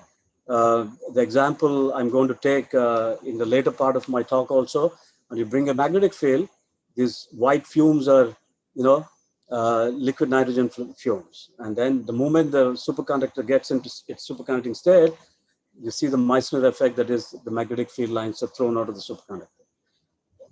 A plethora of applications of superconductors. You need superconducting magnets to get to realize high magnetic fields for MRI applications and large hadron collider applications. But then what I want to say is the high TC superconductors, the structure of which I've shown here on the right bottom, there is an inbuilt quantum effect there in these systems. I'll highlight that as I go along. So the material revolution is always a perpetual process. All these exotic properties, starting from magnetic properties, electronic properties, mechanical properties, superconductivity. We are lucky that all these hundreds of thousands of materials exhibiting all these properties, they have to crystallize into one of the 7 crystal forms and 14 Bravais lattices. Of course, they have about 230 space groups. So if you have a single crystal, and to confirm that this is a single crystal, you must make sure that by, of course, crystallography, experiments like Rutherford backscattering, that you have periodic order of these atoms throughout the entire bulk of the single crystal, okay? Of course, in reality, there is no perfect crystal. Crystals always have point defects, that is missing atoms.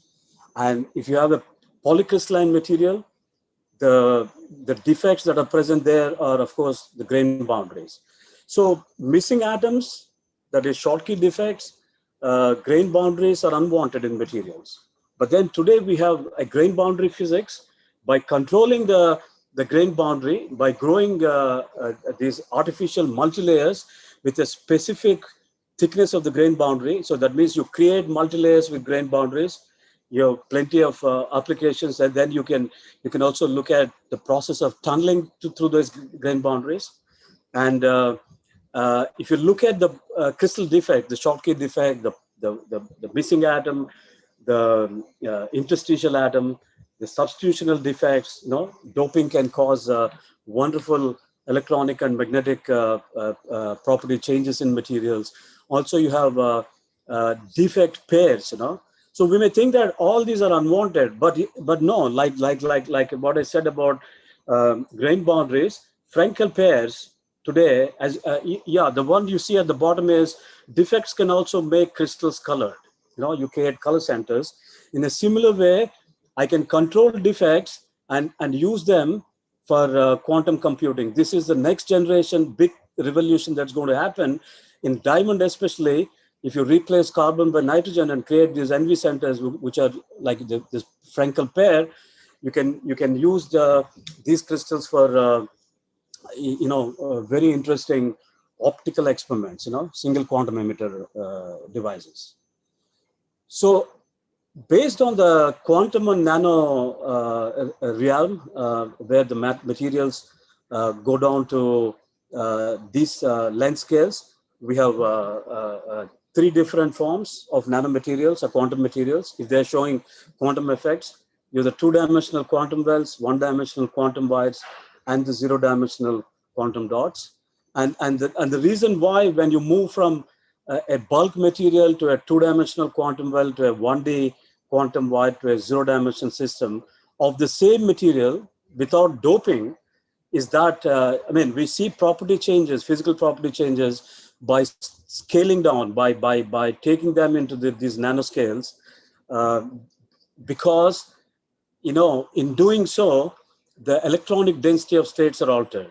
So the reason why we see changes in physical properties in these quantum systems of the same material is because we actually play with the electronic density of states, or the electronic density of states are altered, so to say. Here is an example. When I make a 2D material using gallium doped zinc oxide, it's very interesting to see as I reduce the thickness, all the way from 75 to 20 nanometers, you see the sheet resistance and the resistivity shooting up like this by several orders, okay? Of course, this change in resistivity can be explained based on the quantum confinement effect, as well as the presence of disorder in the system. And today, there's a lot of research going on on using these thin layers by way of injecting spin through these layers and see how the injected spin from a highly spin orbit coupled platinum behaves in these layers into when it is pumped into a magnetic insulator like yttrium iron garnet. And you can go through this special issue on quantum materials and emerging phenomena that is already there in JFISD. You get a lot of information about all these quantum materials and emerging phenomena, quantum bits, quantum spin liquids, Majorana fermions, spin orbit interactions. There's some very interesting articles here. So very quickly, we normally talk about utilizing the charge degree of freedom, right? And the science that deals with utilizing the spin degree of freedom is what is known as spintronics. Okay, the conventional electronics uses charge, and the spintronics uses both spin and charge. So you have electronics, you have fluxonics, you have mechatronics, you have spintronics, and you have what is called the piezotronics. Okay, now the point here is if you look at this MOTS 2-spin channel model, what it says is if I create two artificial layers in the form of a thin film growth, this cannot happen in single material, okay? Because the spin polarization in single systems like cobalt, iron, nickel, or even some of these manganites cannot reach high enough values to give rise to high degree of spin polarization. But then you can grow these artificial layers like what is shown here.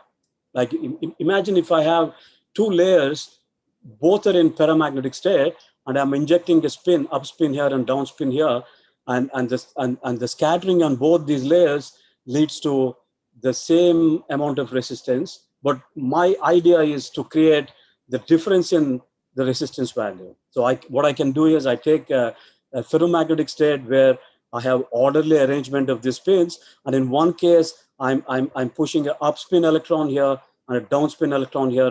I create a channel with a very high resistance here and a low resistance there, and this gives me a high enough magnetoresistance value. Okay, so based on this, we have a GMR device. You have spin valves you can create. You can also create tunnel magnetoresistance using oxide layers. And the second one, the spin valve mechanism, leads to the creation of parallel and anti-parallel state, the 0 and 1 states, so that you can call them the magnetic binary digits of 0 and 1. It's very interesting. Spin valves are already existing, and when you come to the last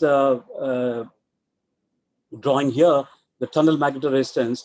This is a device that is made, well, the physics of tunnel magnetoresistance is very interesting. You have a ferromagnetic layer, another ferromagnetic layer separated by an insulator, right? This is where strongly correlated oxides can be used as in these tunnel junctions. So long ago, when the community was using strontium titanate as a standard insulating barrier. Now, if you go through the Julia's theory, Julia, for some reason, didn't take the insulating barrier into consideration into his calculation. So most of the experimentalists used strontium titanate as an insulating barrier. So what we showed in this paper and in this work was, it is necessary for experimentalists to use different types of insulating barriers, not just strontium titanate alone, because we showed that the voltage dependent conductance is basically dependent on the insulating barrier, because you have a multi-step tunneling process involved, and this is dependent on the insulating barrier that you use. So we went ahead and fabricated the first tunnel junction, probably without strontium titanate. This is an insulating layer of the manganite itself, right? And we clearly showed a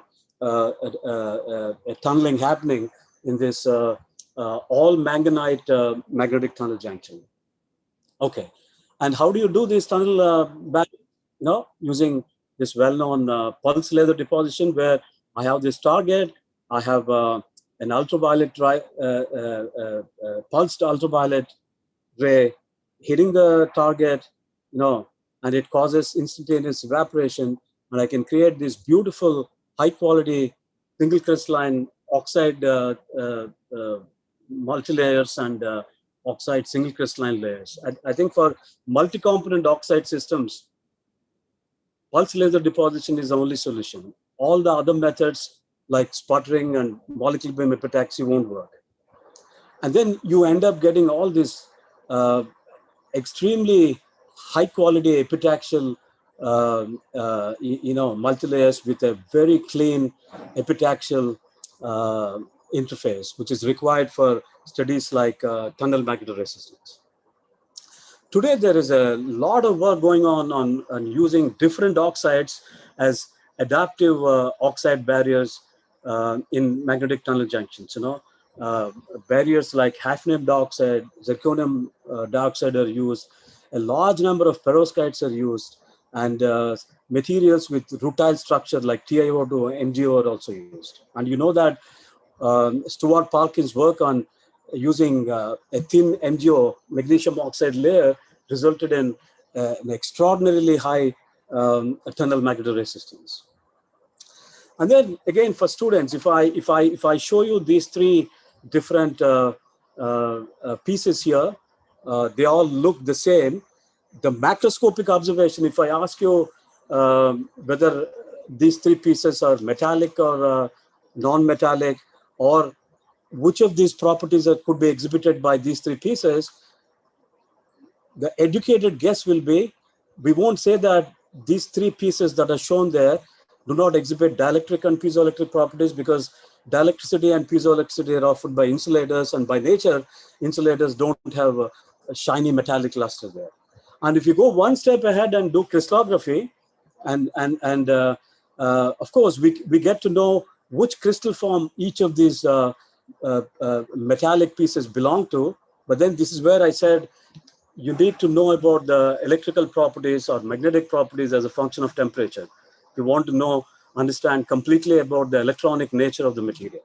And you see what happens if you do temperature variation of resistance on the first one. This one turns out to be platinum. It shows a metallic behavior with a saturation at low temperatures. Depending on the quality of platinum, your rho naught could be 0 also. The second one turns out to be germanium, which is a semiconductor. The third one turns out to be a superconductor. You see how nice it is to distinguish between three different types, superconductor, semiconductor, and a metallic conductor, using a simple rho versus T measurement. That's where a simple electrical property measurement is so powerful. You can distinguish all the way from metal semiconductors to insulators, and just by passing a little bit of current through a piece of a metal or a semiconductor or an insulator, we can measure 27 orders of magnitude. I don't think any other measurement can give you a measurement range of 27 orders of magnitude. Of course, magnetic susceptibility can give you a measurable range of about 12 orders of magnitude. All right. So something interesting these three scientists did many, many decades back.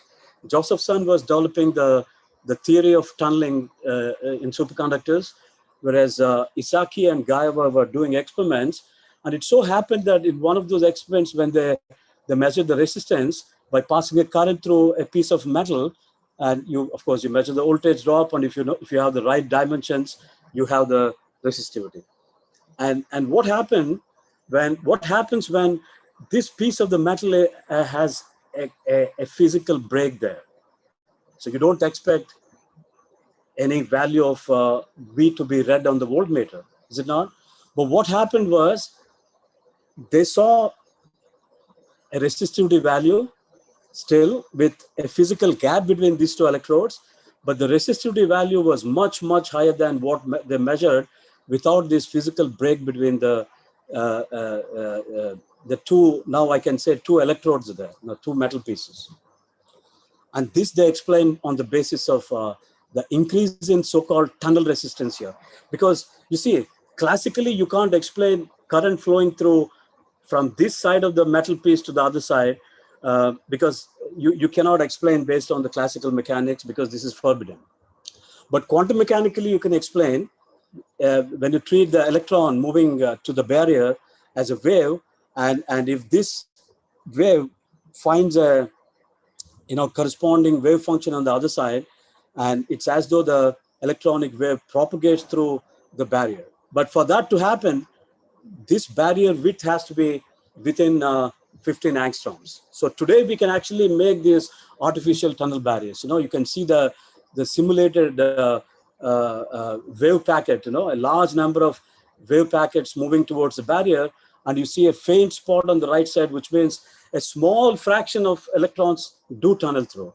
But how has it changed our course of science? The quantum mechanical tunneling process has led to the fabrication or construction of what is called this wonderful instrument called scanning tunneling microscope. You have a tip that is metallic. You bring it close to a semiconducting or a metallic surface. When the distance is less than 15 angstroms, there's a tunnel current, and this tunnel current can be used as converted in the form of an image, right? And that is the basic concept of STM. Today, I can use a scanning tunneling microscope to get real space images of crystals, and I also can see the missing atoms there. This is a wonderful thing about it. So using the thin film growth technology, I can grow these multi-layers. I can grow a layer with a metal insulating barrier, semiconductor, or a metal superconducting barriers, or a superconductor and superconductor separated by an insulating barrier. All this is possible. Yeah, this is a larger, this is a small piece of equipment which is so sophisticated. The invention of scanning tunneling microscope has really changed the course of the way we are looking at the nanoscience, the quantum sciences, the surface engineering parts. Okay. Now let's get back to, so what I've shown is you need say two metal electrodes separated by a thin barrier in order to see the process of tunneling. And in that process, I can use different types of insulating barriers and study the process of tunneling, through these different insulating barriers, because I also said that the tunneling process is a multi-step process, and it certainly is dependent on the insulating barrier. So you can construct large number of these insulating barriers. But let me go back to this high TC superconductor, yttrium barium copper oxide. For me, this is a wonder material, right? So you can get it in the form of a single crystal, or I can grow it in the form of a single crystalline thin film. It has a very complex structure. It is like it is an AbO3 structure, a perovskite structure, but 3 blocks of AbO3 stacked one above the other. That's why the A and B lattice parameters are slightly different, 3.82 and 3.89 angstroms, but it has a very long C-axis. So it is an orthorhombic structure. So now today, when I make a crystal or a thin film, I will be able to identify along which direction the C-axis has grown. If this is my substrate, I can clearly say that, yes, I could manage to grow a C-axis perpendicular to the substrate, which means I can also do an electrical property measurement by passing the current along the AB plane and perpendicular to it. That means I'll be able to look at the anisotropy with respect to the electrical property measurement. That is really wonderful, to see. Of course, yttrium barium copper oxide is a superconductor. It superconducts at 90 Kelvin. What happens if I measure the electrical resistivity by along the AB axis and perpendicular to it? It's always interesting to know. And another interesting thing about this structure is, it has yttrium, it has copper, it has barium, and yttrium in the middle. Of all these layers, only the copper oxide CuO2 layers are conducting. The barium oxide layers are non-conducting, but there are also copper oxide chains which run along the B axis. So there is always a charge transfer happening from the copper oxide chains to copper oxide planes. It's a very interesting structure. Yeah. So let's say the blue planes, or all the planes along which conduction is happening, the rest of the structure only supports it. So that means if I have a single crystal, now you can imagine all these blue planes attached to each other, giving me a regular sheet of a conducting plane. So when I measure the electrical property along the AB plane, so the current should be seeing an infinite sheet conductor, okay, like that. So this is what it is. Now you actually go inside the structure, right? This is what you see. You see, these are the conducting planes supported by other non-conducting layers. And along the C-axis, you don't have many conducting layers. So you see the blue path, it is the conducting path. Now what happens? The question is, what happens if I do an electrical property measurement by measuring measuring rho AB, no, resistivity along the AB plane? And what happens when I do a measurement by passing current, perpendicular to the AB plane where there are no conducting planes, right? So the question to students is whether you expect conductivity or superconductivity when the current is actually, when you're doing the measurement along the C-axis, right? Along AB plane, there's no problem. We know that these are all, you have an infinite sheet of conductivity.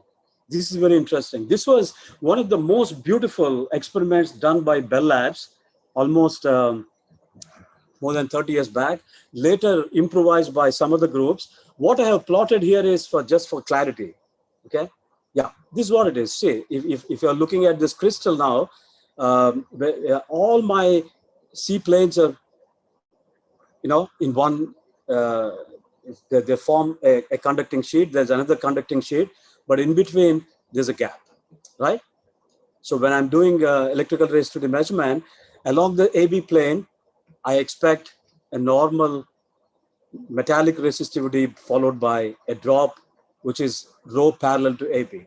But always the question is what happens in the other case, So surprisingly, even when you do the measurement along the C-axis that is perpendicular to the AB plane, you still see superconductivity at the same value, because the 90K superconductivity is a property of the material, the entire lattice. It's just that this measurement along the perpendicular to the AB plane, that is parallel to the C-axis, shows an additional resistance value. Why is it so? It's because of the process of tunneling. So imagine now I talked about growing layers of two metallic layers separated by an insulating barrier. Artificially, I've grown using a technique like PLD. But here, these layers are actually built inside the structure itself. When you look at this structure, these blue arrows are the planes, copper oxide planes, which are the metallic planes. And these metallic planes are separated by a distance of about 3.4 angstroms, which means I have two metallic electrodes separated by a distance of 3.5 angstroms, which is within the limits of my tunnel barrier width. That allows me to see the process of tunneling. You see how beautifully the lattice itself is allows quantum mechanical tunneling to happen.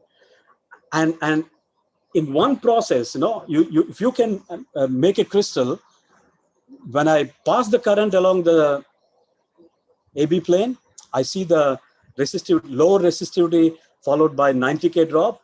But then when I measure it across, that means along the C-axis, because of the process of tunneling, so I'm using this as an electrode, this is an electrode, this is a tunnel barrier, which is 3.5 angstroms. So the additional tunneling is happening. So it's exactly like what I have created artificially using those different barriers. All that is inbuilt inside the lattice of this extraordinary material, so which I call it the original quantum material. So in fact, the group that came out with some better measurements compared to the initial Bell Lab measurements was published. They published their work in 2011.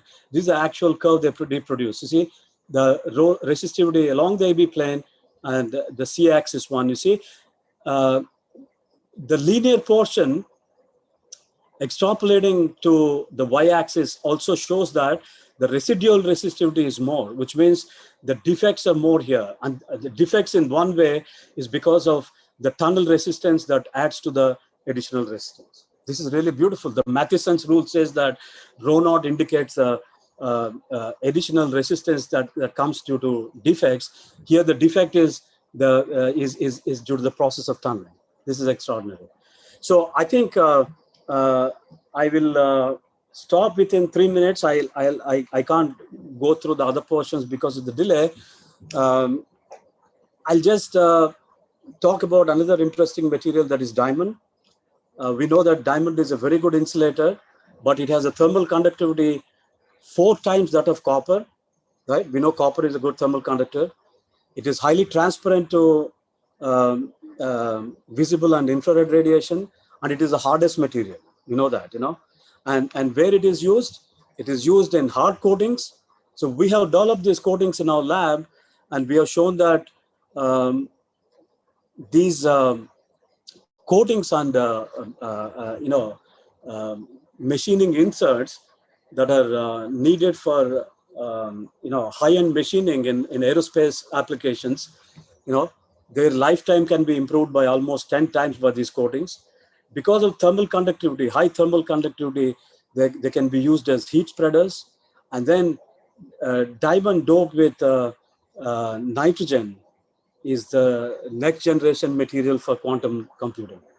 So we use a technique called hot filament CVD, using tungsten filaments, and the carbon source is methane there, and you can get diamond coatings ranging from microcrystalline to nanocrystalline to ultra nanocrystalline range, and you can coat complex shapes of materials using this setup that we have in our lab. And you see the crystallization process happens like this. All these crystallites form, they agglomerate into a regular thin film. And I can control the crystallite size from a micron size to nanocrystalline to ultra nanocrystalline size. Very interestingly, within 400 nanometers on these crystals, isolated crystals, we see a 5-fold symmetry, which can be seen only when the crystallite size is less than 400 nanometers. Lots of applications, biomedical applications. You can also use diamond electrodes for water purification. Most of these, we work with industries and defense labs and our space research to address their needs. We call it an ultimate engineering material. We also received first prize in the technology development sector of a competition that was organized by our defense labs last year. And lastly, so you take this insulator, you replace carbon by boron, and when you go to very high concentrations of boron, you start seeing the insulator converting over to semiconductor metal, and finally it becomes a superconductor at 6.2 Kelvin. And today, superconductivity diamond it's a very essential superconductor, even though the TCs are very low for quantum information studies because of the high surface impedance these diamond superconductors possess. The advantage here is, as you can see, I don't want to go into all those details. The superconductivity is so robust that even at 5 Tesla, you don't lose superconductivity. Even though there's a decrease in the transition temperature, the superconductivity is still retained even at 5 Tesla of the magnetic field. This is what is important for in achieving what is called high surface impedance based quantum information devices. And lastly, what we are trying is, it's always interesting to see what happens when instead of boron, if you replace a carbon atom by nitrogen. So 2 things. One is the electrical properties become very interesting. We want to see what happens, like in the case of boron, whether superconductivity can be achieved using when nitrogen replaces a carbon. And to a smaller extent of the doping, what kind of NV centers can be formed. For quantum computing, of course, we need to grow NV centers which are aligned along the particular crystallographic axis, which is always a big challenge. So we are addressing all these things. Probably I can give more details on all those aspects at a later date. But what we see here is with nitrogen doping, we still don't see superconductivity, but of course, we implant nitrogen into diamond at certain implantation fluxes. We almost see we see a very good metallic conductivity, right? So you can tune the conductivity all the way from semiconducting to metallic, depending on the implantation dose. So this research for us also is very exciting, as you can see, diamond all the way from industrial applications to quantum applications. So I conclude by saying that, the functional, the nano quantum materials offer very exciting prospects to probe into many basic phenomena and offer a plethora of applications at the same time. Thank you for your attention.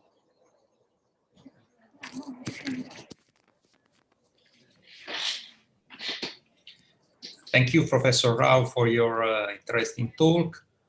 So now it is time of question. In the chat, you can see there are some questions from the audience. Yes, I can see that. So let me go through it. Thanks a lot. Okay, I was.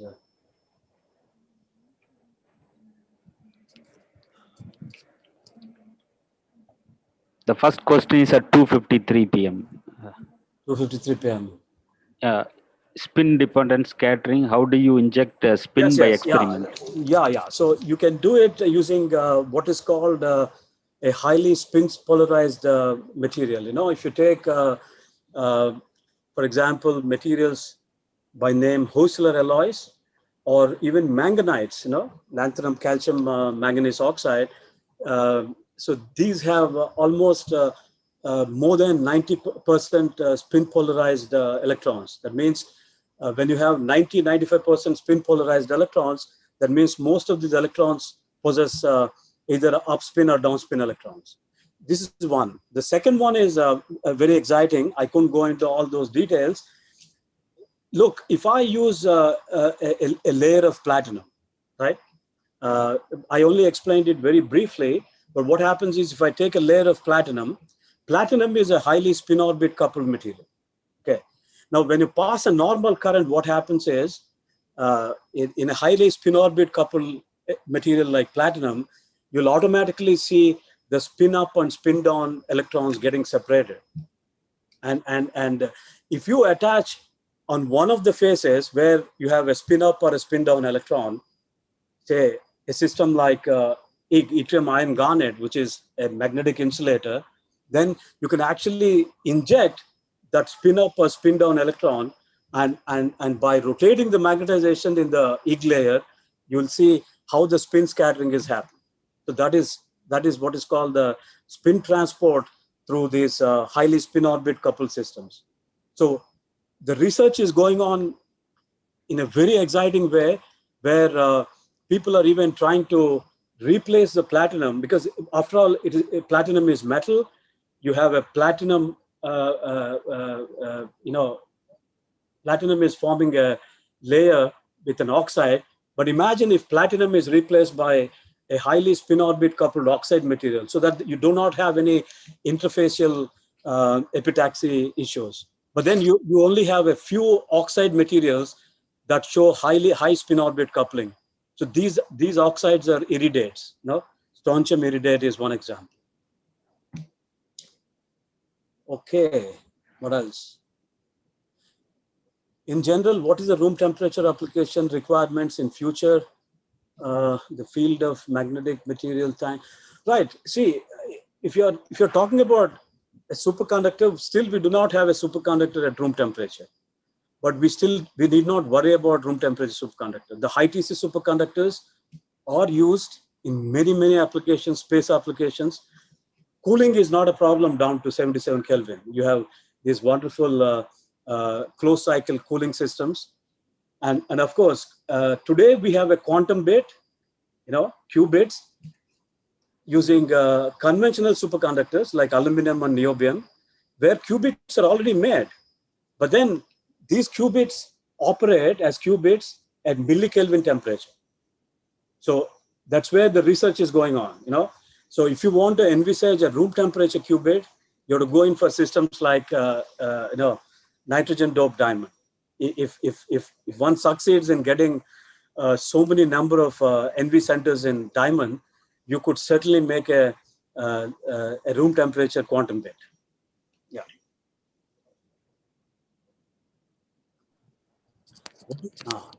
Last question. What is the room temperature that you found the additional tunnel resistance? What is the room temperature that you found the additional tunnel?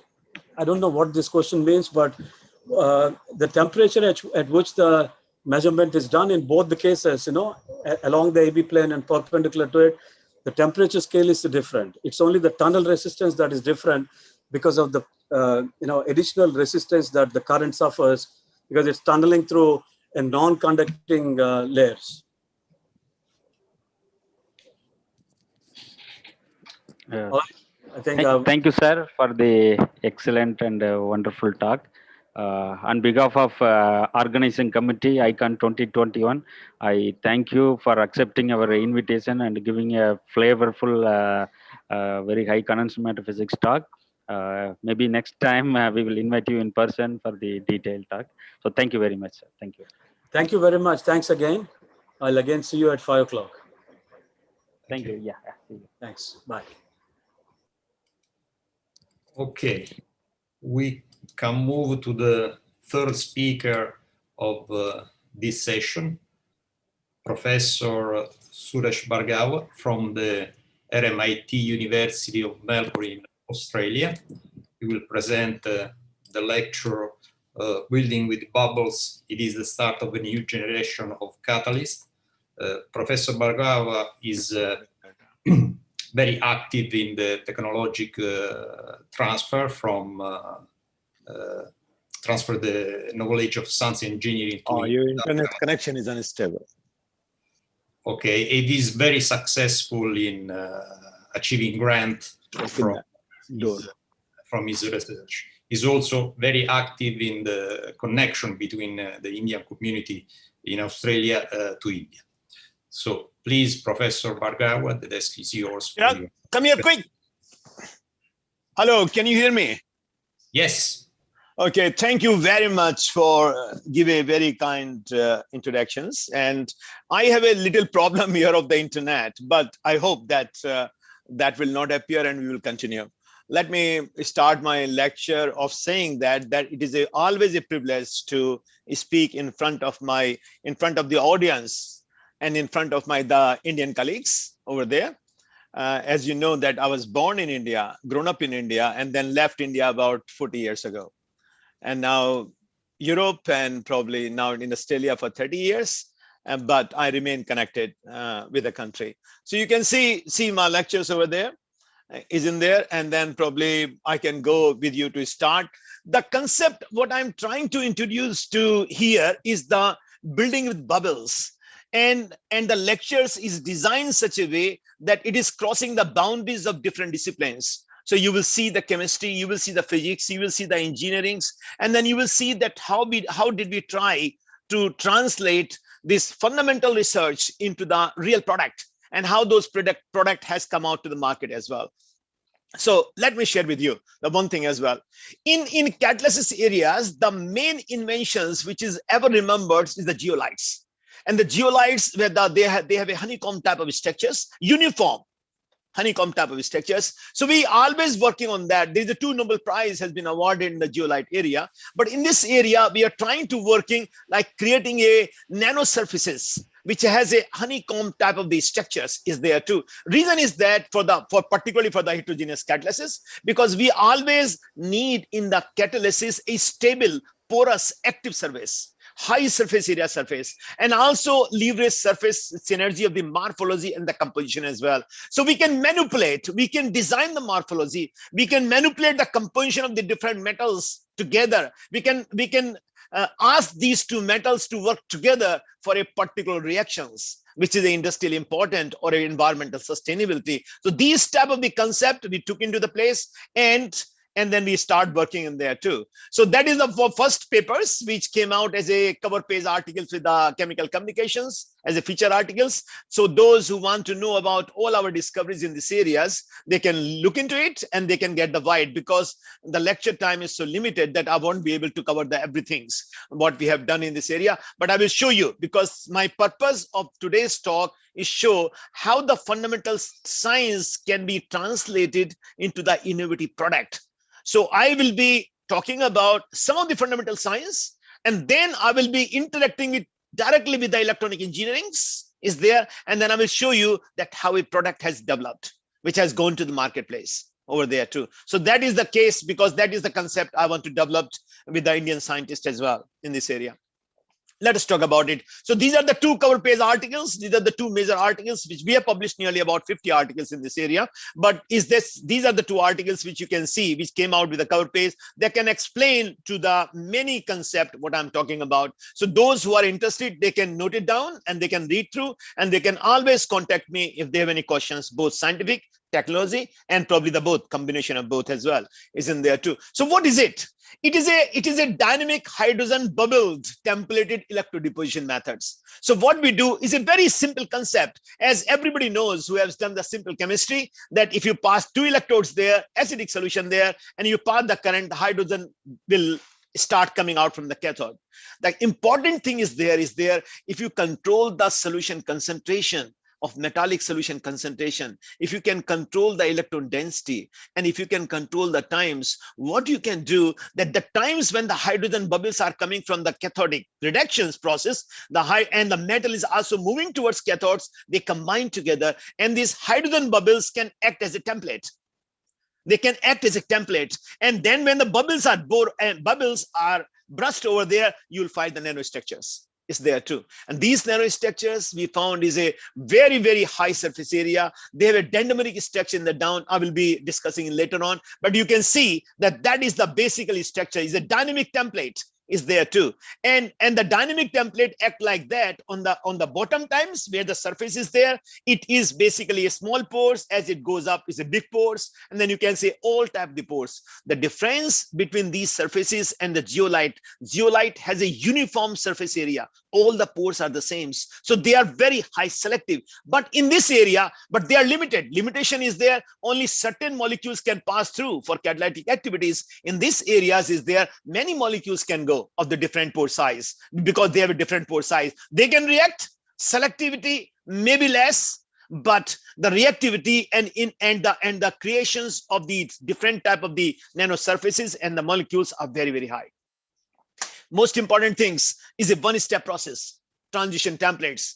Most of the time, if the people who are working on the catalysis area, they know is that if they have a catalyst and they have to use for an industrial process, what they have to do, they have to activate the catalyst. And how do they activate the catalyst? They heat that catalyst in hydrogen atmosphere at temperature of 800, 700, 600, 900, just to activate the catalyst.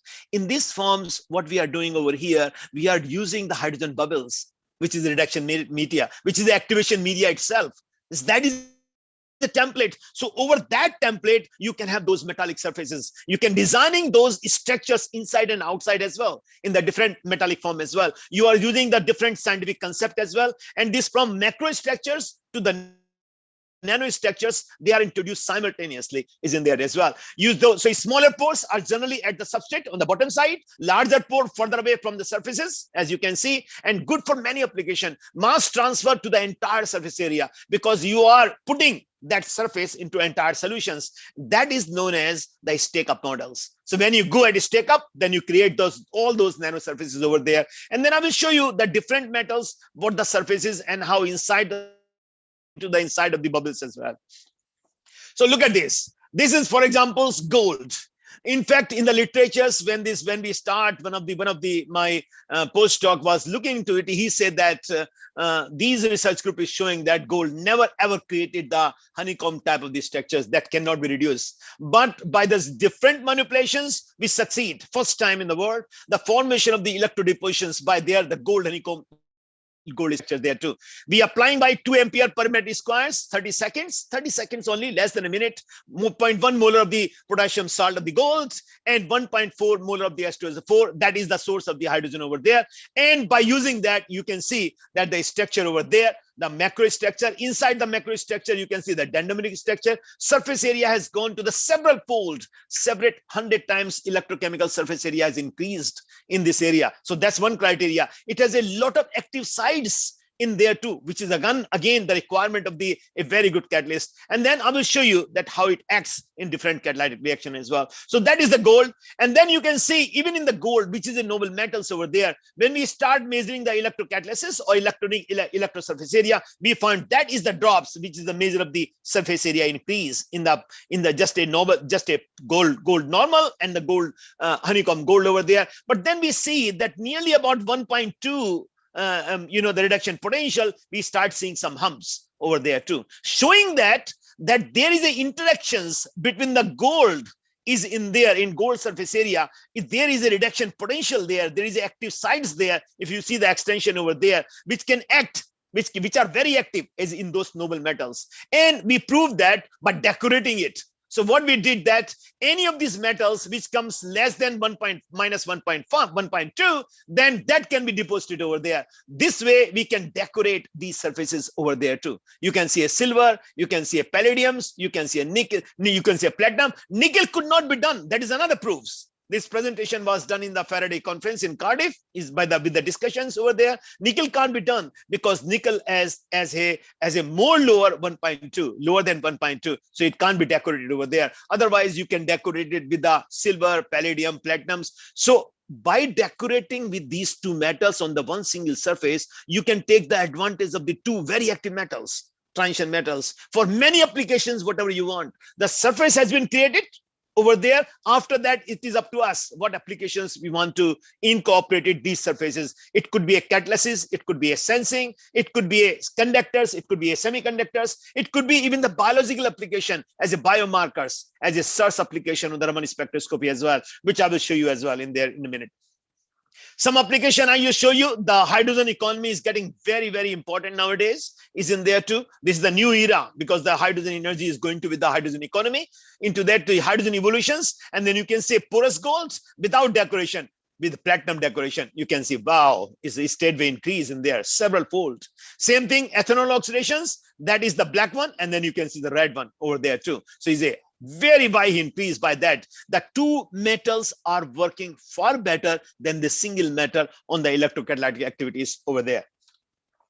Now, the another things, then we always search for the molecular, for example, molecular hydrophobic surfaces, because those molecules hydrophobic surfaces can act as a conductors is in the water for the marines, for particularly the submarines and other thing area. Now, when these surfaces are created, this surface was super active. When you act as the TCNQs, which is semiconductors, is in there, or fluoro TCNQs on there, they start forming these things. And this materials is such a super hydrophobics. It's just like a water drops on the leaf, where you can see the contact angle is 180. The contact angle on this surface is nearly about 178, 177 is in there too. It is produced as the electrochemical clearly showing up is there too, that copper TCNQs all there too. These surfaces, a molecular semiconductors can be prepared by this way, which can be used into the water surfaces as a conducting materials over there too. And we have a number of papers in this area, number of presentations in this area, but I'm showing you the direct examples of how these surfaces can be used for different applications, and different science can be introduced by this way as well.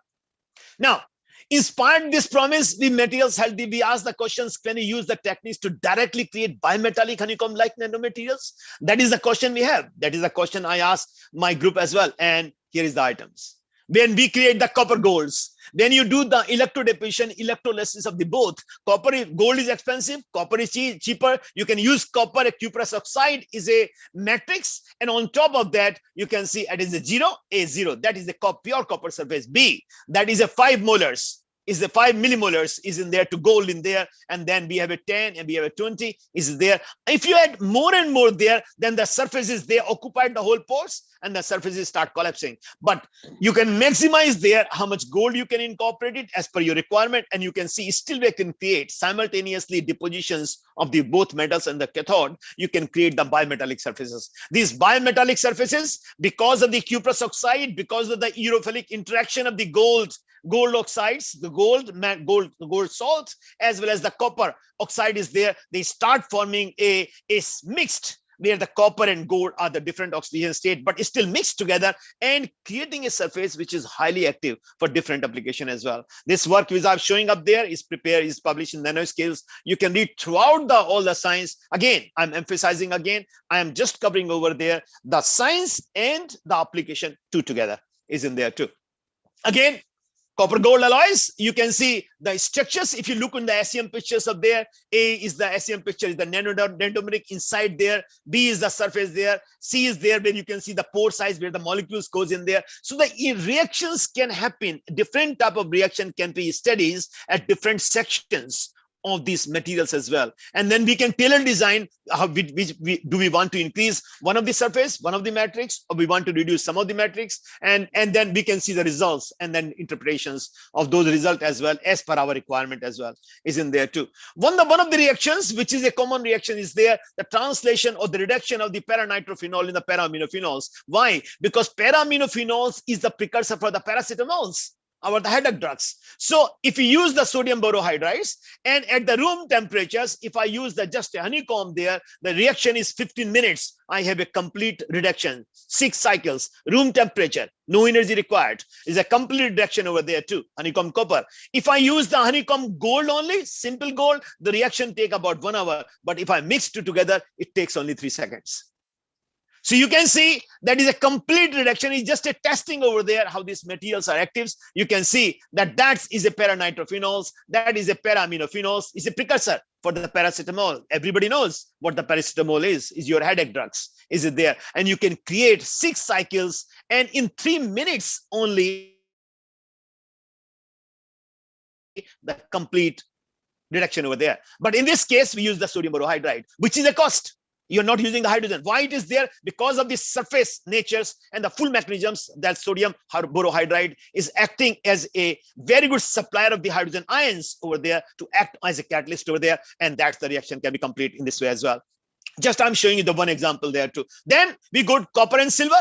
I showed you the copper and gold. We can also use the copper and silver, where you can see 5 millimolar of the silvers, 10 millimolars, 20 millimoles, 50 millimoles. In silvers, after 50 millimoles of the silver, you're seeing the pores are getting closed. Is in there too. So the idea was there that there is always a limitation how much you can load there and how much you needed to be loaded.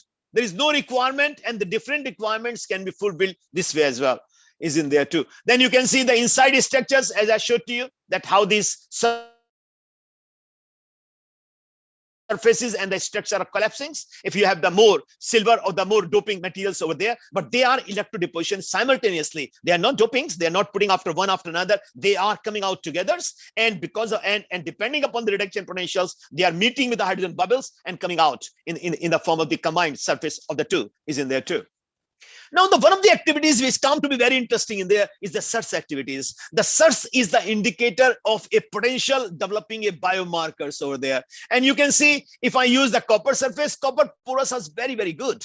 No question about it. The copper porous are very, very good is there too. And then here you can see in these depositions over there, and there's a C4 is the 50 millimoles of there. So when we had this 50 millimoles of the silver nitrate, somehow these surfaces come out the second to the copper. If you want to have a search surfaces over there where you want to incorporate it, the silver as well, because silver ions are known as the antibiotics. They are also used on the burn of the surface or the skins as well. So that surface is showing that is a very good biomarkers. There is a grant which we received, the Bill Gates is there developing a malaria, the sensor on the based on the search. I can't tell you today is in this presentation, but that grants also shows that we develop the biomarkers which can detect the malaria as a malaria detections over there without going into the blood test and anything as well. That research is going on in that area as well.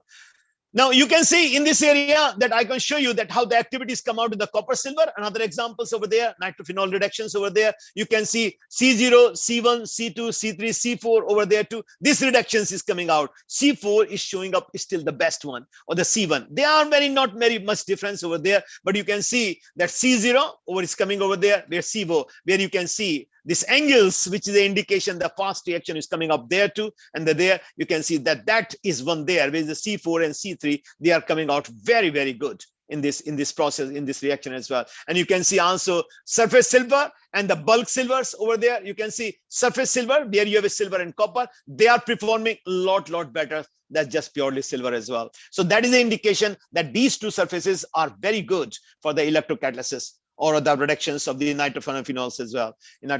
Then we got the copper zinc. Zinc is known as a very good catalyst in the catalytic industries. If people are there who knows the catalytic industries, copper zinc oxide is a very traditional catalyst. What it does, it is a syngas. It produces the carbon hydroxide, carbon monoxide, and the hydrogen over there. Copper zinc, we can also prepare the morphology of the copper zinc as well. Again, there too. So we can have a different combinations. I showed you copper silver, copper gold, copper zinc. I'm keeping the copper constant as a matrix, but I'm varying the other components in there and then showing you that how the properties can be variant, how the properties can be tailored designs for your requirement. And they're not only their science, but also their applications is there too. Here you can see they also maintain the high surface area. They also maintain the dendrimeric structures, the nanomaterials inside as well in there. Copper platinums, the copper platinums came out as well, and that is a non-enzymatic glucose sensings. We did the copper 10 platinum 1. As you can see, this one as well, the 10 seconds, 20 seconds, 50 seconds, 35, 75 seconds, 100 seconds, that is the glucose concentration over there, and that is the measurement of the surface. These surfaces came out as a result of the gold substrate B and gold platinums, gold platinum 1, and then you can say different composition of there, which we added over there, and we found the different combination, different activities, and then we tailor design because of the combination that what is the application. Here we are talking about the applications where we can measure the glucose, and you know why I'm doing that is a sensor for the diabetics patients over there too. So having seen the things, can we achieve the power of 3? Can we have 3 materials? Yes, we can 3. Then you can see if you take the 5 millimeter of gold, 5 millimole of the palladium, 0.4 millimoles of the coppers, you can see we can create the different surfaces. Copper, palladium, gold, and different type of surfaces can be prepared with the maintaining the nanostructures. Again, the trick will be here, the electron density. Trick will be there, the solution concentration. Trick will be there, the timings, the how much time. Usually these surfaces can be prepared between 20 seconds to the 1 minute or 1.5 minutes. So sometimes for a particular application, all you need a solution and a small apparatus, and the surface can be prepared, the active surface can be prepared on the site is there too. Now in this hydrogen evolution reactions, which is a standard reaction to testing there too, HER, which call me that too, you can see what is the best combination of the power of the 3. You can see the copper, palladium, and gold is probably coming out as that is the best surface of the 3, which is very good for the hydrogen evolution reactions as well.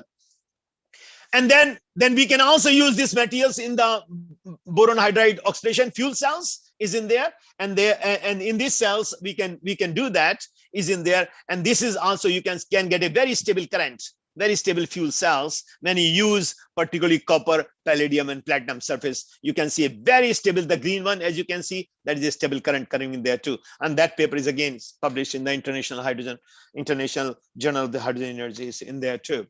The other materials we developed there, then we did the electro depositions, real electrolysis, and the one surface we developed over there is the gold on the gold surfaces, because there is an interest developing here what these nano surfaces can do. Different applications are coming up, and one of these surfaces we apply there too. We apply in there too. If we apply the electro deposition on the gold sensors or gold surfaces is in there too. Electrolytes is the gold chloride over there. You can see depending upon the times again is there unmodified surface, 15 seconds, 45 seconds, 90 seconds, 150 seconds, we can get the gold spikes, clear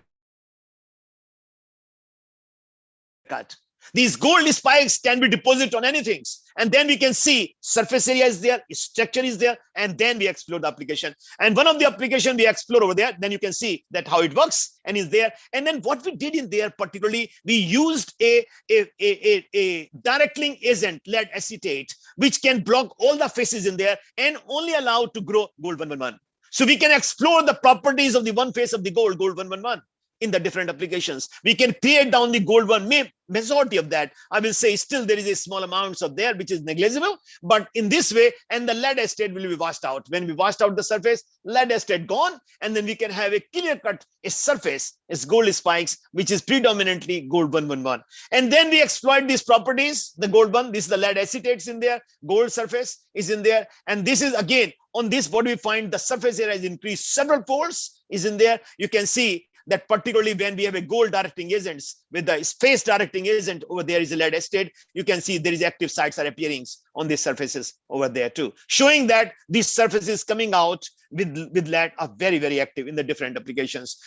You can increase by the lead concentration 0 to 5. You can increase the nano spike surfaces over there, that you can see the effect of the lead concentration over there 0 to 0.5 mils. You can see that that is the best surface over here. And you can also increase the gold concentration starting from 6.9 to 20.7 millimoles. You can see that how much I can deposit the golds for different application. You can use this, you can use this, you can use this. All these experiments are very stable, reproducible, sustainable, without any problems. Then after going that, we start doing some different testing over there. Glucose extraction, you can see the gold nano spikes and the hydrogen evolution. The both these surfaces also act very well in both reactions and there. But the more and the search activities, you can see this is the gold honeycomb structure that the gold nano spikes. Both surfaces are very good. Although the gold honeycombs, I must say, they are very much search actives. So they are the potential biomarkers.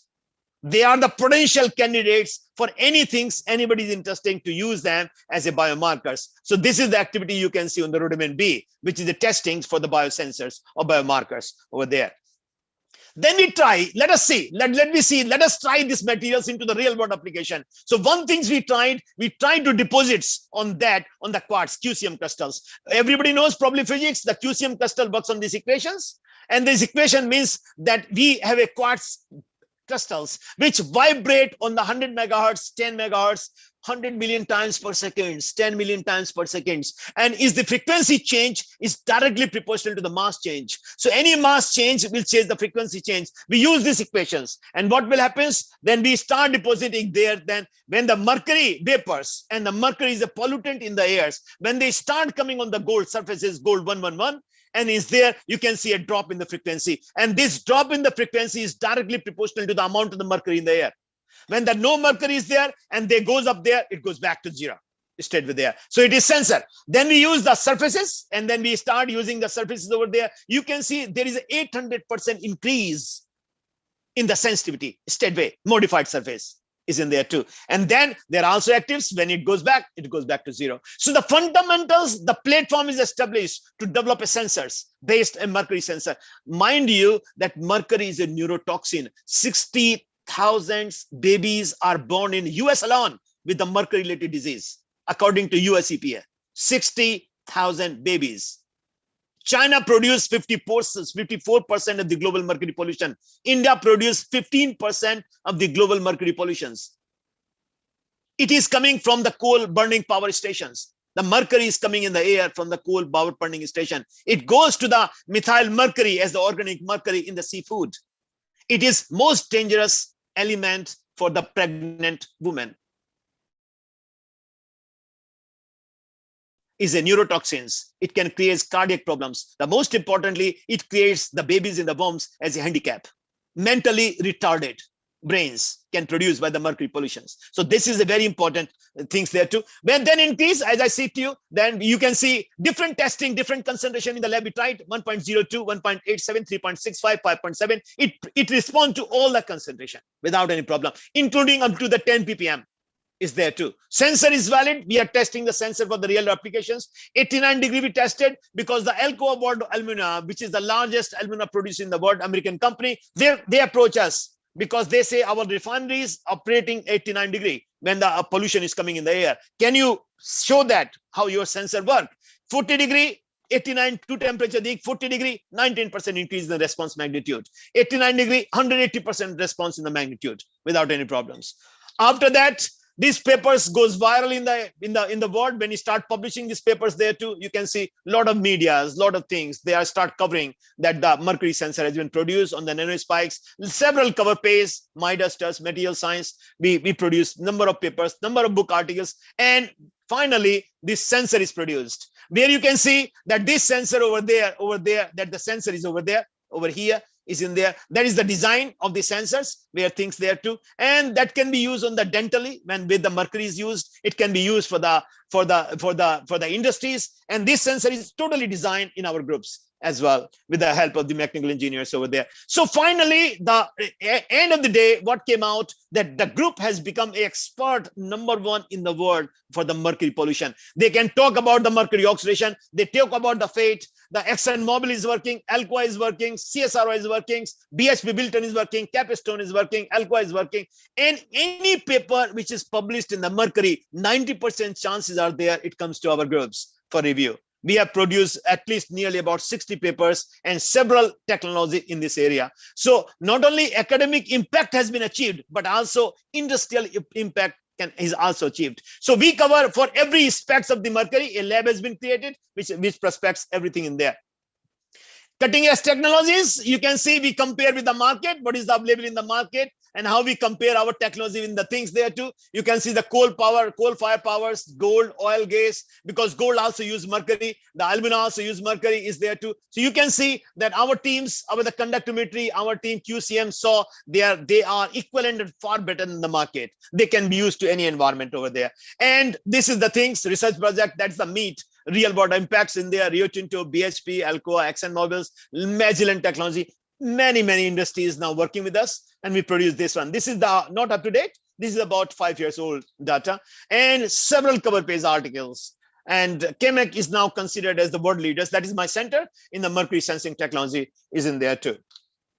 So what is there? Inventions, innovation, and implementations. We produce nano surfaces over there for catalysis. We produce for sensing. We produce the hydrophobic semiconductors. We use the biological applications. And we produce any types of the nano surfaces with perfect science, perfect morphology, perfect understanding is there too. So many industries, now the latest report which came out just last week, we published a paper in the sensor, ACS sensors, hydrogen sensor. Hydrogen economy, hydrogen fuel is going to be the fuel for tomorrow. Everybody's looking up, hydrogen is explosive. They are looking is a room temperatures. And this hydrogen sensor, which was published in the ACS sensor, is in there. Now it has gone to the viral. Many industries, which is including the approaching to the NASA, approaching to the Safran, approaching the Rafales, approaching to the military helicopters, any of the French industries, anybody who is looking for the hydrogen as a fuels, they are talking about to us how your sensor can help them, how your sensor can be simulated according to their flight conditions. So aerospace industries, many industries are talking to us. Why? Because it has a novelties, material synthesis perspective based upon the uniform colloidal surfaces, photoactive perspectives, light assisted detections to the lower operating temperature, room temperature, sensing method perspectives, reproducible, totally compatible materials. And why it is that I'm not discovering, because I'm not covering that topic, because A, there is no times, B, it is quite quite big, and C, I want to have a second opportunity to meet you again, so I can talk about the hydrogen sensors next times when I have an opportunity to talk to you again. And so what I showed to you, I show you electrolysis, for examples, hydrogen catalysis like a copper gold surfaces. Then I show you ACS sensor B, electrocatalytics, glucose oxidations. Recently, I showed the hydrogen sensor. Then the energy, ruthenium semiconductors, semicapacitors, and porous rutheniums, that is the nano-power resources, surge sensings, the Journal of Chemical Communications. So all those applications and various other applications can go. It's a crazy idea. Can we replace supported nanoparticles with these materials in some application? More stables, then control morphologies to increase activities. All those sort of things is in there. So that is the centers. How the center works is a multidisciplinary platforms to develop the intelligent solution to the real problems. We have the groups, organometallics, the organometallic or molecular engineering, resource utilization, catalysis, electrochemistry, nanotechnology, and sensor, and they all work together in different applications. So that's me. I have a privilege. This was presented to me by my students. I have completed nearly about 50 PhDs Out of those 50 PhDs, I must say nearly about 28 from India. So I have a privilege to supervise for the Indian student as well in this way. And these are and they all are employed. Some of them are the vice presidents. One of them is CEOs of the company as well. So, and 7 of them are full professors in Australian and the overseas universities. So it is a pleasure to mentoring. This is my passions is there too, because I like young students and their ideas. They are the innovator for tomorrow. I always pass on to the students. If the student is saying, when the student is ready, their teacher will appear. Always, they will be there one. It is the attitudes they should develop to increase their altitude of the success. If they can do that, there will be always teacher, whether he is or she is in India or whether it's overseas. You will always find one if you have a right attitude is in there too. This is the things which I did in conventions. World Congress is there, the market to mind to the marketplace. I am not going to do that too, but it is on the YouTube. So you can see that how the young researchers are taking their mind to the billionaires. It is covered by the 2 Nobel laureates in there, and also it is covered by the various people's 5 billionaires industries are present there, and they are looking for the innovations can be bring by the young researchers to the marketplace. It was the mind to the marketplace. It was done in the Melbourne Convention Halls over there, and it was organized by Beam, but you can watch it. And the Mercury sensor got the 2nd prize in this one as well. There's the beautiful Melbourne. Just I want to show you a glimpse of this COVID-19, the glimpse of the Melbourne. RMIT is a global university, is a city university in the city heart of the Melbourne. And so that's why our convocation goes into the city, Bowen Streets and the city of the Melbourne, Swansea Streets over there. And again, this is the MCG, which you love it because the India just beat Australia there just a few weeks ago, is in their 2nd test. That's why they equal their defeat in the cricket. Is in there too. That's a Tams, that's a Flinders State Station, and Melbourne is also hub of the multi cuisines over there. So I invite you all, if you have an opportunity to visit Down Unders, please do visit Melbourne's. Just write to me, and then I can host you over here there too. And this is the RMIT University, is the largest tertiary institution. Sometimes it has a 90,000 students on board. The currently at least 70,000 there is located in Melbourne, Victoria, 3 campuses in Melbourne, 2 campuses in Vietnam. It has a strong collaboration with the Indian institutions, and also it present in Barcelona, Hong Kong, and Singapore. This is a vibrant in university, is a technical university like IITs you have in India. Say there too is a RMIT is there. It is you can see it is a city where the tram is going, and this is RMIT. All buildings are RMITs over there too. So thank you guys. That's all from me. And I really appreciate, thank you to organizer of this conference. They did a wonderful jobs. I'm really very happy to be reconnected under this COVID-19 environment where I used to visit India at least twice a year. This year, last year, I could not visit at all. And this year doesn't look like because Australia still closed the borders. So, but by digital technologies, we are again connected. So thank you very much, guys. Thank you, Professor Bargavo, for the inspiring talk. I have a couple of questions for you about. Please go ahead. Because I see there are no questions in the chat, so I take the freedom to ask. Please. It is interesting the modification of the quartz crystal microbalances, but the position of the gold nanostructure influence the quality factor of the quartz. Yeah. If how much and so on, because this is for sensing application is important. Yeah. And the second question is if you can tell us why the preparation of bimetallic or free metallic species are more active in the catalysis to respect the single metal, for example, because it is impressive the increase of catalytic. I can answer the both questions. In the recent years, nearly about 10 to 20 years, the gold is no more noble metal anymore. The gold nanotechnology is probably one of the most advanced nanotechnologies developed so far. Different types of things as well. So the gold starts showing, the Haruta in Japan shows as the gold with the iron and gold nanoparticles, the 4 nanomaterials is in there too. They are very active for the CO oxidations. So the gold start becoming a catalyst. So the gold is what the things, but the gold in a particular format, a particular morphology, a particular, the active sites. So what we did over there, when we incorporated just as a pure gold, and then when we incorporated gold with the cuprous oxide, there's a urophilic interaction take place. These urophilic interactions connect the gold and copper together in different oxidation states. Gold goes to 0, but the copper remains as copper +1. And then these two metallic ions start acting as a combined catalyst for different application. And that is the unique features of that. That's why we have the bimetallic surfaces. Then we created the bimetallic surfaces. Then we can see the combination effect of the two metals in the catalytic surface. Second thing is there, because of this, it is a hydrogen templated methods. Instead of creating a catalyst and reactivate again and again for hours there too, you can create the catalyst on the site. If a commercially process can be developed to create these materials in the bulk, this is hydrogen templing. You can create the active sites or active catalyst just in 30 seconds for 1 minute. And then you can use the materials straightway to the different application like paranitrophenols in there. Second thing is there, which you ask for there, that when we start knowing that we are creating the dendrimeric structures, dendrimeric structure is particularly very famous for the search activities. The more dendrimeric structure we can put in the pore, more search activities we can get, more effective biosensors we can create. Okay, thanks. Okay. I'm sorry that I'm a really, as nowadays I'm going for the translation research more and more. Saying that, I'm not compromising in the science at all. There is a latest review came in the Chem reviews just about this year on the gold aerophilicity effect. When the gold is working with the nano engineerings and nano surfaces, all there, it is all covered in there. But what I want to pass on this conference, that time has come when the fundamentalist or the fundamental scientist should start seeing clearly that we should put the evidence on plate. When we're writing a paper, every paper says that, okay, this is good for that. And we see every day, no question at all. I have published nearly 600 papers. We always say that. I reviews many papers. They always say that. But we all know that how many of them really goes to the real world application, which can motivate our young scientists. So the theme of this talk, or theme of my basically proposition to my young scientists in India is there. Well, think about it when you are doing the research. What is the real world application and how close it is?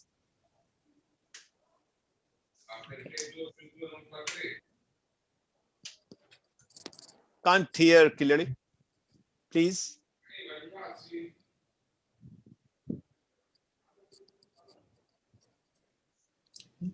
Professor Roberto, you have any questions? Any other questions? No, thanks. Thanks a lot for the answer. Well, thank you very much again for you all. I'm really thank you, Professor Suresh. delighted to be with you at this stage. Yeah. Yes, you can call me Suresh. I love it. Yes, sure. Thank you for Professor Suresh for accepting our invitation and giving a wonderful talk on translation research. It's really a great talk. On behalf of organizing committee, ICON 2021, I thank you for the nice talk. Thank you very much. I also thank Professor Roberto Paolasi for chairing this session. Thank you, Professor. Maybe I hope we will see you again in 18:30 Indian Standard Time for a valedictory. Thank you very much. You'll be present. Yeah, Professor Roberto, before we leaves, you have my extended invitations to visit Down Under. Anytime, just write to me. Okay. Then we can have a long more talks about scientific. It will be a pleasure. Once the COVID is over, the important thing when the COVID is over. Participants, that's the end of this session. We will meet you again at 5 p.m. at Indian time. So see you again at 5 p.m. for the keynote session, last keynote session. Thank you. Bye-bye. Bye.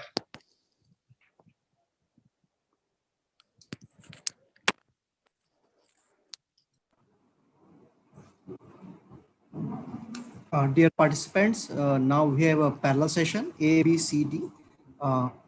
Please join the parallel sessions. We are sharing the screen, as you can see on the screen. The parallel sessions are going on now. So you can join the parallel sessions using the meeting ID and the passcode given on the screen.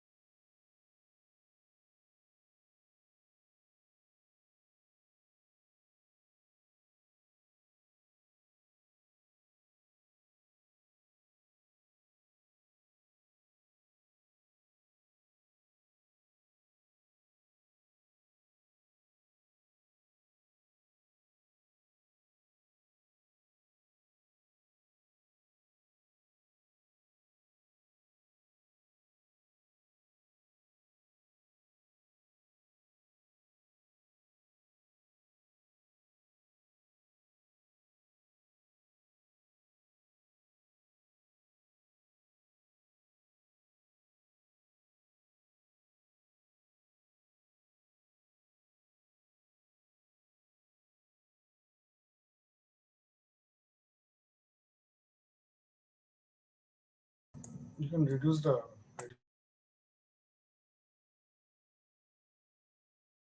left side.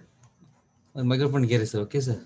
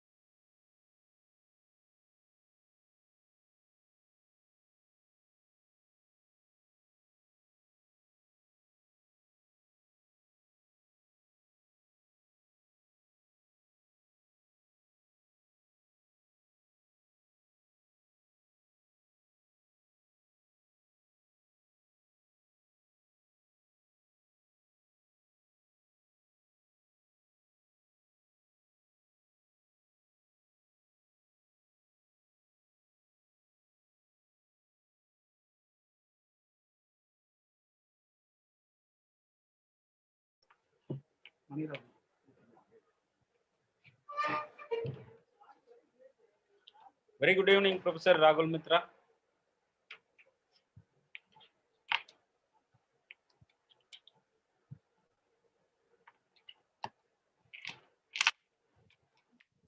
Good evening. Maybe if you want to test your PPTs sharing, you can. Yeah. Can you hear me? Yeah, I can hear you, sir. Okay.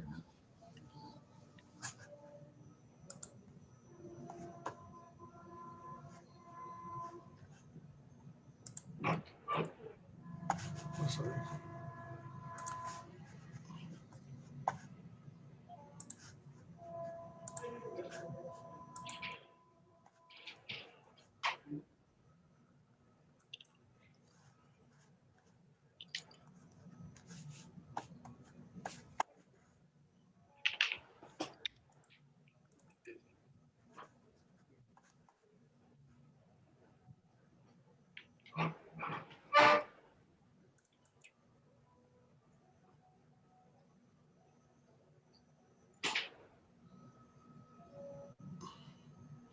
Can you see my PPT? Yes, sir, I can see. Maybe you can put in full screen and we can check that. Okay. So you can see it, right? Yeah. Great. While taking class, often we have problems. Sometimes the students Yeah. are not able to see, then I have to again go back and try again. It's not happening. That's why I want to check it. It's perfect, sir. You can stop sharing it. I will flash your Okay, sure. detail.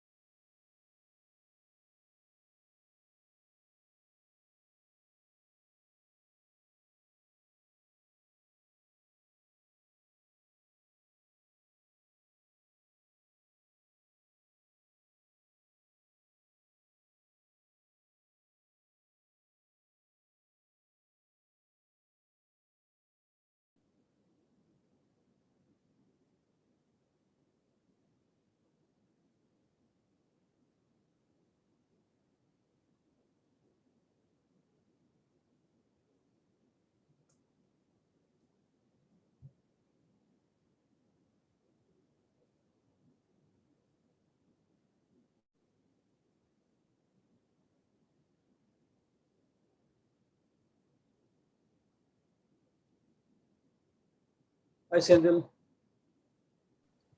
Good evening, sir. Good evening.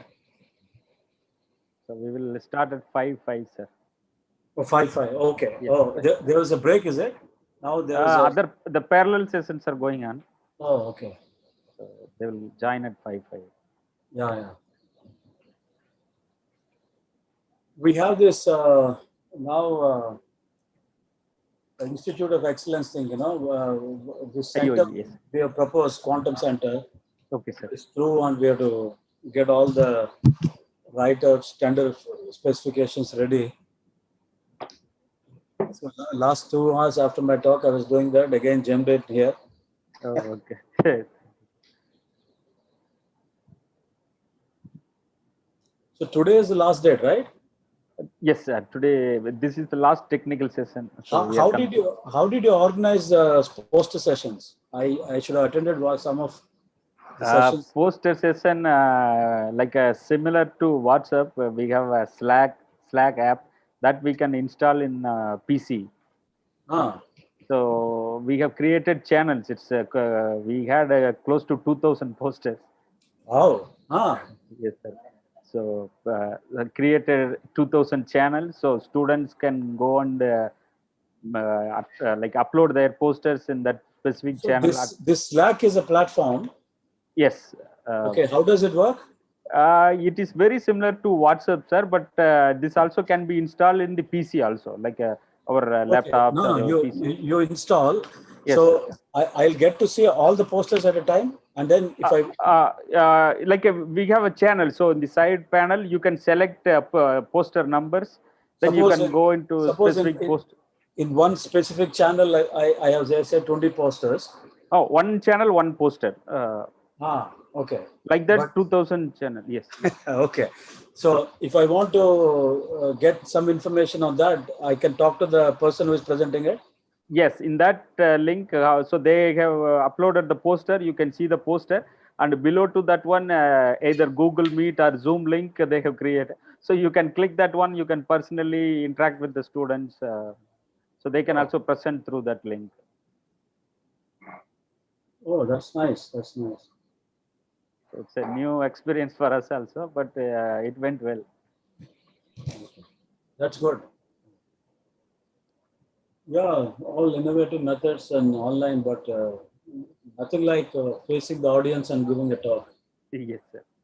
Yeah. I hope maybe in a few months things will be okay. So your research students are back? They're back, sir. They're from September onwards, they're here, PhD students. But BTech and MTech students, they're yet to come. Only final year students who are doing projects, they're coming 3 days a week to carry out their project work. Wow.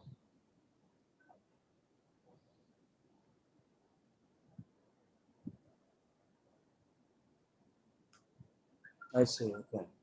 Our research scholars, right? There's a problem, and now day scholars can come for 3 days, hostelites for another 3 days. It's a little problematic. People are complaining that. So now things are okay within the campus, sir, because I heard a month ago a lot of.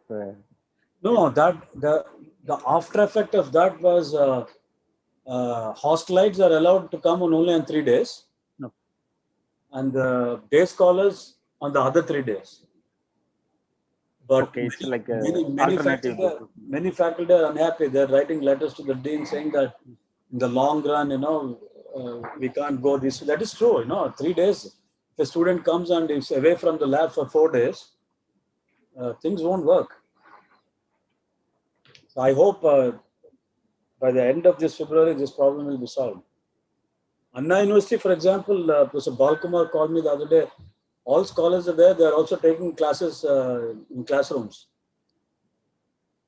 Oh, they are coming regularly. Yeah.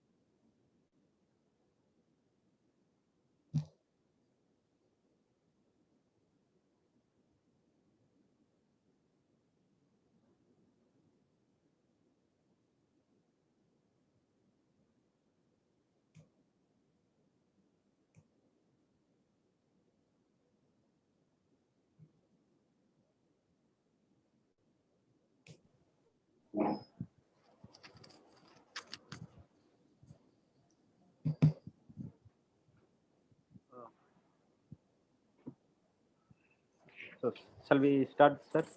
I think Yes, Professor yes. Rahul is also ready. Professor Rahul, you ready? Yeah. Yes, good evening. Okay, sir. We will, sir. Good evening, Professor Mitra. How are you? I'm fine, thank you. Good evening. Yes. Shall we, Senthil? Yes, sir. Very good evening. I welcome you all for the final technical session of a 3 days conference, ICON 2021. So in this session, we have two talks. We have Professor Rahul Mitra from IIT Kharagpur and Professor Venki Venkatesan will be joining us shortly from Singapore. Of course, he is from USA. We have with us Professor Ramchandra Rao from IIT Madras.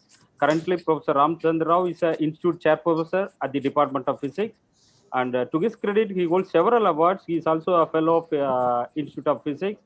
And he is a recipient of DAID Star Professor Award, Erasmus Mundus Professor in University of Montpellier, France.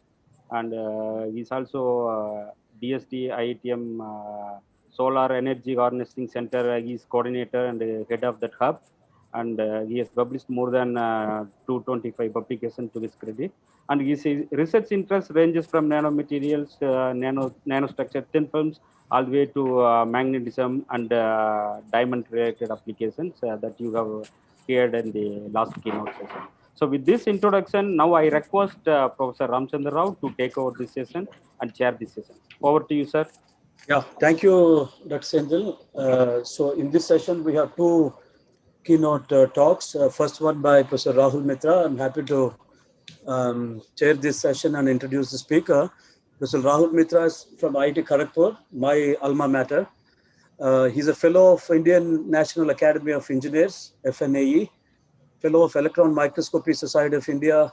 He's also the Metallurgist of the Year, Ministry of Steel, Government of India. He's the Associate Editor of Transactions of the Indian Institute of Metals. His research interests range from basic principles governing processing, microstructure, mechanical properties of ceramics and intermetallic matrix composites, looking at electron microscopy and high temperature oxidation of nanocrystalline materials and processing of thin films, etc. So we are looking forward to your talk, Professor Mitra. Please go ahead. Good evening, everybody. So I'd like to share my screen. It's indeed a very great pleasure for me to be here today and on occasion being organized by SRM University.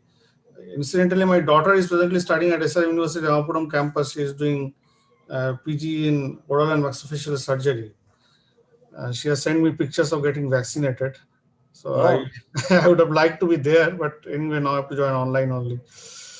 So sharing my screen.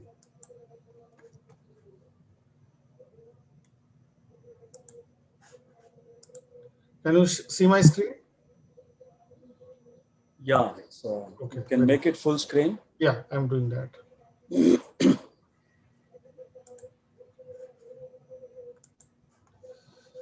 So today's talk is on evolution of microstructure magnetron sputtered nanocomposite thin films and its effect on mechanical properties. for international audience, IIT Kharagpur is the first among the chain of IITs, and it was located near Kolkata in Kharagpur, and it is in eastern part of India, near 115 kilometers from Bay of Bengal. And this is our department. This is our main building. This is my research group, and we are standing at the old building of IIT Kharagpur, where Hijli Jail was there once upon a time. And Mukesh Kumar and Bihu Prasad Sahu are the two students whose work I will be presenting today. And both of them have completed their PhDs. So everybody is already aware of nanocomposite thin films. Here, actually, at least one of the phases, either the reinforcement phase, should be nanocrystalline, and sometimes it could be a multi-layered microstructure also, where the layer could be nanoscale thickness. In these layers, we always achieve high thickness because of very fine grain size as well as very strong image forces, and which affect the dislocation motion. These films are usually being developed for protective coatings against wear due to high hardness, as well as corrosion resistant coatings due to reinforcement, and many other applications which are not listed here. Mukesh Kumar has worked on nickel titanium nitride nanocomposite thin films, and Vihu has worked on nickel zirconium amorphous nanocrystalline alloy thin films, parts of both of which I'll be presenting today. The features of interest about a thin film or coating are the reactive in DC and RF magnetron co-sputtering. It is the process methodology and parameters which are optimized to obtain the grain structure and morphology and grain size that we want.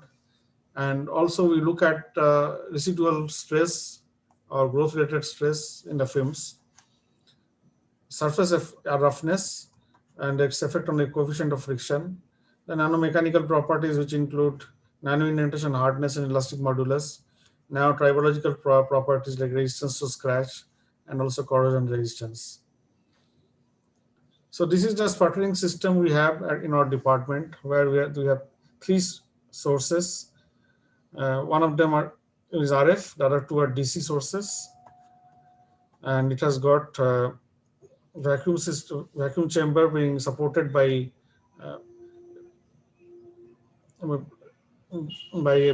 the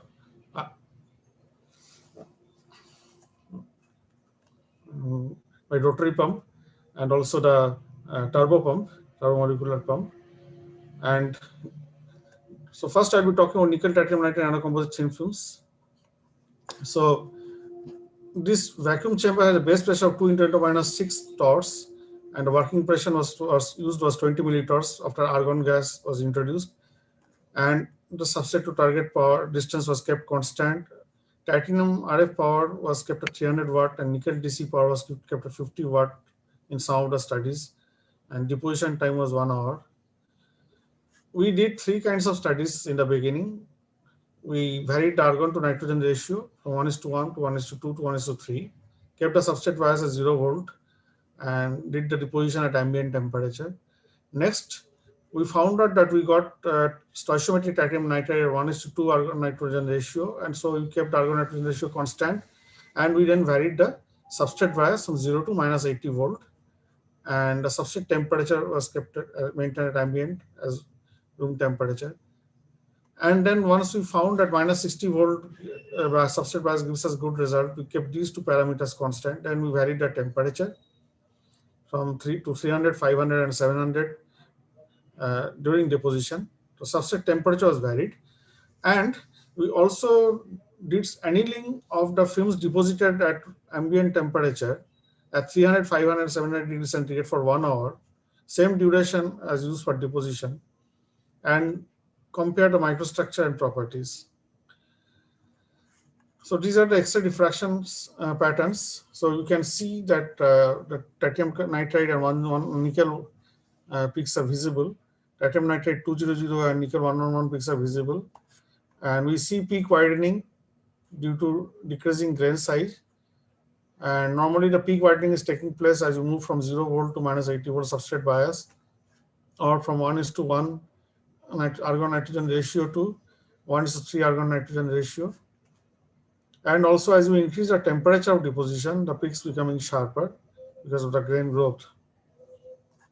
And also between the from 1:1 to 1:3, or from 0 volt to -80 volt, the peak intensities also keep changing because of changes in titanium nitride volume fraction. So we measured the grain size by X-ray diffraction as well as by transmission electron microscopy, and it found that there is an excellent correlation.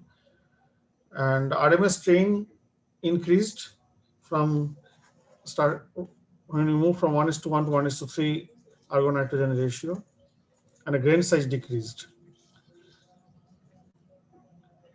Next, we looked at the effect of substrate bias. So when we increase the substrate bias, we found an interesting phenomenon. The titanium nitride volume fraction increased from 36 to 50 volume percent. I think same thing we saw for the change in argon nitrogen ratio. When you move from 1:1 to 1:3, the titanium nitride volume fraction actually increased from 22 to 44. And by changing the substrate bias also, we saw a similar phenomena. As the bias became more negative, we saw more titanium nitride formation. So this we actually attributed to desorption, selective desorption of nickel because of resputtering of the substrate and of the, that is the film with argon ions. And so because nickel gets sputter yield is more for nickel compared to titanium. So naturally, titanium nitride formation was more, and the amount of volume fraction increased compared to that of nickel. And because of the more amount of resputtering, the RMS strain also increased in the film with increase in substrate bias, and the grain size decreased because of increase in substrate bias. There was resputtering and there was more nucleation sites, so nucleation density may have increased, leading to a decrease in the grain size.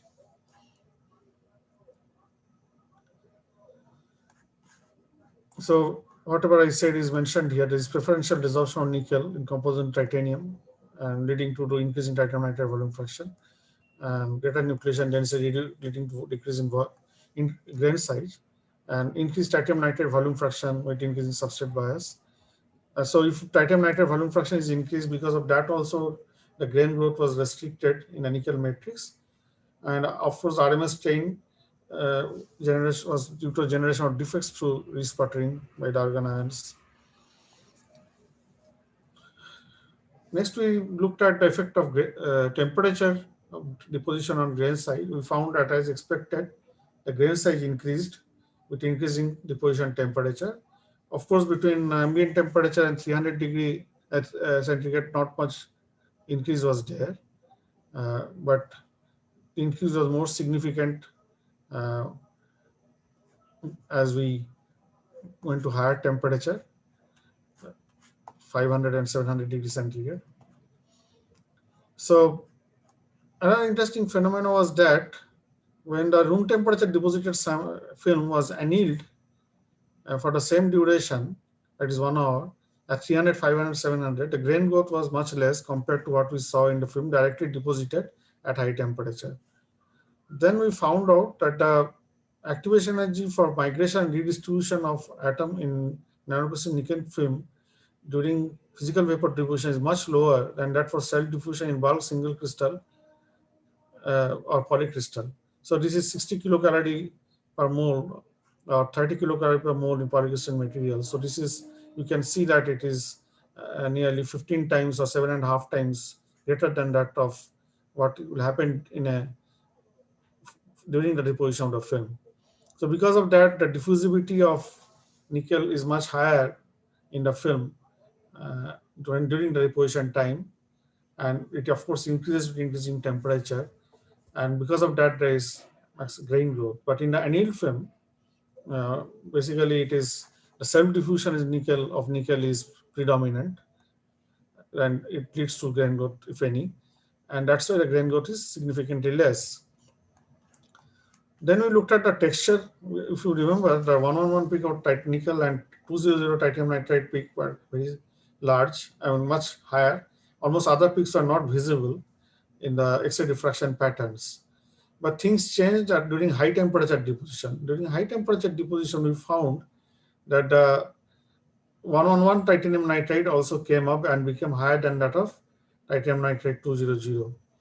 And so that is actually attributed to reduction of the strain energy with increasing temperature, because the elastic modulus along 111 direction is less than that along 100 direction. On the other hand, the surface energies of 111 and titanium nitride 100 are the lowest, and that is why they are preferred otherwise. But at high temperature, probably the strain energy reduction is more predominant, and that is why the 111 titanium nitride is more predominant, higher peak compared to 100. And this has been observed by other people also who have worked on titanium nitride films. Then we looked at the residual stress, and we found that with increasing increasing the nitrogen content in argon nitrogen gas mixture, the titanium, not only the titanium nitride volume fraction increased, but also the stress became more compressive. And also the same thing we observed in with increasing substrate bias. So with increasing substrate bias, basically there is more amount of resputtering and more amount of short pinning effect, which leads to the compressive, which leads to bombardment of the film by the energetic neutral argon atoms or ions, which creates compressive stress. And also with increase of nitrogen content in the argon plus nitrogen gas ratio, the titanium nitride content is increased, which leads to, whose formation leads to volume expansion and leads to negative residual stress. And that's why the magnitude of residual stress increases with increasing nitrogen content in a gas mixture.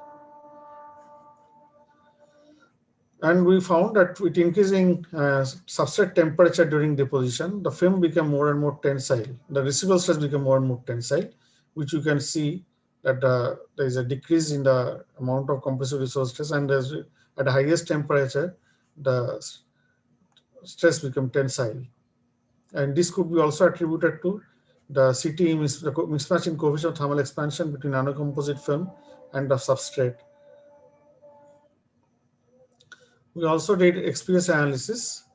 So you can see the XPS spectra for different argon nitrogen gas ratios. And you find that the film, the titanium nitride 2p by 3 2p that actually shifts leftwards. And we found the position of the binding energy to be equivalent to stoichiometric titanium nitride for argon nitrogen ratio 1:2. And we also found some shoulder formation and asymmetry, which could be due to the presence of titanium oxygen in the film. And these films were exposed to atmosphere after deposition, which may have led to incorporation of oxygen. And these are peaks of nitrogen. So they also exhibit stoichiometry binding energy compared to stoichiometric titanium nitride for 1:2 argon nitrogen ratio. And when we did a different substrate bias, we found an interesting phenomena. The peaks actually shifted leftwards, and the stoichiometric titanium nitride was observed at for -60 volt. Also, it was found that the films that were deposited at lower substrate bias had more surface roughness. And when we are exposing to atmosphere after the film is grown and taking to the, before we take to the XPS, there is absorption oxygen. And if the film is more, surface is more rough, there is more oxygen getting into the film, which may have led to this shift of the peak from the stoichiometric titanium nitride. Also, we see that roughness actually becomes minimum at about -60 volt substrate bias. These are the ACM images of our nickel titanium nitride nanocomposite film grown at different argon nitrogen ratios, and you can see that at 1:2 we get minimum amount of porosity. On the other hand, in 1:1 we got a lot of porosities, which may have led to surface roughness also. In the team images, these are the ACM images grown at for the films grown at different temperatures. You can see there is increase in the size of clusters of grains with increase in temperature. So there is a tendency towards grain growth. On the other hand, the films which are annealed at high temperature after deposition at ambient temperature don't show that kind of behavior. The grain sizes appear to be more or less fine. The size of clusters are much smaller. And these are clusters from nanocrystalline grains because the grains go in the form of islands.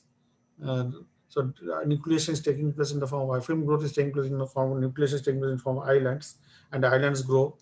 So there is increase in the growth of islands in the vertical direction when the temperature is increased. And because of that, at high temperature, we got a lot of intercolumnar porosities, and the growth is more columnar. And all the films growth is columnar.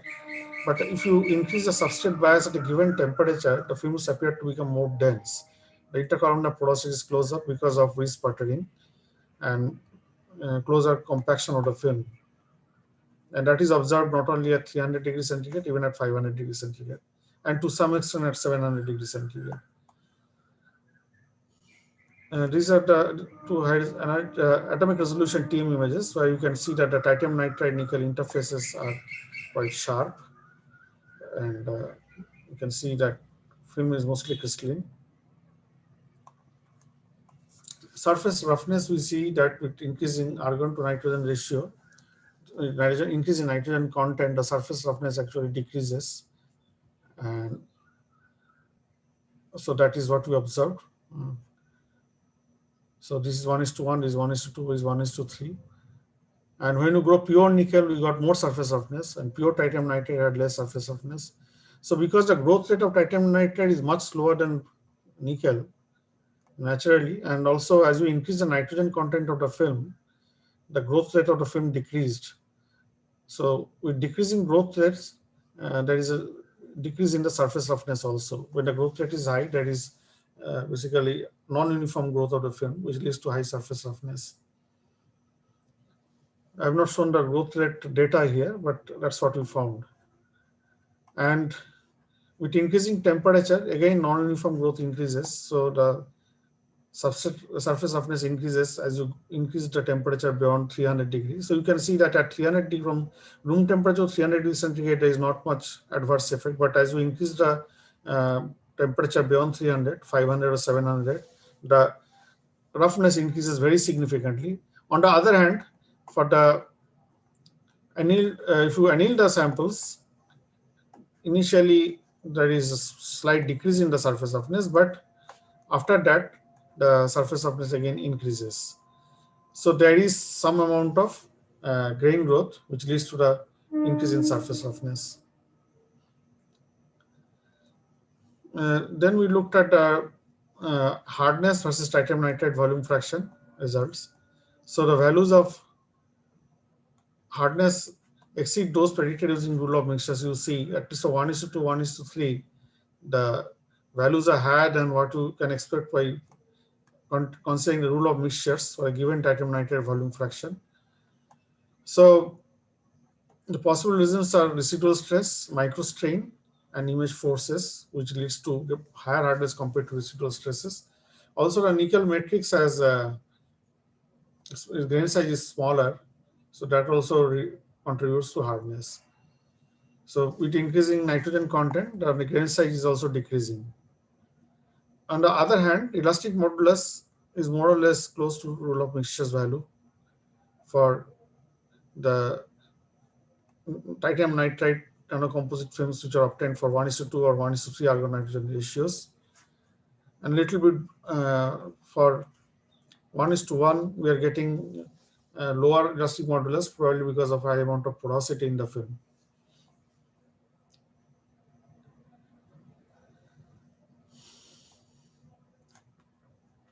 And this graph shows variation of hardness with titanium nitride volume fraction for films grown at different substrate bias.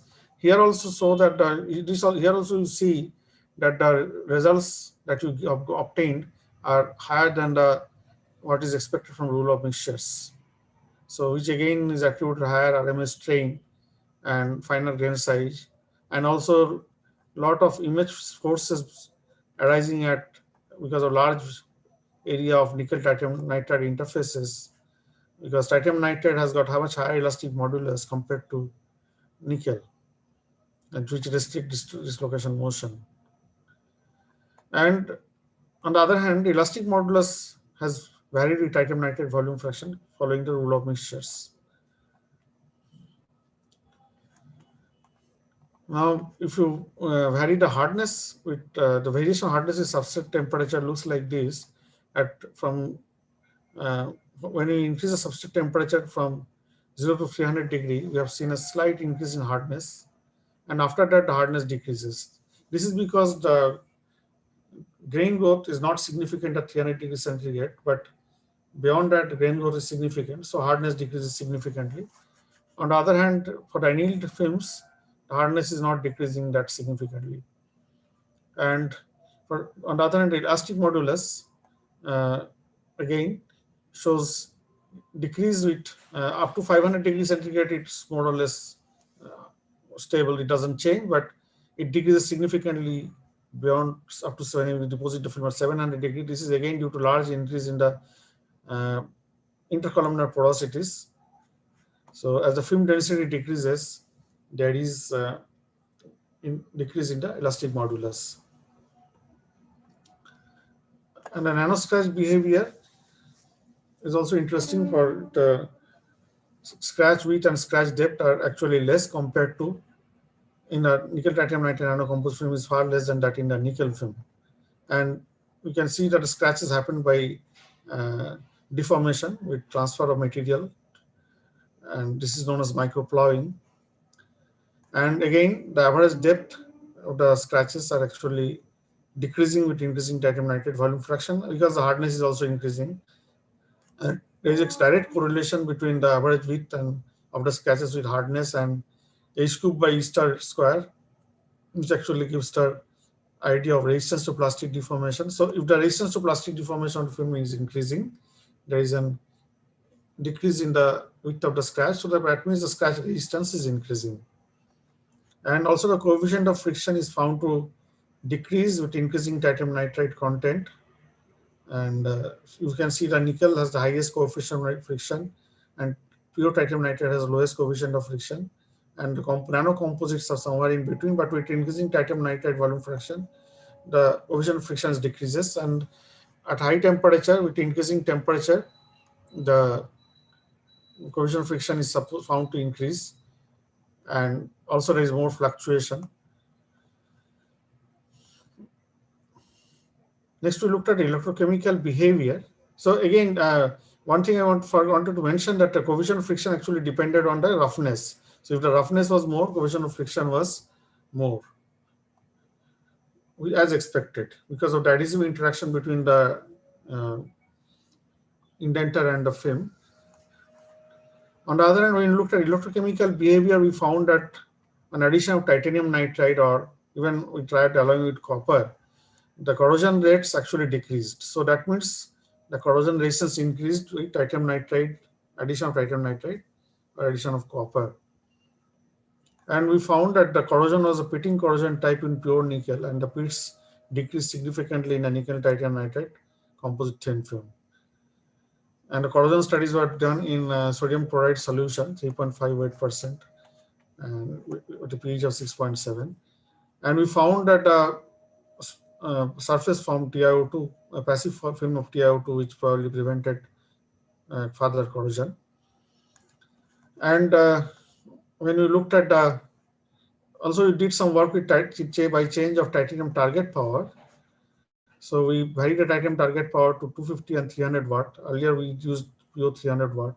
And then as expected, the titanium nitride volume fraction again increased. And here again we have used 1:2 argon nitrogen ratio and substrate bias of -60 volt, because these are found to be optimum. And we found a residual stress, the compressive residual stress to increase with titanium nitride content, again due to the same reasons as explained earlier. And with increasing titanium nitride content, actually, we found that the breakdown potential decreased. Negative value of it is actually, and the corrosion rate decreased significantly. Again, the pits were lower for films containing titanium nitride, and by XPS we found a TiO2 film to be forming, and with increasing titanium nitride content, the corrosion resistance is increasing. So whereas in the pure nickel we found NiO and NiOH2 formed on the surface, on the other hand it was only TiO2 in the films of nickel titanium nitride composite films, which led to protection. So this part of the talk is concluded with a few statements that volume fraction of titanium nitride is found to change with argon nitrogen gas ratio and negative substrate bias, that it increases with nitrogen content and increase in negative substrate bias. A uniform deposition dispersion of titanium nitride nickel matrix with very high volume fraction can be made by sputtering technique. And titanium nitride stoichiometric content was formed by 1:2 argon nitrogen ratio and minus 60 volt substrate bias. With also density also was good, and annealing at 300 degrees centigrade lowers both stress and roughness as well as improves properties. And compressive residual stress, elastic modulus, and hardness scale with titanium content. And titanium nitride as reinforcement or alloying of nickel with copper enhances corrosion resistance. So that means in this way we can actually think of nickel titanium nitride as a protective film for some applications. Next, I'll give an idea of the work that we did on amorphous nanocrystalline nickel zirconium alloy thin films. So I'll again talk about the processing parameters that was used, how the microstructure evolved with process, surface roughness measurement, and we looked at amorphous to crystalline transformation, nano indentation behavior, etc. So this is a nickel zirconium thin film, and we see that Ni5Zi, Ni3Zi, many intermetallics are formed. This is because nickel and zirconium have very low solubility. They have different crystal structures, and they have different D-shell electronic configurations, and they have different atomic radii, and that is why solubility is low, and there is a possibility of amorphization. And their applications are there for conductive and catalyst supported fuel cells, biomedical industries, atomic force microscopy probes, nuclear reactor coolant flow loops, and hydrogen storage.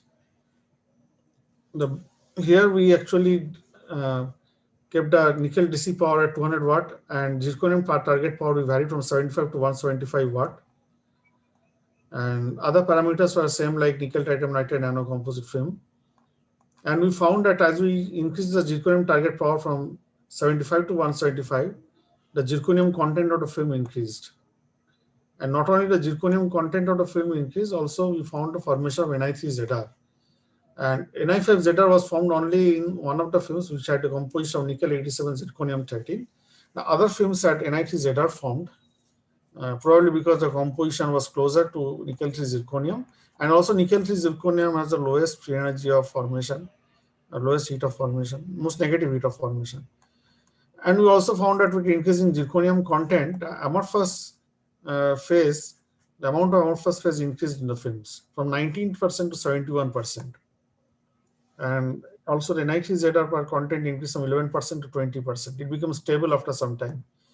So the additional zirconium didn't form a Ni3Zr, rather it mixed with the nickel to form an amorphous phase.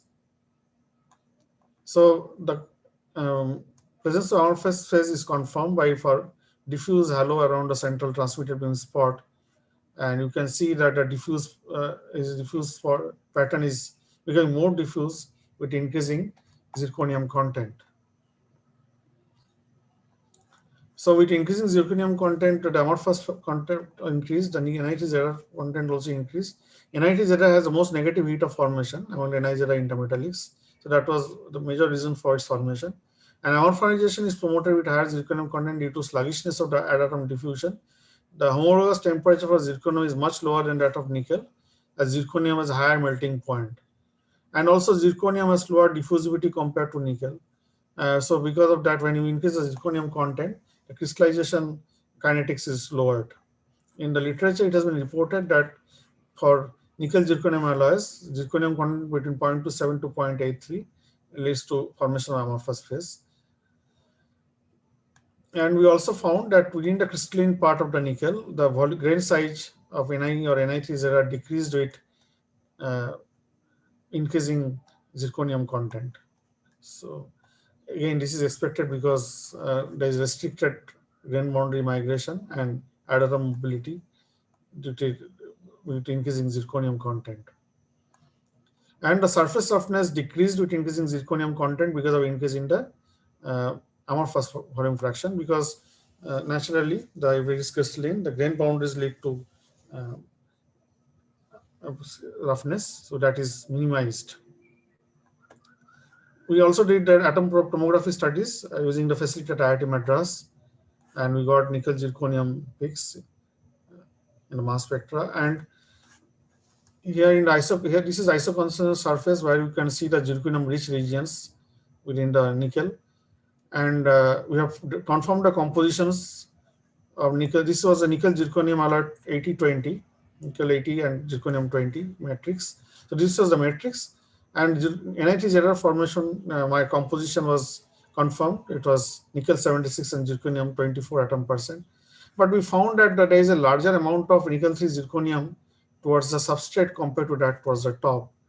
And that is something which we think is because of the local volume fraction, because the total time elapsed from the beginning of deposition is higher for this part of the film. So NiTZ has more time to form, and here it has less time to form. Of course, there is also some amount of non-uniformity over here, but this could be localized. So that was the reason why we think that there is more amount of NiTZ formation near the interface with the substrate. As you go downwards, the NiTZ content is increasing. Also, with increasing substrate bias, as expected, the films are becoming more amorphous, and amorphous volume fraction is 100% at minus 80 volt substrate bias. And also NiTZ size is decreasing with increasing substrate bias because there is more nucleation density for NiTZ formation. And this is verified by high resolution TM also. You can see that we can see direct distinct rings for 0 volt bias, and the rings are becoming broader, wider, and gradually the pattern becomes diffuse at minus 80 volt substrate bias deposition. So amorphization is explained here. So with increasing negative substrate bias, kinetic energy of impinging organoids increases. So higher energy of impinging organoids with increasing negative substrate bias is expected to create Frenkel pairs. And zirconium atoms with higher size have 2 orders of magnitude slower diffusivity compared to that of nickel. So if zirconium content is increasing at expense of nickel, so also we get more resputtering of nickel or desorption of nickel, and zirconium content increases with negative substrate bias, and also formation of Frenkel pairs, which all lead to amorphization because the crystallization is slowed down. And the heat of mixing of nickel and zirconium has a high negative value that also promotes amorphization. And again, with increasing substrate bias, as expected, the film surface roughness has decreased. And the corrosion resistance has improved with increasing substrate bias and increasing zirconium content. The corrosion rate has decreased, again due to the increase in amorphous content of the film, and also due to decrease in grain size, which lowers the pitting corrosion. And we found that here that the number of pits are much less in the film grown with higher zirconium content. And also the XPS shows formation of ZRO2 or ZROH, which probably forms a passive layer on the film. And this is the behavior observed with increasing substrate bias. Again, due to the increase in amorphous content, the corrosion rate has decreased. And we see deeper corrosion pits when the film is grown without substrate bias, and the corrosion pits decreases significantly when the film is grown at high substrate bias, again, because of mainly amorphous phase content. Next, we looked at crystallization behavior. For that, we took a film grown at using nickel DC power of 200 watt, zirconium DC power of 150 watt at minus substrate bias of minus 80 volt. And this is a TEM diffraction pattern indicating it is amorphous. And we did heating at 3, 5, 7, and 10 degrees centigrade per minute. Professor Rahul, sorry for the interruption. So you have 3 minutes for conclusion. Okay. Yeah. So we looked at the, this is a DSC spectrum showing that the peaks are shifting to the right with increasing heating rate. I'll just go. So using that data, we use Kissinger plot to find out the activation energy find out for the crystallization. And then we looked at using TEM for different durations. And interestingly, if you see that we found that after holding for 11 minutes at 300 degrees centigrade, crystallization starts. And before that, it was fully amorphous. So if you look at a DSC spectrum, you will see that the crystallization is taking place at higher temperature with increasing heating rate. But when you hold it constantly inside a TEM, because the film surface area is very large, because of that effect, you see that the crystallization happens after some time at a lower temperature, but after some time. And we looked at the progress of crystallization, and we also did ex situ annealing at 300 degrees centigrade for similar duration. And we also found similar results that actually the annealing takes place after holding for 10 or 15 minutes, not after 5 minutes.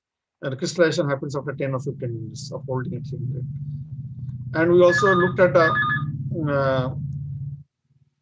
HRT images and of NI and NITZR, and this is we found that NITZR form first, and then after that a nickel forms. That was another interesting thing that we observed, and we also saw changes at how the interface between nickel and NITZR changes, so that there's an orientation relationship forming between NI and NITZR with increasing temperature. So initially they had some misorientation, then they became aligned with increasing time, duration of holding. And we also found phenomena of twinning and detwinning and formation of partial dislocations in nickel with increasing holding time. Then we found the measured hardness and elastic modulus. Elastic modulus decreased with increasing duration, zirconium content, and hardness increased. As expected, amorphous phase has higher hardness compared to crystalline phase, so hardness is increased. But with increasing amorphous phase content, the modulus decreased because zirconium has lower modulus compared to pure nickel, and also there is more free volume in amorphous phase, which leads to lowering of elastic modulus. And NITZR didn't have much effect on the modulus. And we saw that the scratch resistance also increased with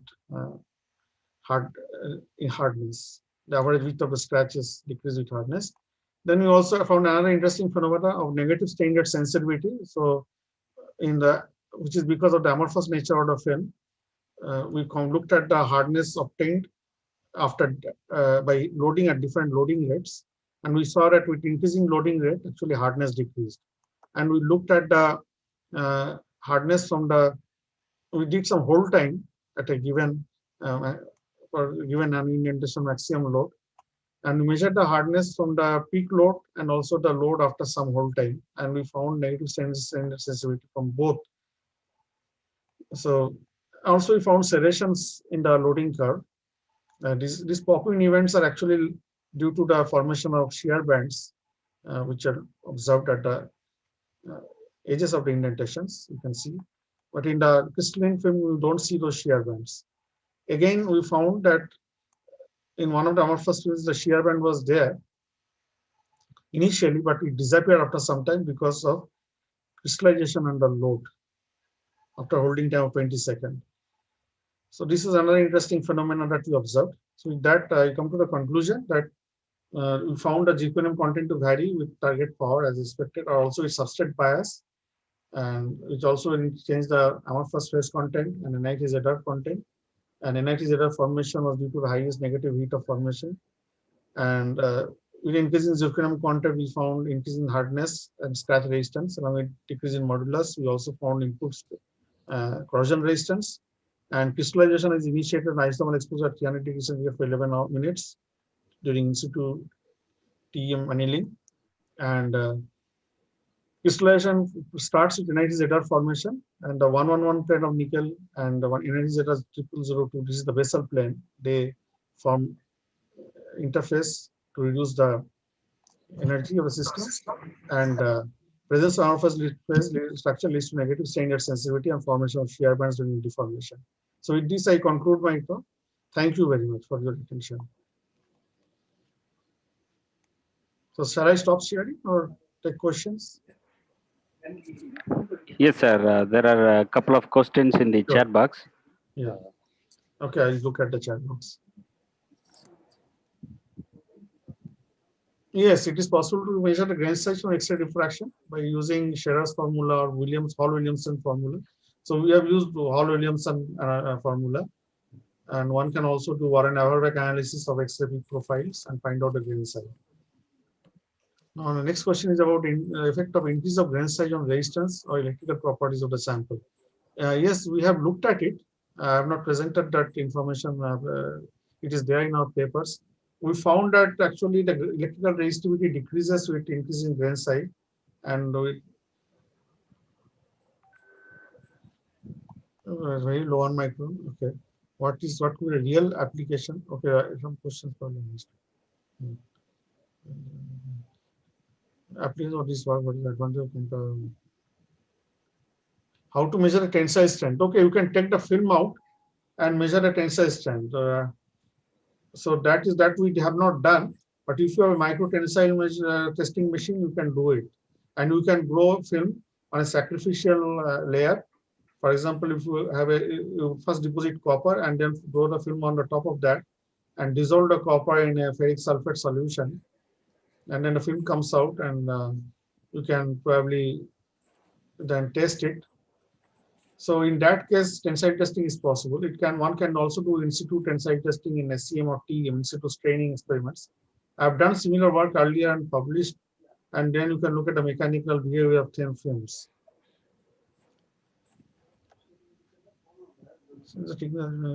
Yeah, I guess that's all. Three questions. Yeah, nano indentation hardness is high because of there's a size effect also, and the film is very nanocrystalline grain size and also amorphous phase. So hardness is high as expected.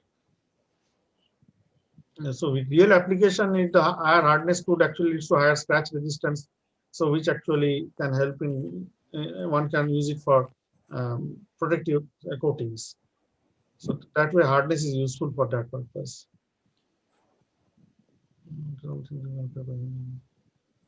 So for epitaxial thin films, actually there is a different ball game altogether. We didn't try that, but there you have to deposit, the growth rate has to be slow, and there should be matching of the at the interface. There should be lattice matching. So lattice mismatch has to be minimized between the substrate and the film. So those issues are there, and we had basically this we grew it on silicon film. So this silicon film and SiO2 layer. So probably that SiO2 had to be etched out first, and then you have to have it epitaxially grown on silicon 100. So with minimum lattice mismatch, or you have some other film in between, and on that you have to epitaxially grow. So, so those are issues which have to take care, and so those are different things, and so which was not in our purview. It was not a part of our investigation. And the texture part and the growth direction can be looked at, found by X-ray diffraction techniques. Yes. Yeah, looks like there are several questions. Maybe participants can write an email to Professor Rahul. I think he would be happy to answer those questions. So with this, please join with me to thank Professor Rahul for accepting our invitation and giving a wonderful talk. Thank you, sir. On behalf of ICONN 2021, I thank you for your nice presentation. Thank you. Thank you very much. It was a pleasure to join you. Yes, so now let us move on to next talk. Sir, Professor Ramchandra, sir, please. Yeah, so thank you, Professor Rahul Mitra. So the next speaker, so I have great privilege in welcoming Professor Venkatesan. Venki, how are you? I am fine. Can you hear me? Yes, Venki, I can hear you. So it's morning for you in Washington? Yes, very early morning.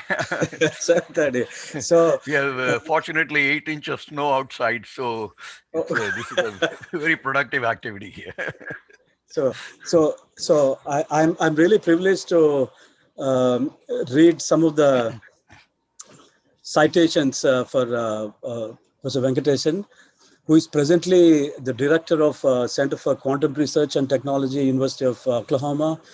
He's also a part of the director of the NUS Nano Center and Nanotechnology Initiative, which is a part of NUS Singapore. Well, apart from all these awards and achievements, there's plenty of them. Professor Venki worked in Bell Lab, Bellcore, initially for about 17 years before becoming a faculty in the University of Maryland. He was there for another 17 years. So I had the privilege of working in his group for 2 years during my sabbatical during 2003 and 4. As we all know, Professor Venki is a inventor of PLD. In 1986, when the high-TC breakthrough came, most of the conventional techniques failed to deliver the goods in terms of, giving high-quality thin films of yttrium, barium, copper oxide, and other high-TC superconductors. So it's Professor Venki who came out with this idea of using a pulse laser to deposit YBCO to start with, and this has changed the way people have started working on thin film growth of oxide materials, multi-layers, heterostructures.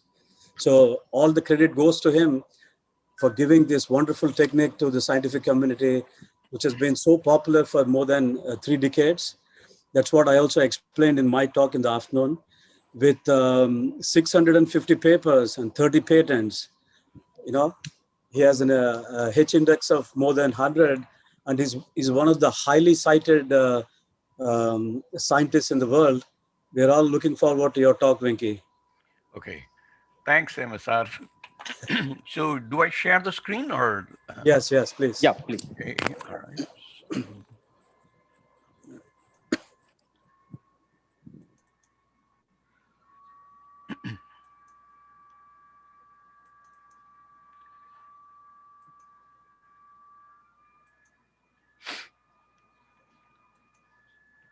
Are you able to see it? Yes, Venki, yeah. Oh, okay, great. Okay. In today's talk, I'm going to describe an ongoing project in my group, and this is probably one of the most exciting system that I've ever worked on in my life. I probably have about 45 years of research experience, and I have to say this is probably the most exciting project that I've ever worked on, and I expect to see in the next decade we'll be doing a lot more with this system. And it's just for those of you who associated me with National University of Singapore, all of this work was done at NUS. But now I am now become the director designate at Center for Quantum Research and Technology at the University of Oklahoma, and by July 1st, I'll become a permanent position there at Oklahoma. And currently, I'm just managing 2 companies in Maryland as their CEO and chairman. So I have to adjust my position, and that's part of the reason why I'm waiting for 1st of July. Okay, so let me tell you the rationale and the reason why we got involved in this project. So there's a tremendous need for low energy memories. That means memories in which we can store information and process them, but use as little energy as possible. And I'll give you some reason for this. For example, if I take the power consumed by all human beings, I'm assuming that average human being consumes about 20 watts of power, the average human brain, okay? So in this calculation, I made a couple of assumptions. That is, people, whether they are awake or asleep, are still using the same amount of power. That's assumption number 1. And assumption number 2 is I kind of omitted our former president from this equation because that'll completely throw off these numbers, okay? So based on that, we get a power of about 1.6 times 10 to the 11 watts, about roughly about 8 billion people in the global population, right? How does it compare with power consumed by, say, data centers? In 2016, data centers consume roughly 3,000 times more power than this. In fact, the data center power consumption is going to go exponentially. By 2025, 20% of the global power will be consumed by data centers. And in and actually by the year 2045, there won't be enough power left on the earth to essentially provide power for all the data centers if we continue with electronics as it exists today. Okay, so there is a real need for changing the game. 50% of the power in a data center is consumed by memory. That gives us an opening. So if I memories that are very energy efficient, we will actually make a global impact. So that was the rationale behind why we basically this work. So let me talk to you about our approach. I have three different approaches for low energy memories. One involving organic system, another involving an oxide system, and the last part is actually on live neuronal systems. Okay, so summary of each one of them. Our system basically is an organic molecule. This was essentially developed by Sribrata Goswami, who's our collaborator from Indian Association of Cultivation of Sciences. He's now retired from that institute, and he's now at NUS, and will eventually join me at Oklahoma. And so this molecule consists of a metal center like ruthenium, and it has got three identical ligands surrounding it, okay? And each of the ligand, you can see two kind of benzene type of rings here, and they're connected by an azo group, an N double bond N group, and that is a true champion of this whole system. We actually spin on this molecule on top of an atomically flat ITO layer, which is your bottom electrode. Then this film is spun on to a thickness of the order of about 20 to 80 nanometers. Then we put top metal electrodes. And so you create something that looks like a capacitor, and then we measure the vertical transport across the gold to the ITO, and that gives you the memory effect, okay? And this is what the memory effect looks like, the current density versus voltage. And you see that as I increase the voltage, the current density increases. This is actually Ohm's law right here. But at reach 2, it jumps up to level 3. And then this is the what I would call the on state. And in the on state, it remains up there, and there's a hysteresis, and then finally switches back down, and then it switches back up again, switches down, and finally comes back to the original position. Now, what I've shown here is 321 device data, and the devices vary 100 microns all the way down to 1 micron, okay? And these devices, all the data of these devices is overlaid, and that's what this cloud is. This cloud is actually the data from 321 devices, and it's so remarkable that they all overlap so very well. And this is one of the first major surprises of this molecular system, the uniformity and the reproducibility of the data. Now, what is remarkable about this system is that the switching is associated with redox processes.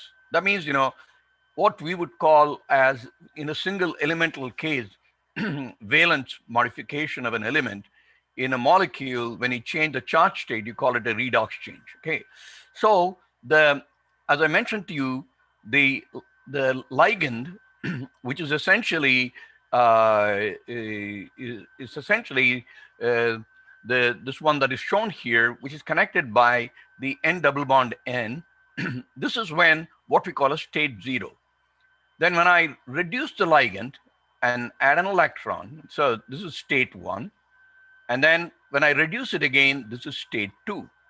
And these are the states that give you the switching, basically. Now, the interesting thing is that if I look at the Raman spectrum of these ligands or this entire molecule, you see when I change the redox state, a lot of these factors, a lot of the Raman spectra here don't change at all. They are coming from various other vibrational modes, and they don't change.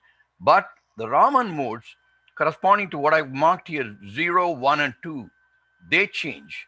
So 0 corresponds to the Raman mode when all the electrons that are basically, both the electrons are sitting in state 0. This is mode 1 when one electron reduced, and that is correspond to this state. And the third one, mode 2, happens when I'm in state 2. So by just doing Raman spectrum, I know exactly what the redox state of the molecule is at various, switching processes, okay? So for example, here is the current density versus voltage diagram. And what I see here is that when when I start off at position 1, okay, my Raman spectrum shows that there is 1 unit at 0, 2 units at 1, and none at 2. So therefore, the molecule is in 0, 1, 1 state. Okay, there is 1, 2 in 1, and so on. Now let's go to point 2 here. As I increase the voltage, I reach point 2 here. Now what happened? The 0 mode of the Raman is now doubled in size. The 1 mode remains 1 unit now, and there's nothing at 2. So this corresponds to, essentially 0, 0, 1. Okay. Now in the switch state 3, you see all the Raman mode is now under 0. There's no 1, no 2, and therefore this corresponds to 0, 0, 0. Similarly, on the other side, when at position 4, all the modes are under 2, so that's 1, 1, 1. And when I come back to the point 5 here, I begin to see 2, 1 unit of 2, 2 units of 1. So this is 2, 1, 1. And finally, when you come back here to the origin, it gets back to 1, 1, 0.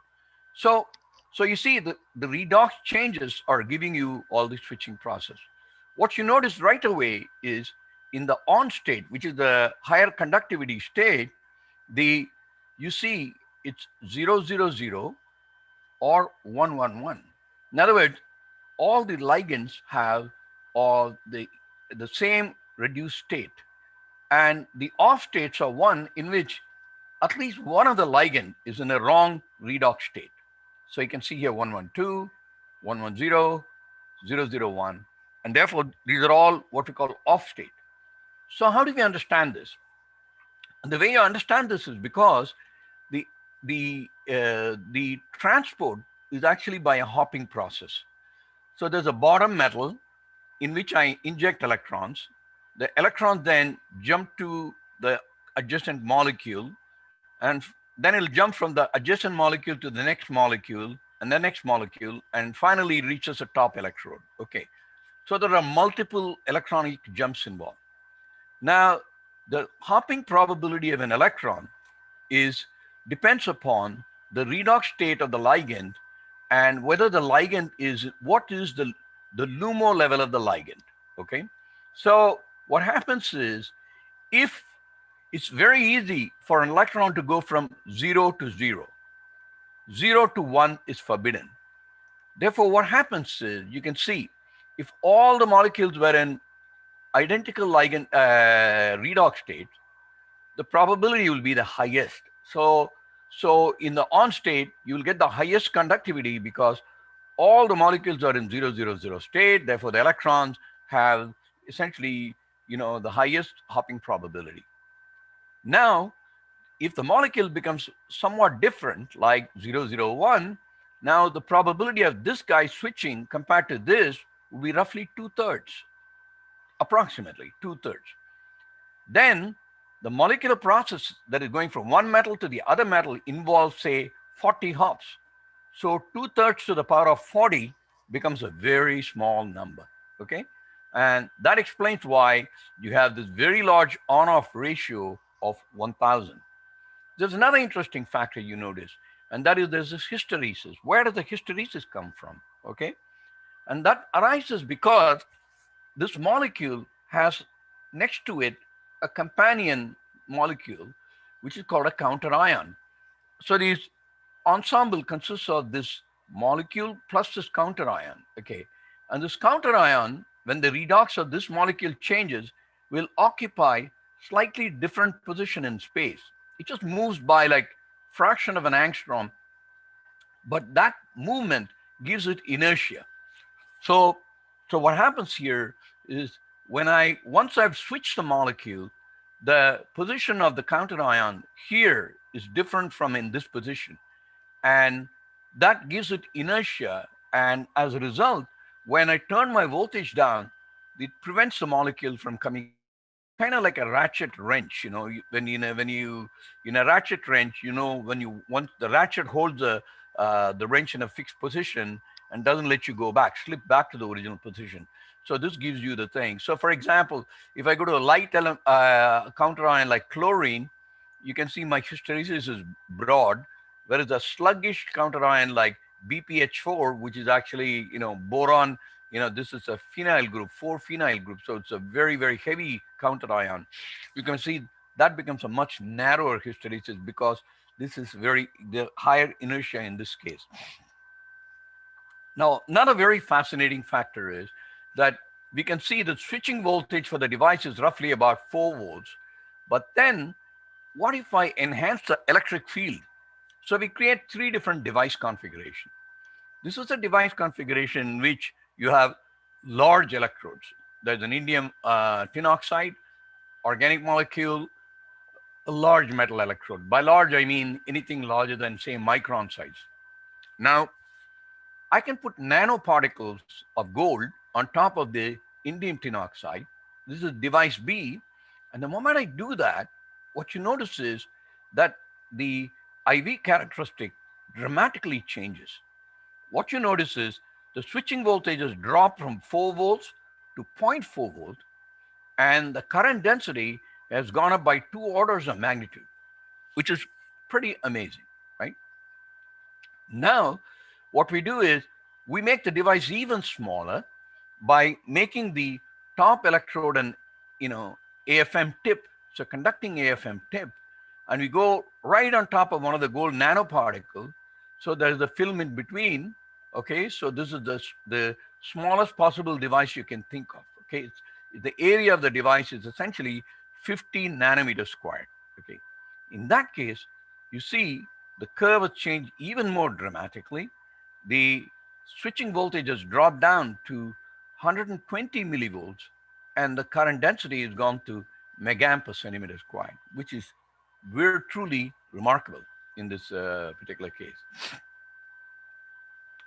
So the devices are highly reproducible, and for example, the on current and the off currents are separated by orders of magnitude. So you see, it's 3.9 amp per centimeter squared, whereas here is 6 times 10 to the minus 4 amp per centimeter squared. There's a 3 orders of magnitude difference in the on and off current. And this shows the statistics of the device quality. What this tells you is that no way can you have an error that one device is in the wrong state because they're very widely separated, okay? And that's a very important characteristic for memory devices.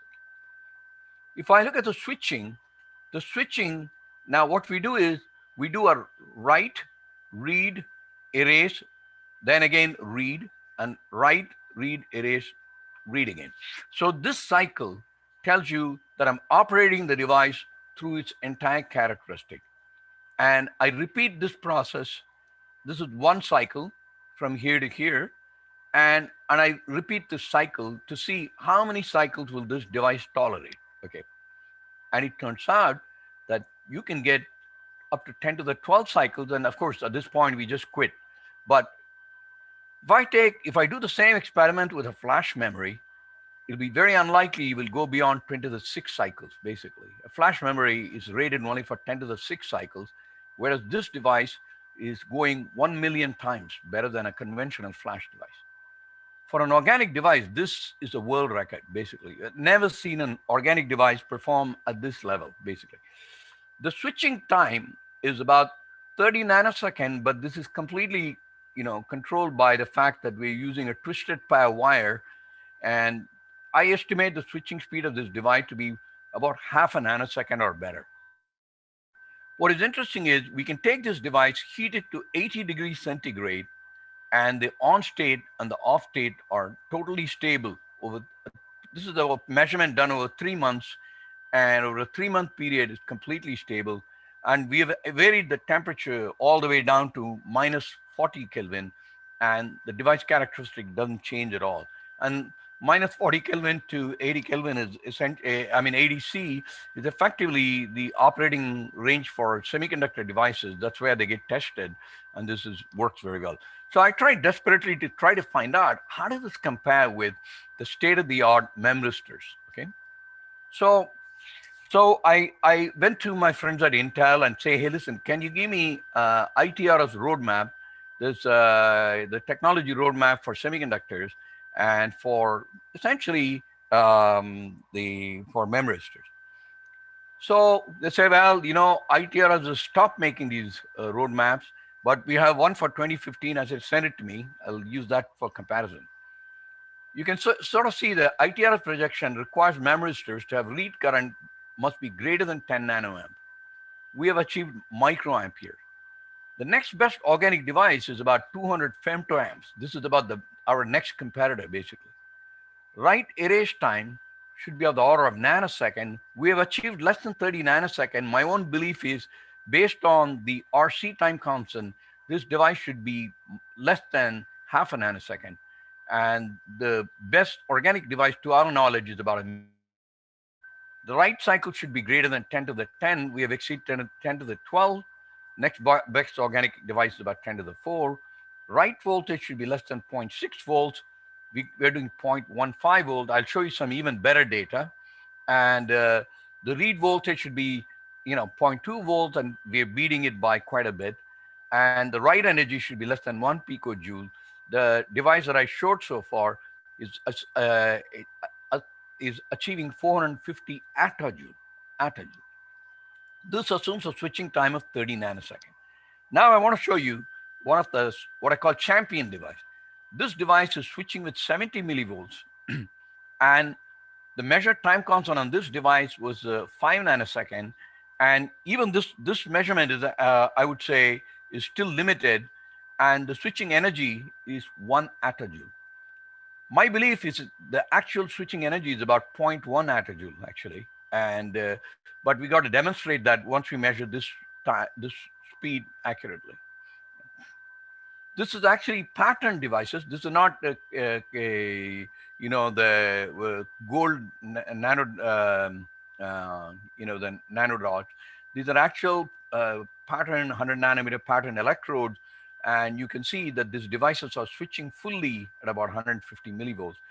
So what is remarkable is that these devices get better as you go down to smaller dimension, which is generally not the case in most cases. What is also interesting is if you measure the uniformity, there's a conducting AFM plots. These are absolutely, you know, uniform down to molecular dimensions, and which is very remarkable because that means there are no filament. These are truly switching at molecular level. And for example, these are actually switched areas, and we are now down to, we can switch down to widths that are of the order of 7 nanometers. And the reason we can't switch smaller than this is because we're using a conducting AFM to do the switching, and the conducting AFM tip itself has got a minimum dimension of about 7 nanometers. So that's part of the reason why we can't make it smaller than this. But unlike oxide memristors, which are dominated by, you know, filamentary mechanism, which introduces stochasticity and changes in tremendous on-off ratio values, we don't have that problem here. This is truly molecular switching, and the molecular diameter is essentially 1.5 nanometers. So my belief is we should literally be able to push the molecular dimensions in these devices, okay? Now this is a very, very remarkable effect that we see as a function of thickness under certain condition. Under certain condition, we see multiple hysteresis pattern. If I take a 16 nanometer film, I see 3 steps, basically, 3 hysteretic steps, 1, 2, and 3. When I go to, so 16 nanometer divided by 3 gives you roughly 5 nanometers. Okay. 43 nanometer film, gives you 8 hysteretic steps. 43 divided by 8, okay? So again, about 5 nanometers. If I take a 64 nanometer film, I get about 12 steps. So what is really happening here is that the, the molecular film, even though it is spun on, it is somehow self-assembling. And essentially, what is happening is 5 nanometers, roughly 3 molecular unit cell thickness. So what is happening is that with this counter ion PF6, essentially 3 unit cells of the molecules are switching at a time. So we can literally do layer by layer switching of the molecules, literally. So the question was, can we literally bring it down from 3 unit cell to a single unit cell? And part of the reason why we reduced the counter ion size PF6 by going down to chlorine, for example, as a counter ion. Then what happens? And then a 12 nanometer film gives you 8 steps, which is roughly 12 divided by 8 is 1.5 nanometer, which is exactly 1 molecular dimension. So literally here we are switching 1 molecular layer at a time. And if I go to a 44 nanometer film, I see 29 steps, as you would expect for a 44 nanometer divided by, essentially 1.5 nanometers. So this is a very, very remarkable phenomenon where you spin on a film, you would think it'll be completely amorphous, and somehow it has self-assembled, and we're able to switch them layer by layer.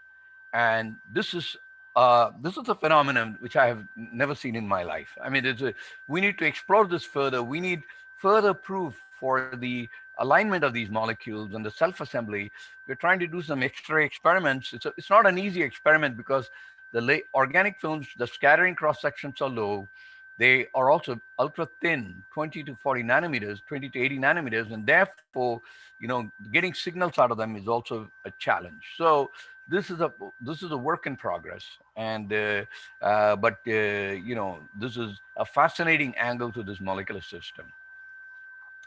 I want to now talk about neuromorphic computing and why it is really important. I talked about low energy memory, but also the world is moving towards AI/ML. AI/ML is the big locomotive that's headed down our way, and it's going to affect our life in ways that we can't even fathom. I mean, in the next 10 years, we're going to see changes in our society through AI/ML that's just going to completely, transform societies. And the electronics that is correct and appropriate for handling AI/ML is neuromorphic computing, not CMOS. CMOS has got a lot of problems in trying to handle AI/ML and to mimic the brain in terms of its efficiency, which today many of the CMOS biochips can do. But what they can't do is mimic the low power consumption of the brain. That is very, very difficult to do with CMOS because of its inherent von Neumann process, basically. So neurons are very, very important, and we need to understand them. Neurons are probably the greatest technology God has created or nature has created. I mean, the communications in a neuron, this is a single neuron that I'm showing, and look how complicated it is in the way it's interconnected to its neighbors. It doesn't use digital pulses, it uses spikes. And there are debates today, are spikes, packets, another multiple digital pulses jammed together into packets? Does the shape of a spike matter? And it's totally asynchronous. There's no timing. And there are no 3-terminal devices. And each neuron gets an input of about 10 to the 4 neurons. In other words, there are roughly about 10,000 neurons communicating with each neuron. Okay, so, and the neuron does some kind of an averaging and makes these decisions, which is truly remarkable. This is a condition which is almost impossible to satisfy in any CMOS logic because the maximum we can get in a planar circuit is about 6 interconnects, right? So how do you get 10 to the 4 interconnects, right? This is going to be a challenge. The axon, which is this particular long part of the neuron, is a lossless transmission line. And how do we simulate that, artificially? And these little filaments that you're seeing, they're called dendrites. and they are very complex. They process signals, and they are the ones that communicate the signals to the axons, and the axon then communicated the adjacent dendrites, and thereby to the adjacent neurons. And there are what are called synapses, which are the interface between the different organs, and this is really critical in controlling this communication between the neurons. Okay, so you can sort of see a neuron is a very complex beast, and it has got, if you want to replicate a neuron, there's tremendous technology challenges. You know, in our lifetime, it's not going to happen, and I predict that even 100 years, no one is going to be able to replicate a neuron in its entirety. I mean, part of it, yes, but not entirely. The synapse is one that everyone is trying to emulate, and but a neuron is way beyond just a synapse. Okay, now, it turns out that the biological community, which studied the neuron, this is actually a giant squid, and it has a neuron which is roughly about fraction of a millimeter in diameter. So its neuron can be studied in a laboratory, and Hodgkin and Huxley studied this in the 1930s, and they built this electronic model called the Hodgkin-Huxley model. And this is the model which shows there are two variable resistors, and these simulate the so-called sodium and potassium channel in a membrane, and that essentially controls electrical signal propagation in a biological membrane. Okay, and for almost till the last decade, this model, Huxley model, remained untouched until Leon Chua recently introduced a completely new variant to this. He replaces variable resistors with memristors, and he said that by putting memristors in the place of resistors, we can simulate the neuron much better. Stan Williams at Hewlett Packard then, but now he's at Texas A&M now, he showed that with a niobium oxide um, memoristive device, which actually exhibits essentially, you can say, negative differential resistance at this point.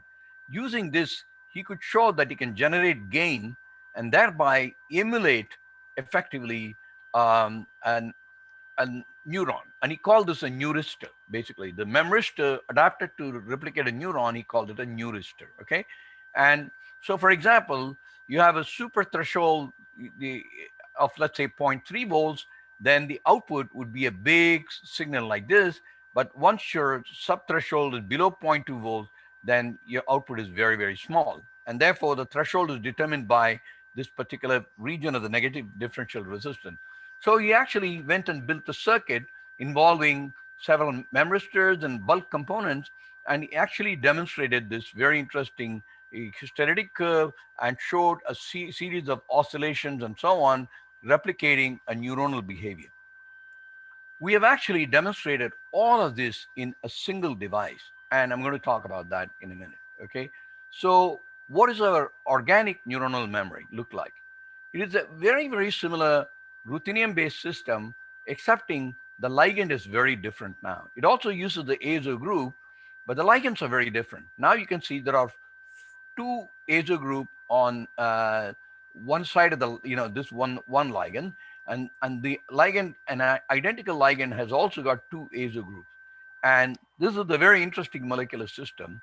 And in this system, when we look at the current density versus voltage, lo and behold, we get essentially three switching states, 3, 1, 1, 1, 0, 0. I mean, the details of this molecular system is published in a recent Nature Nanotechnology. So for the brevity of the talk, I won't go into too much detail here. But interestingly, this device also shows the same field enhancement as I demonstrated in the original molecular system that I showed you earlier. For example, with the increased device structure such that the local fields are enhanced, what you see is that the operating voltages drop dramatically. So it goes from 4 volts here to down to something like, fraction of a volt. And finally, at the ultimate enhancement of the field, now you're down to 120 millivolts, basically. Now, where are the three states arising from? And this had to do with something called a charge disproportionate state. And this has actually been, this charge disproportionate state has come into prominence because of the field of manganites, where in the this the in the field of manganese, due to the multivalence of the manganese system, we have actually seen the observation of charge disproportionate state. But that charge disproportionate is seen in manganites is essentially seen under very limited conditions of pressures and temperature and so on, whereas we see this at literally all temperatures, which is pretty amazing. Okay. Now, what happens is, in this, one of the consequences of this is that this so-called the lowest conducting state actually forms very large molecular dipoles, leading to very large capacitance. And as a result, what happens is we actually look at the capacitance or the permeability or permittivity. We see that the permittivity also shows memory effects, as it's shown here. For example, the charge for the voltage actually shows this very beautiful memory. So not only is the device a memristor, but it's also a mem capacitance. The consequences are amazing. Now, if I put an external load resistor, a single device for a given input does exactly what a neuron does. What the neuron will do is he'll collect the input pulses from many neurons, and then at a certain threshold, it'll fire a single pulse comes out of it. And this is called integrate and fire process of the neurons, okay? And by changing the load resistor, I can change the periodicity of this integrate and fire process, which is very interesting. Another thing that the neurons can do is called potentiation, where they allow the input to come in, and once a certain threshold is crossed, then it'll start giving unity gain and start giving the output exactly as it comes in, okay? And that's a potentiation, which is demonstrated right here. And the other amazing things are our neurons also exhibit what is called chaos, and also coherent oscillations. And all of these we can demonstrate by changing the load line in this device. You can sort of see we can go from beautiful coherent self oscillations, and these oscillations begin to slowly evolve into essentially random, total, chaotic noise in the system. So chaos and our brain thinking are actually very, very important.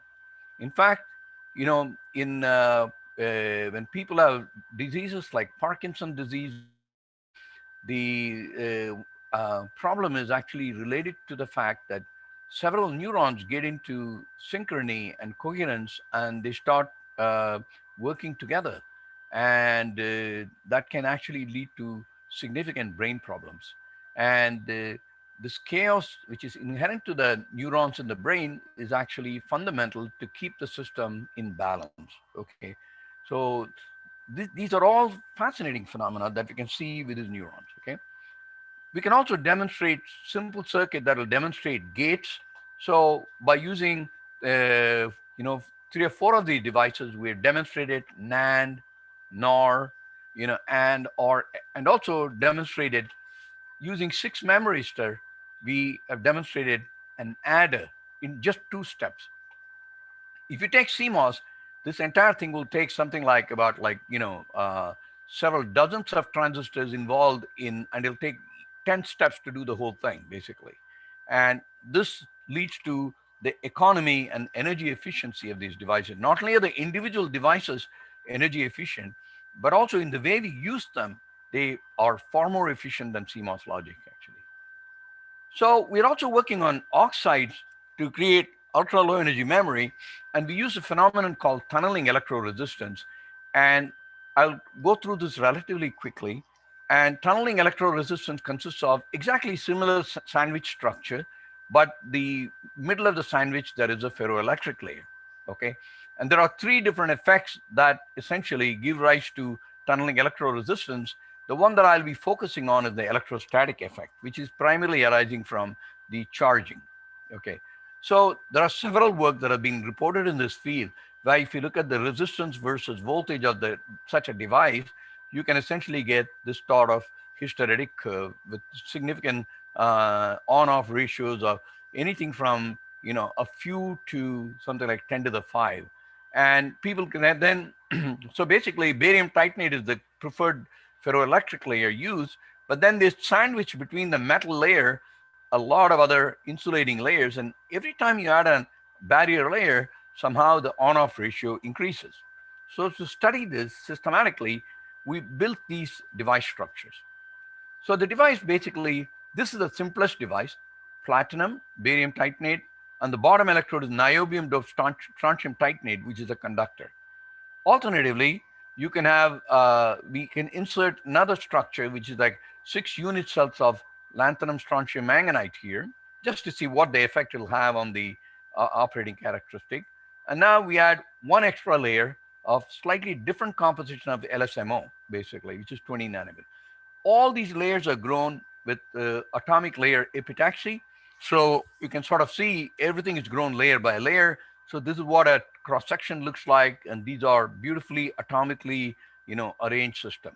Okay. And now this shows you the actual ferroelectric effect. This is essentially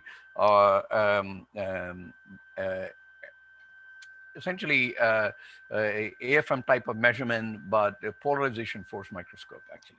So what happens when I take a typical device, I do see this off state, the on state, and now when I compare these 3 different types of devices, where just the barium titanate with 1 layer inserted, 2 layers inserted in between, you see that the on-off ratio definitely increases as I increase the number of layers.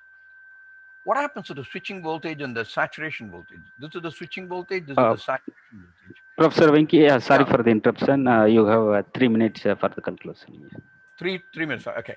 So, so let me show. So basically, the on-off voltages are purely controlled by the ferroelectric, whereas the off resistance hardly changes, but the on resistance changes dramatically when you change the number of layers. So that's one conclusion. The other interesting thing is we've been able to demonstrate down to 1 ferroelectric unit cell. 1 unit cell of ferroelectric still can give you switching, which is pretty dramatic, which is something that we never expected, because you know, most theorists said for a ferroelectric to recognize it's a ferroelectric, it must have a minimum of 3 unit cells.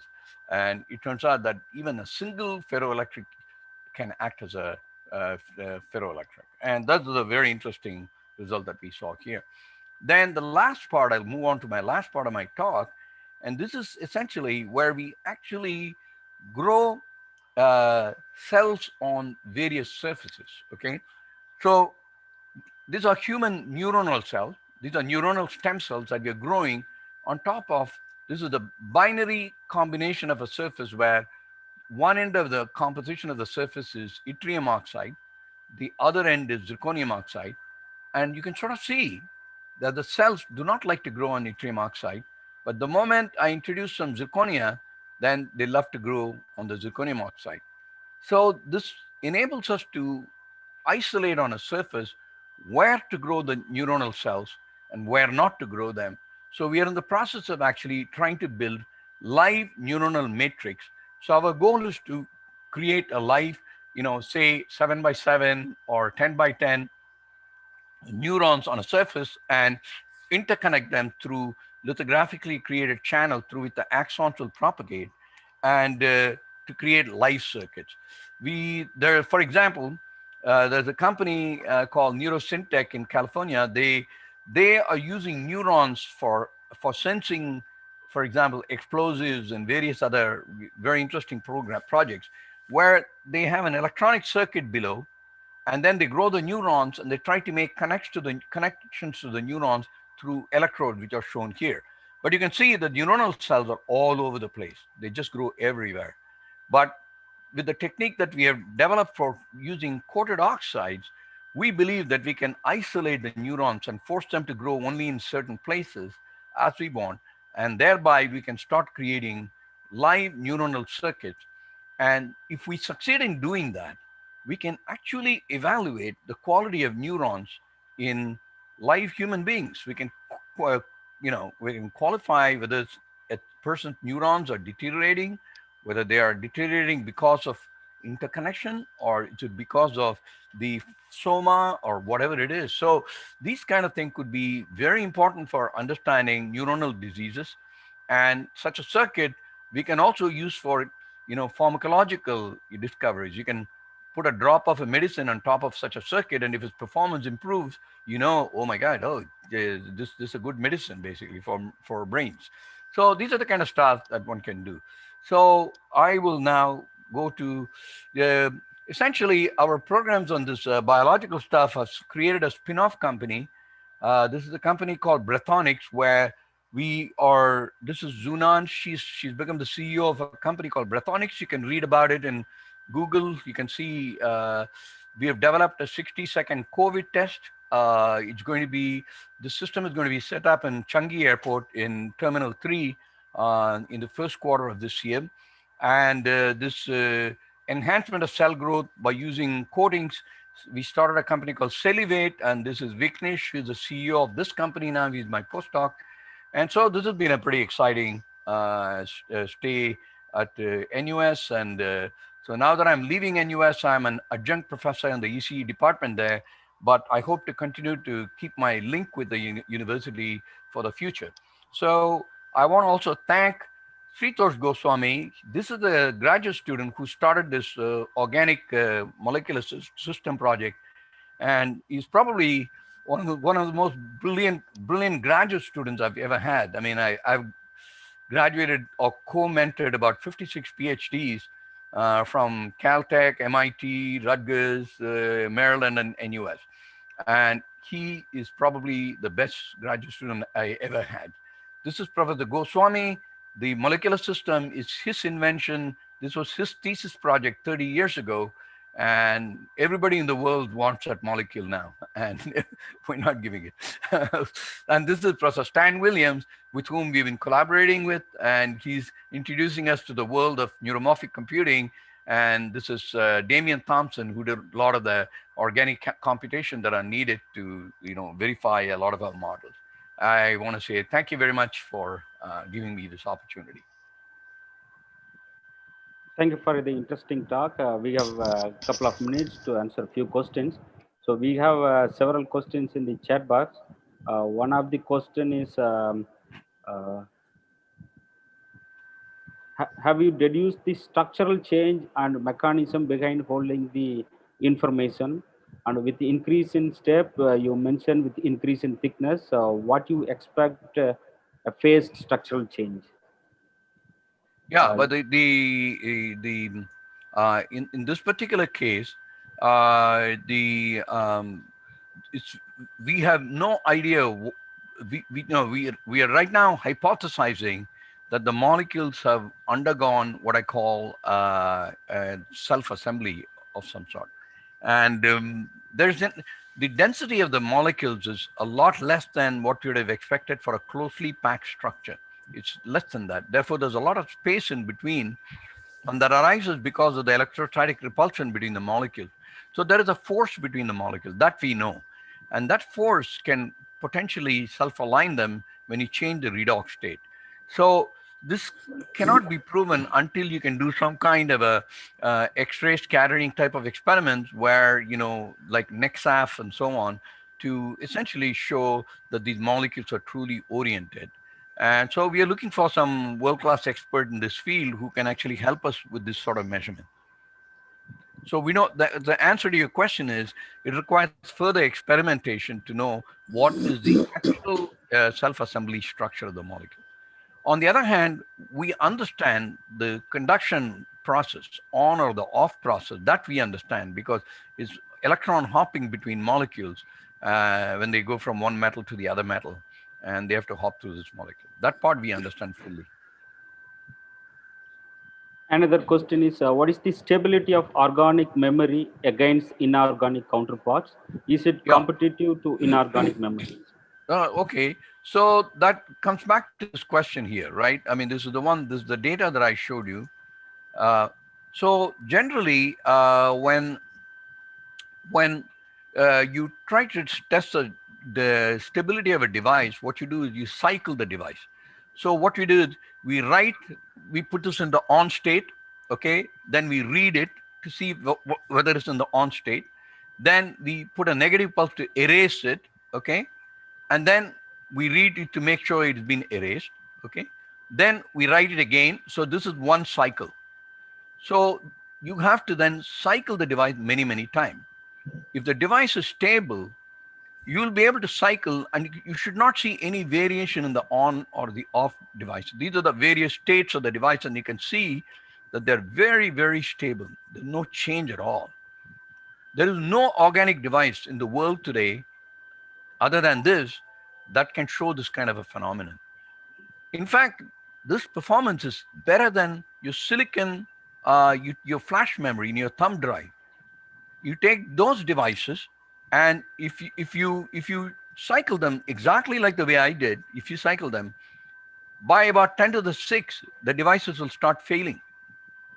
You know, so compared to them, look at this. This device is million times better.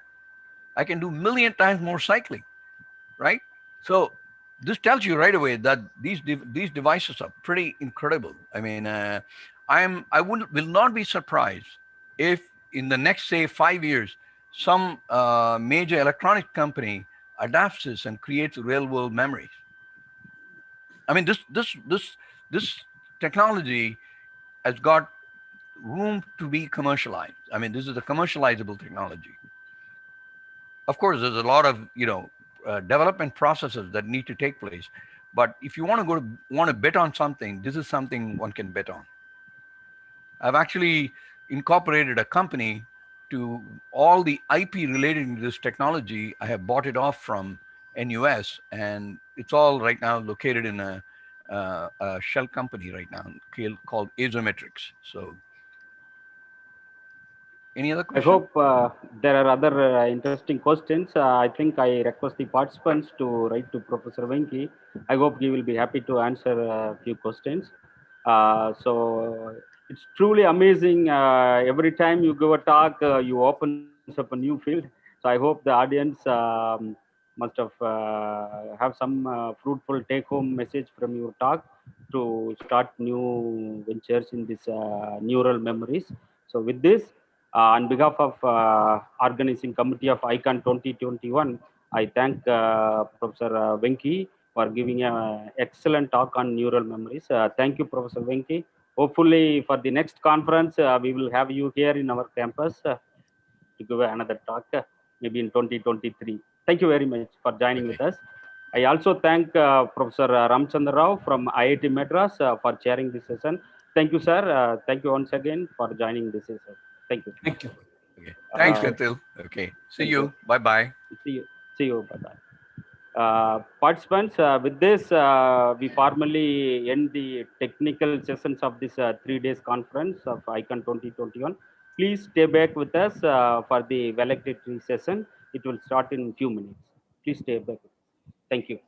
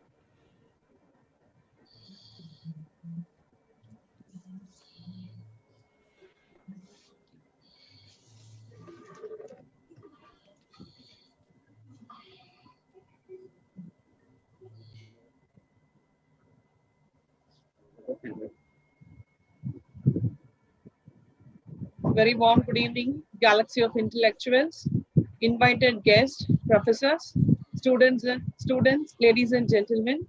On behalf of the organizing committee, I'm delighted to offer a gracious welcome to to the valedictory ceremony of ICON 2021. It's my pleasure to invite Dr. C. Preferential Kalam, Associate Professor, Department of Physics and Nanotechnology, to welcome the gathering. Very good evening. It's my immense pleasure and privilege for me to deliver the welcome address for the validatory function of ICON 2021. At the outset, it's my pride to welcome Professor Corrado, Department of Electronic Engineering, University of Rome Tor Vergata, Italy, for delivering the validatory address. We are very thankful to you, sir, for being with us and sharing your valuable thoughts in ICON 2021. I would like to welcome our Dean, College of Engineering and Technology, Dr. T.V. Gopal, for accepting to deliver the concluding remark and the award distribution of ICON 2021.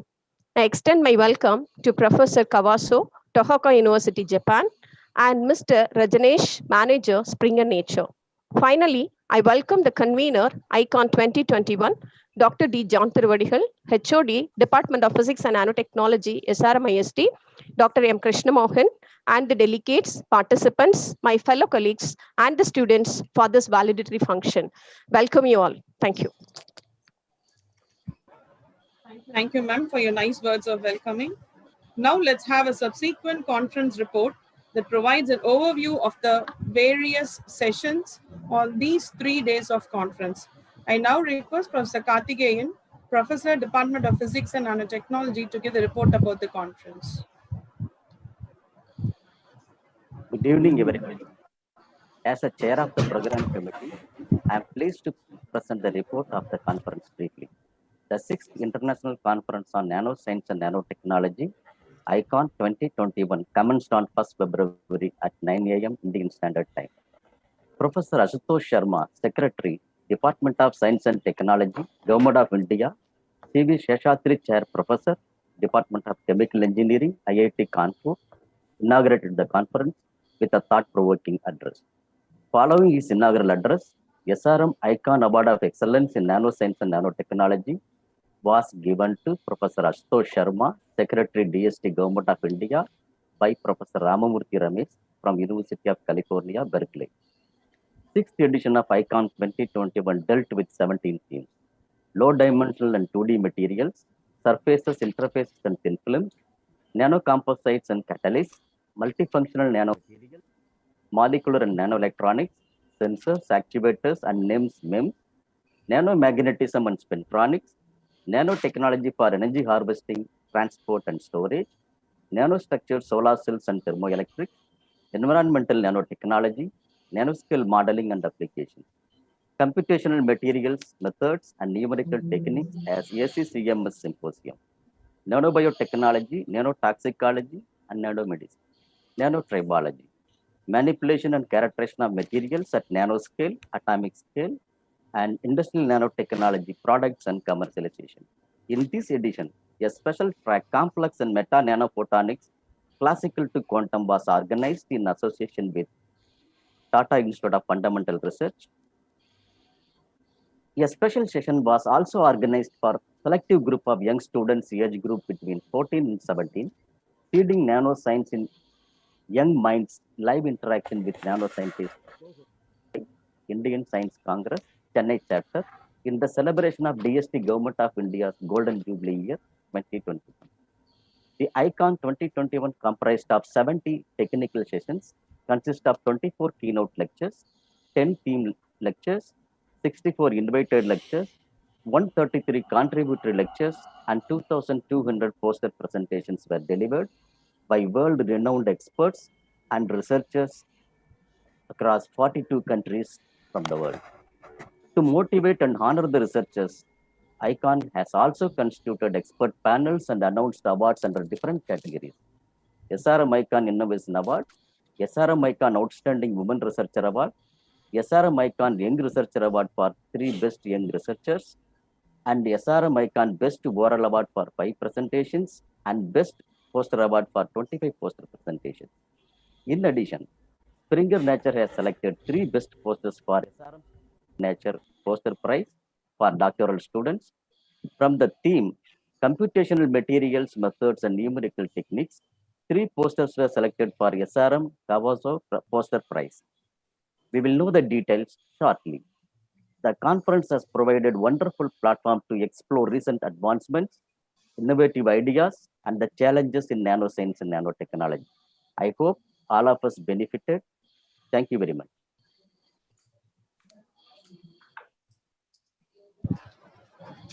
Thank you, sir. Now I invite Professor Corrado Di Natale, Professor of Electronics at the Department of Electronic Engineering, University of Rome Tor Vergata, to deliver the valedictory address. It's my pleasure to introduce Professor Natale, whose research activities include the development and application of chemical, biosensors, and artificial sensorial systems, the study of the optical and electronic properties of organic and molecular materials with application of machine learning to chemical sensors. Professor Natalia has authored more than 300 papers on international journals and conference proceedings. He is also the chairman of Italian Association on Sensors and Microsystems and past president of the International Society on Olfaction and Chemical Sensors. With this brief introduction, I request Professor Natali to deliver the inaugural address. Kindly, sir. Thank you. Good evening. Thank you. Well, just few thoughts at the end of this conference. And first of all, many thanks to the organizers of ICONN 2021. And I can say that in this time of pandemic, among the other things, we mostly miss a human interaction with colleagues. So those discussions and those arguments which are at the basis of our scientific work. So any occasional meeting, even if virtual, brings solace to the conditions we are experiencing these days. So thanks again to all the organizers for putting together this program and to brilliantly manage the difficulties of a large online conference. A second thought is about the subject of this conference. We know that nanotechnology is a steadily growing research field, but this year we got an unexpected and of course also undesired evidence of the importance of nanometric dimensions. Everybody is making experience that a nanometric entity, this called coronavirus, is greatly affecting at a worldwide scale. So this demonstration of power at nanometric scale should inspire us to pursue the development of nanoscience and nanotechnology. Because nature is teaching us that this is the right direction to devise and introduce powerful solutions for the many problems of our world. So I just want to conclude saying that this has been the first ICONN edition at which my university, the University of Rome Tor Vergata, cooperated as one of the organizers.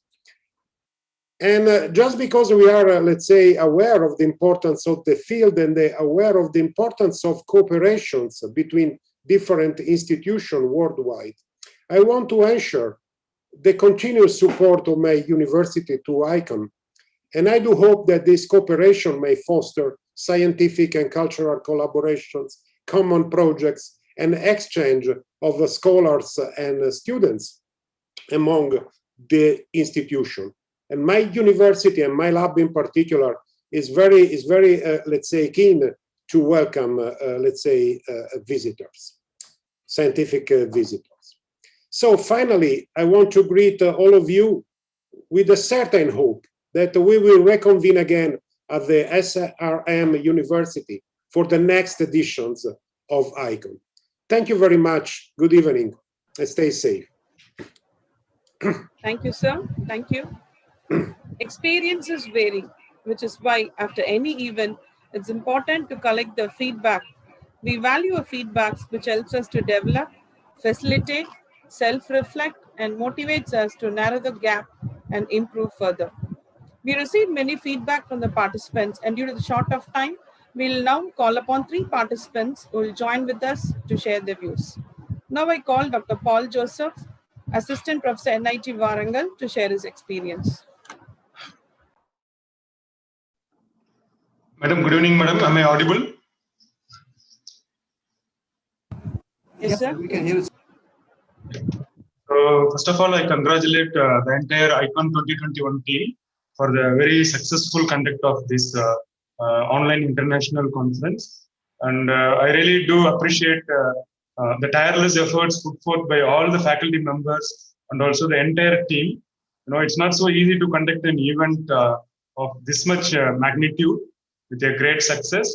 So I really appreciate it because, you know, in this pandemic situation, every means is a new here actually, because we don't know how to put all the posters there. It was really wonderful to see that Slack software also paving way for all the young researchers to present their work here. And also I could see that the entire team has worked very hard to bring cutting edge researchers from all over the world to our desktop or to our palm top. So it's really a wonderful experience. I really enjoyed several plenary lectures and also invited and contributed lectures here.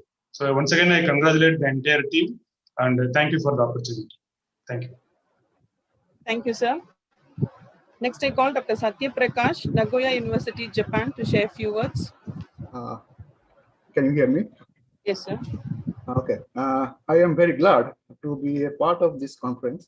Although this time it is virtual, but actually I am part of this conference from 2017, last two conferences.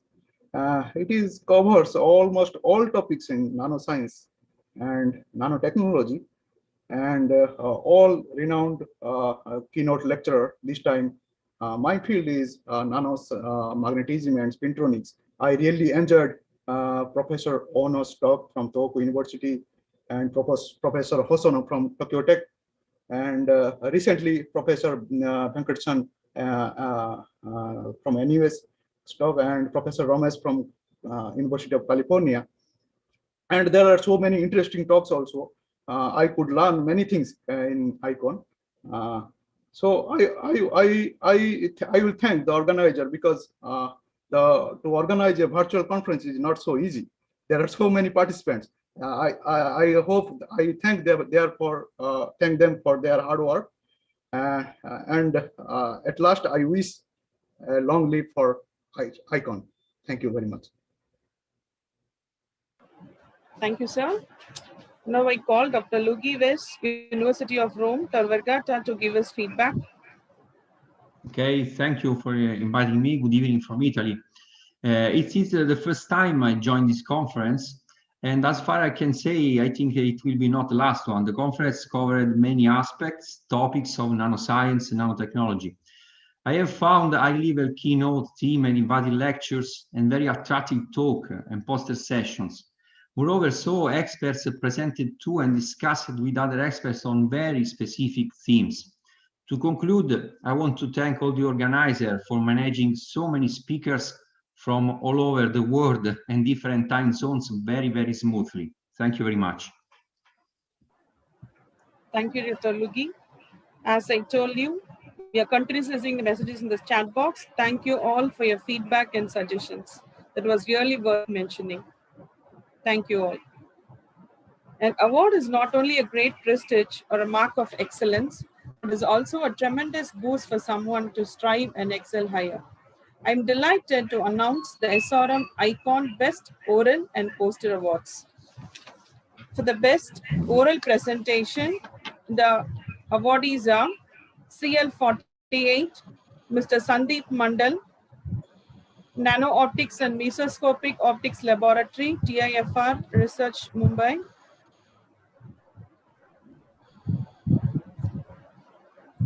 CL25, Mr. Saurav Gajli, Department of Physics, IIT Madras. CL47, Mr. Tarun Kumar, Ramjas College, University of Delhi. CL71, Mr. Manobala Tamilchelvan, Department of Applied Science and Technology, Anna University, Chennai.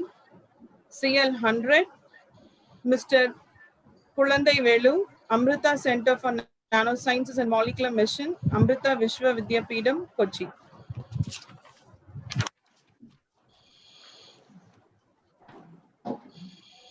The Best Contributory Poster Presentation awardees are CP1251, Dr. Rahul Sadashiv Ingol, SBDM Atpadi, Maharashtra.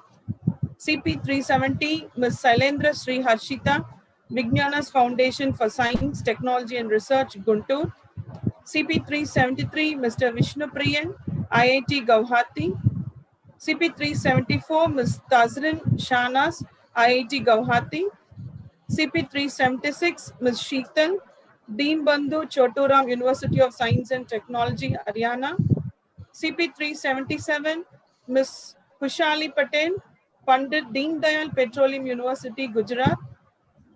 CP382, Ms. Jinat Akhtar, IIT Guwahati. CP394, Ms. Samha Alhorni, MRIIRS, Faridabad. CP395, Mr. Robert Bellarmin, Periyar University, Tamil Nadu. CP397, Mrs. James, SRMIST. CP477, Mrs. Sivaranjani, TM, IIT DM Kanjipuram. CP1617, Ms. Bharati Parnichami, Shizuoka University, Japan. CP521, Ms. Tuti, Ahmedabad University. CP1249, Ms. Manapalli Saujanya, SRMIST. CP2097, Mr. Kalayarasan, SRM Institute of Science and Technology. CP736, Dr. A.V. Radhamani, National University of Singapore.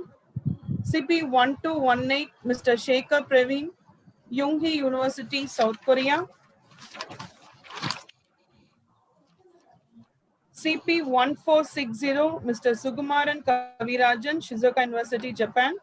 CP2086, Mrs. Rohaida Beniti Yusuf, University of Malaya. CP1209, Mr. Luis Xavier Salazar, Instituto Tecnológico de Yujuna, Mexico.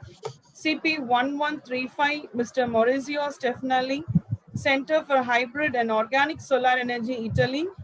CP1724, Mr. Deepak Anandan, National Chioteng University, Taiwan. CP1790, Dr. Christian Mark, Kyoto University, Japan. CP64, Mr. Sharath Ramesh Babu, University of 20, Netherlands. CP2132, Mr. Shaurabh Ashwati, Macquarie University, Australia. Now I request Professor Kawase, Toyoko University, Japan, to announce the Kawase Poster Prize. Please, sir.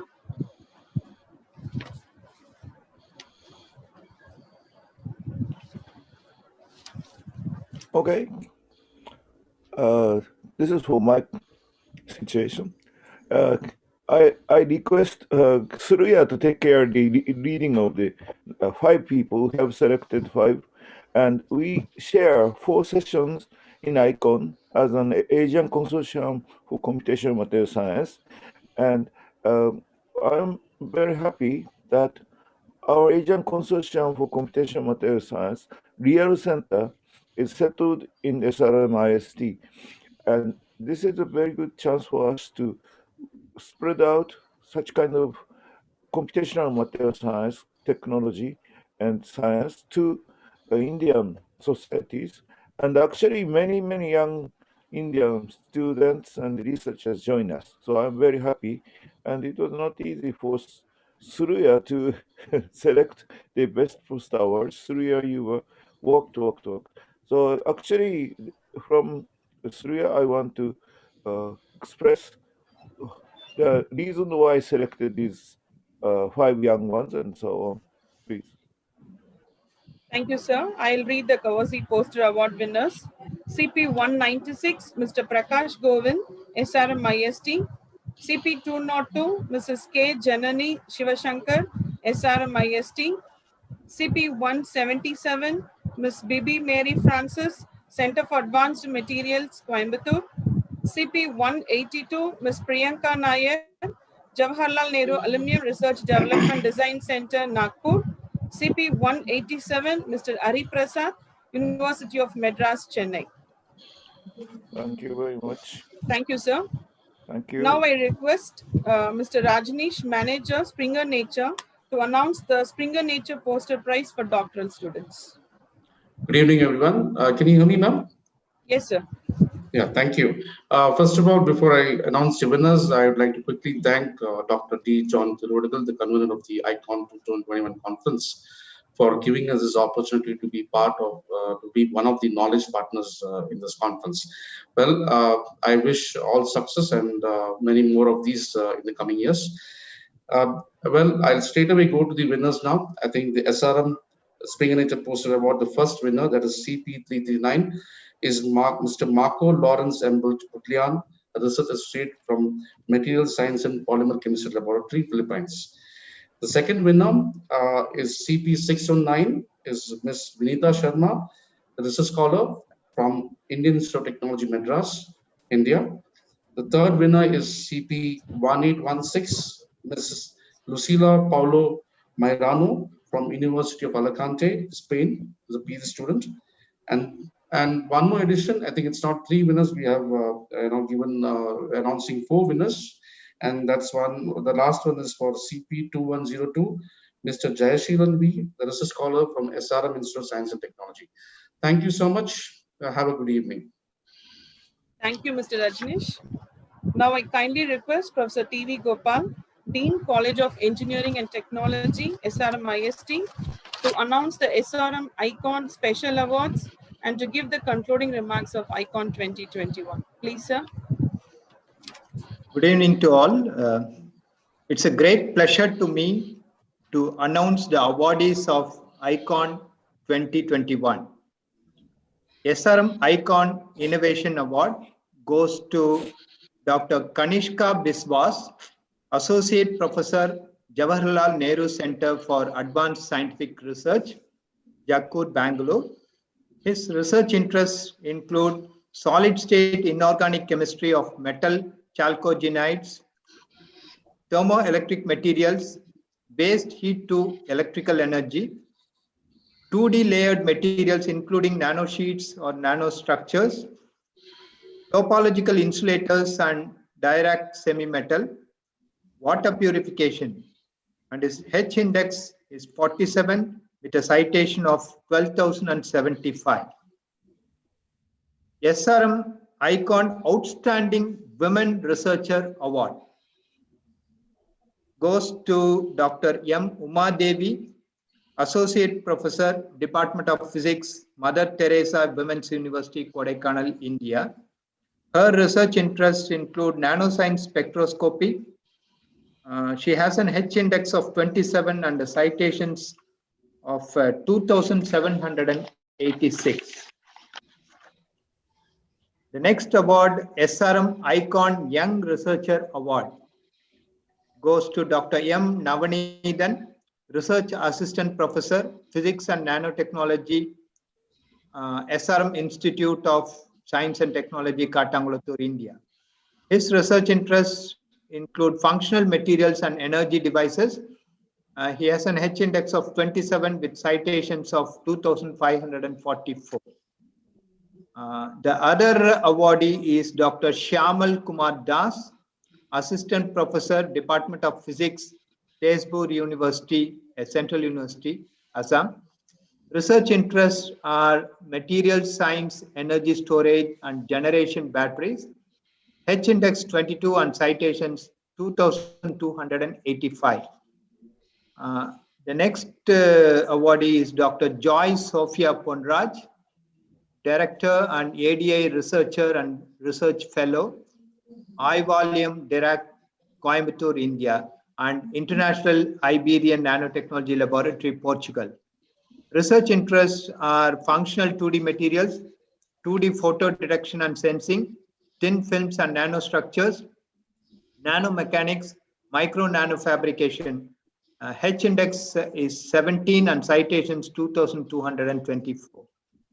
Congratulations to all the winners. Finally, I wish to make my concluding remarks.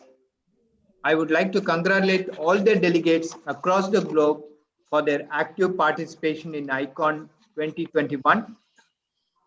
In recent years, there have been significant breakthroughs in the field of nanoscience, and ICON has covered a diverse number of research in teams in the field of nanoscience and nanotechnology, which comprises of nanophotonics, nanobiotechnology, and nanomedicine, nanosensors, environmental nanotechnology, etc. I believe that the objective of the conference to amalgamate the international scientific community working in the field of nanoscience and nanotechnology and to discuss intriguing advances in the field to promote effective collaborations by exposing researchers to alternative and complementary approaches from other fields is fulfilled. I hope and trust that this conference platform provided an opportunity for actively working researchers and scientists across the globe to improve the current state of technology, which would help in the betterment of mankind. On behalf of SRM IST management, I thank all the speakers, participants, collaborators, and my colleagues. This conference is a success because of your efforts and your participation. Best wishes to all. Thank you. Thank you, sir. On behalf of the organizing committee, I express my heartfelt congratulations and wishes to the awardees. I also thank our Dean CET for announcing the award and giving the concluding remarks. Thank you, sir. Gratitude is the most expensive form of courtesy, and it's time to acknowledge the contributions, hard work, and presence of you all for this great event. As we come to the close of a valedictory ceremony of ICON 21, I invite Dr. N. Krishnamogan, Head of the Department of Physics and Nanotechnology, SRM, to deliver the oath of thanks. Respected dignitaries on and off the panel, it gives me immense pleasure to deliver the oath of thanks for the valedictory function of ICON 2021. ICON has become a flagship conference for the scientists and researchers working in the field of nanoscience and nanotechnology. At the outset, it is my pride to thank Professor Asutosh Sharma, Secretary, Department of Science and Technology, Government of India, for delivering the inaugural address. I would like to extend my sincere gratitude to Professor Ramamurthy Ramesh, University of California, Berkeley, for announcing SRM ICON Award of Excellence in Nanoscience and Nanotechnology in the inaugural function. My sincere thanks goes to Dr. P.R. Parivender, Chancellor, SRM IST, Mr. Ravi Pachamuthu, Pro-Chancellor, Admin, and Dr. P. Satyanarayanan, Pro-Chancellor, Academics, SRM IST, for their constant guidance and support. I would like to express my heartfelt thanks to Dr. Sandeep Sancheti, Vice Chancellor, SRM IST, for delivering the presidential address. I would like to thank Dr. C. Muthamil Chelvan, Pro Vice Chancellor, Engineering and Technology, SRM IST, Dr. S. Ponusami, Registrar in Charge, SRM IST, Dr. T.V. Gopal, Dean, College of Engineering and Technology, SRM IST, who have constantly supported and encouraged us in all aspects for the successful conduct of the conference. It is my privilege to thank our collaborators, Shizuoka University, Japan, NCTU, Taiwan, GNS Science, New Zealand, University of Rome, Tor Vergata, Italy, RMIT University, Australia, TAFR, Asian Consortium on Computational Material Science, Indian Physics Association, Material Research Society of India, Indian Carbon Society, ISCA Chennai chapter in celebration of DST Golden Jubilee Year, and Springer Nature Nano. I would like to express my heartfelt thanks to the invited speakers and delegates who have come to our conference from the different corners of the world. I would like to thank our co-sponsors, Council for Scientific and Industrial Research, CSIR, Government of India. I would like to extend my thanks to Dr. Vijayalakshmi Saxena, General President, ISCA, for delivering the presidential address, Dr. Kasmir Raja, convener ISCA Chennai chapter, for delivering the welcome note, and Dr. B.S. Murthy, Director IIT Hyderabad, for delivering the inaugural address in the program Seeding Nanoscience in Young Minds, which is an highlight of ICON 2021. My heartfelt thanks goes to Director ITKM, Director Communications, and Mr. Raja of the Communications Department, SRM IST, and all the other people who have contributed to the success of this mega event. Last but not the least, I would like to thank all my fellow research scholars, fellow faculty members, non-teaching faculty, research scholars who have worked day and night to make the conference see the light of the day. I hope ICON 2021 would be an eye-opener for the people working in the field of nanoscience and nanotechnology. It is my privilege to thank the press and the media for the exhaustive coverage of this event. This pandemic has taught us lots of things. We have faced lots of difficulties, but this has made the world smaller. And it is due to that we had lots and lots of distinguished speakers coming and joining us for this virtual conference. So every time in the concluding part of ICON, we tell hope to meet you in person in ICON next edition. So I want to say, by the grace of God, by the blessings of God, let us hope that we meet each one in person in ICON 2023. Thank you, one and all. Thank you for joining us. Thank you, sir. Before I conclude, I have a small announcement for the participants. The certificates and the proceedings of the ICON 2021 will be available.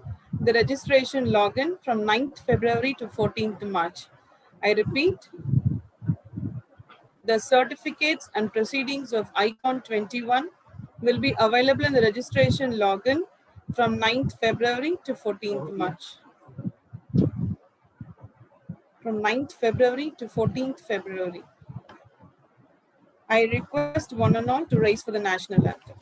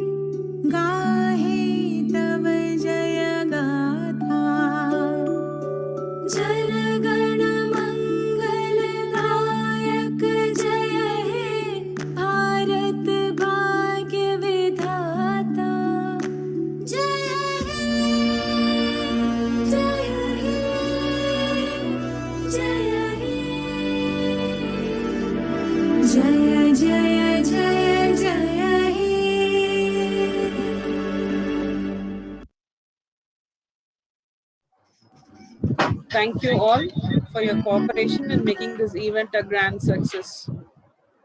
Thank you once again. I repeat, the certificate and the proceedings of ICON 21 will be available in the registration login of ICON from 9th February to 14th February. Thank you all.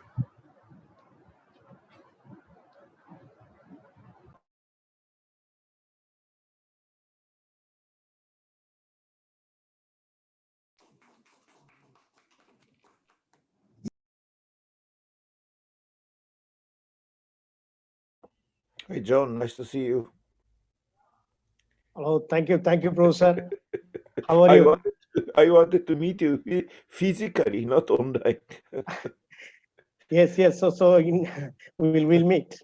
Yeah, 2023, the ICON next one. Surely I should be in Chennai. It's SRM IST. But this time, unfortunately, I cannot move. Oh, I miss you.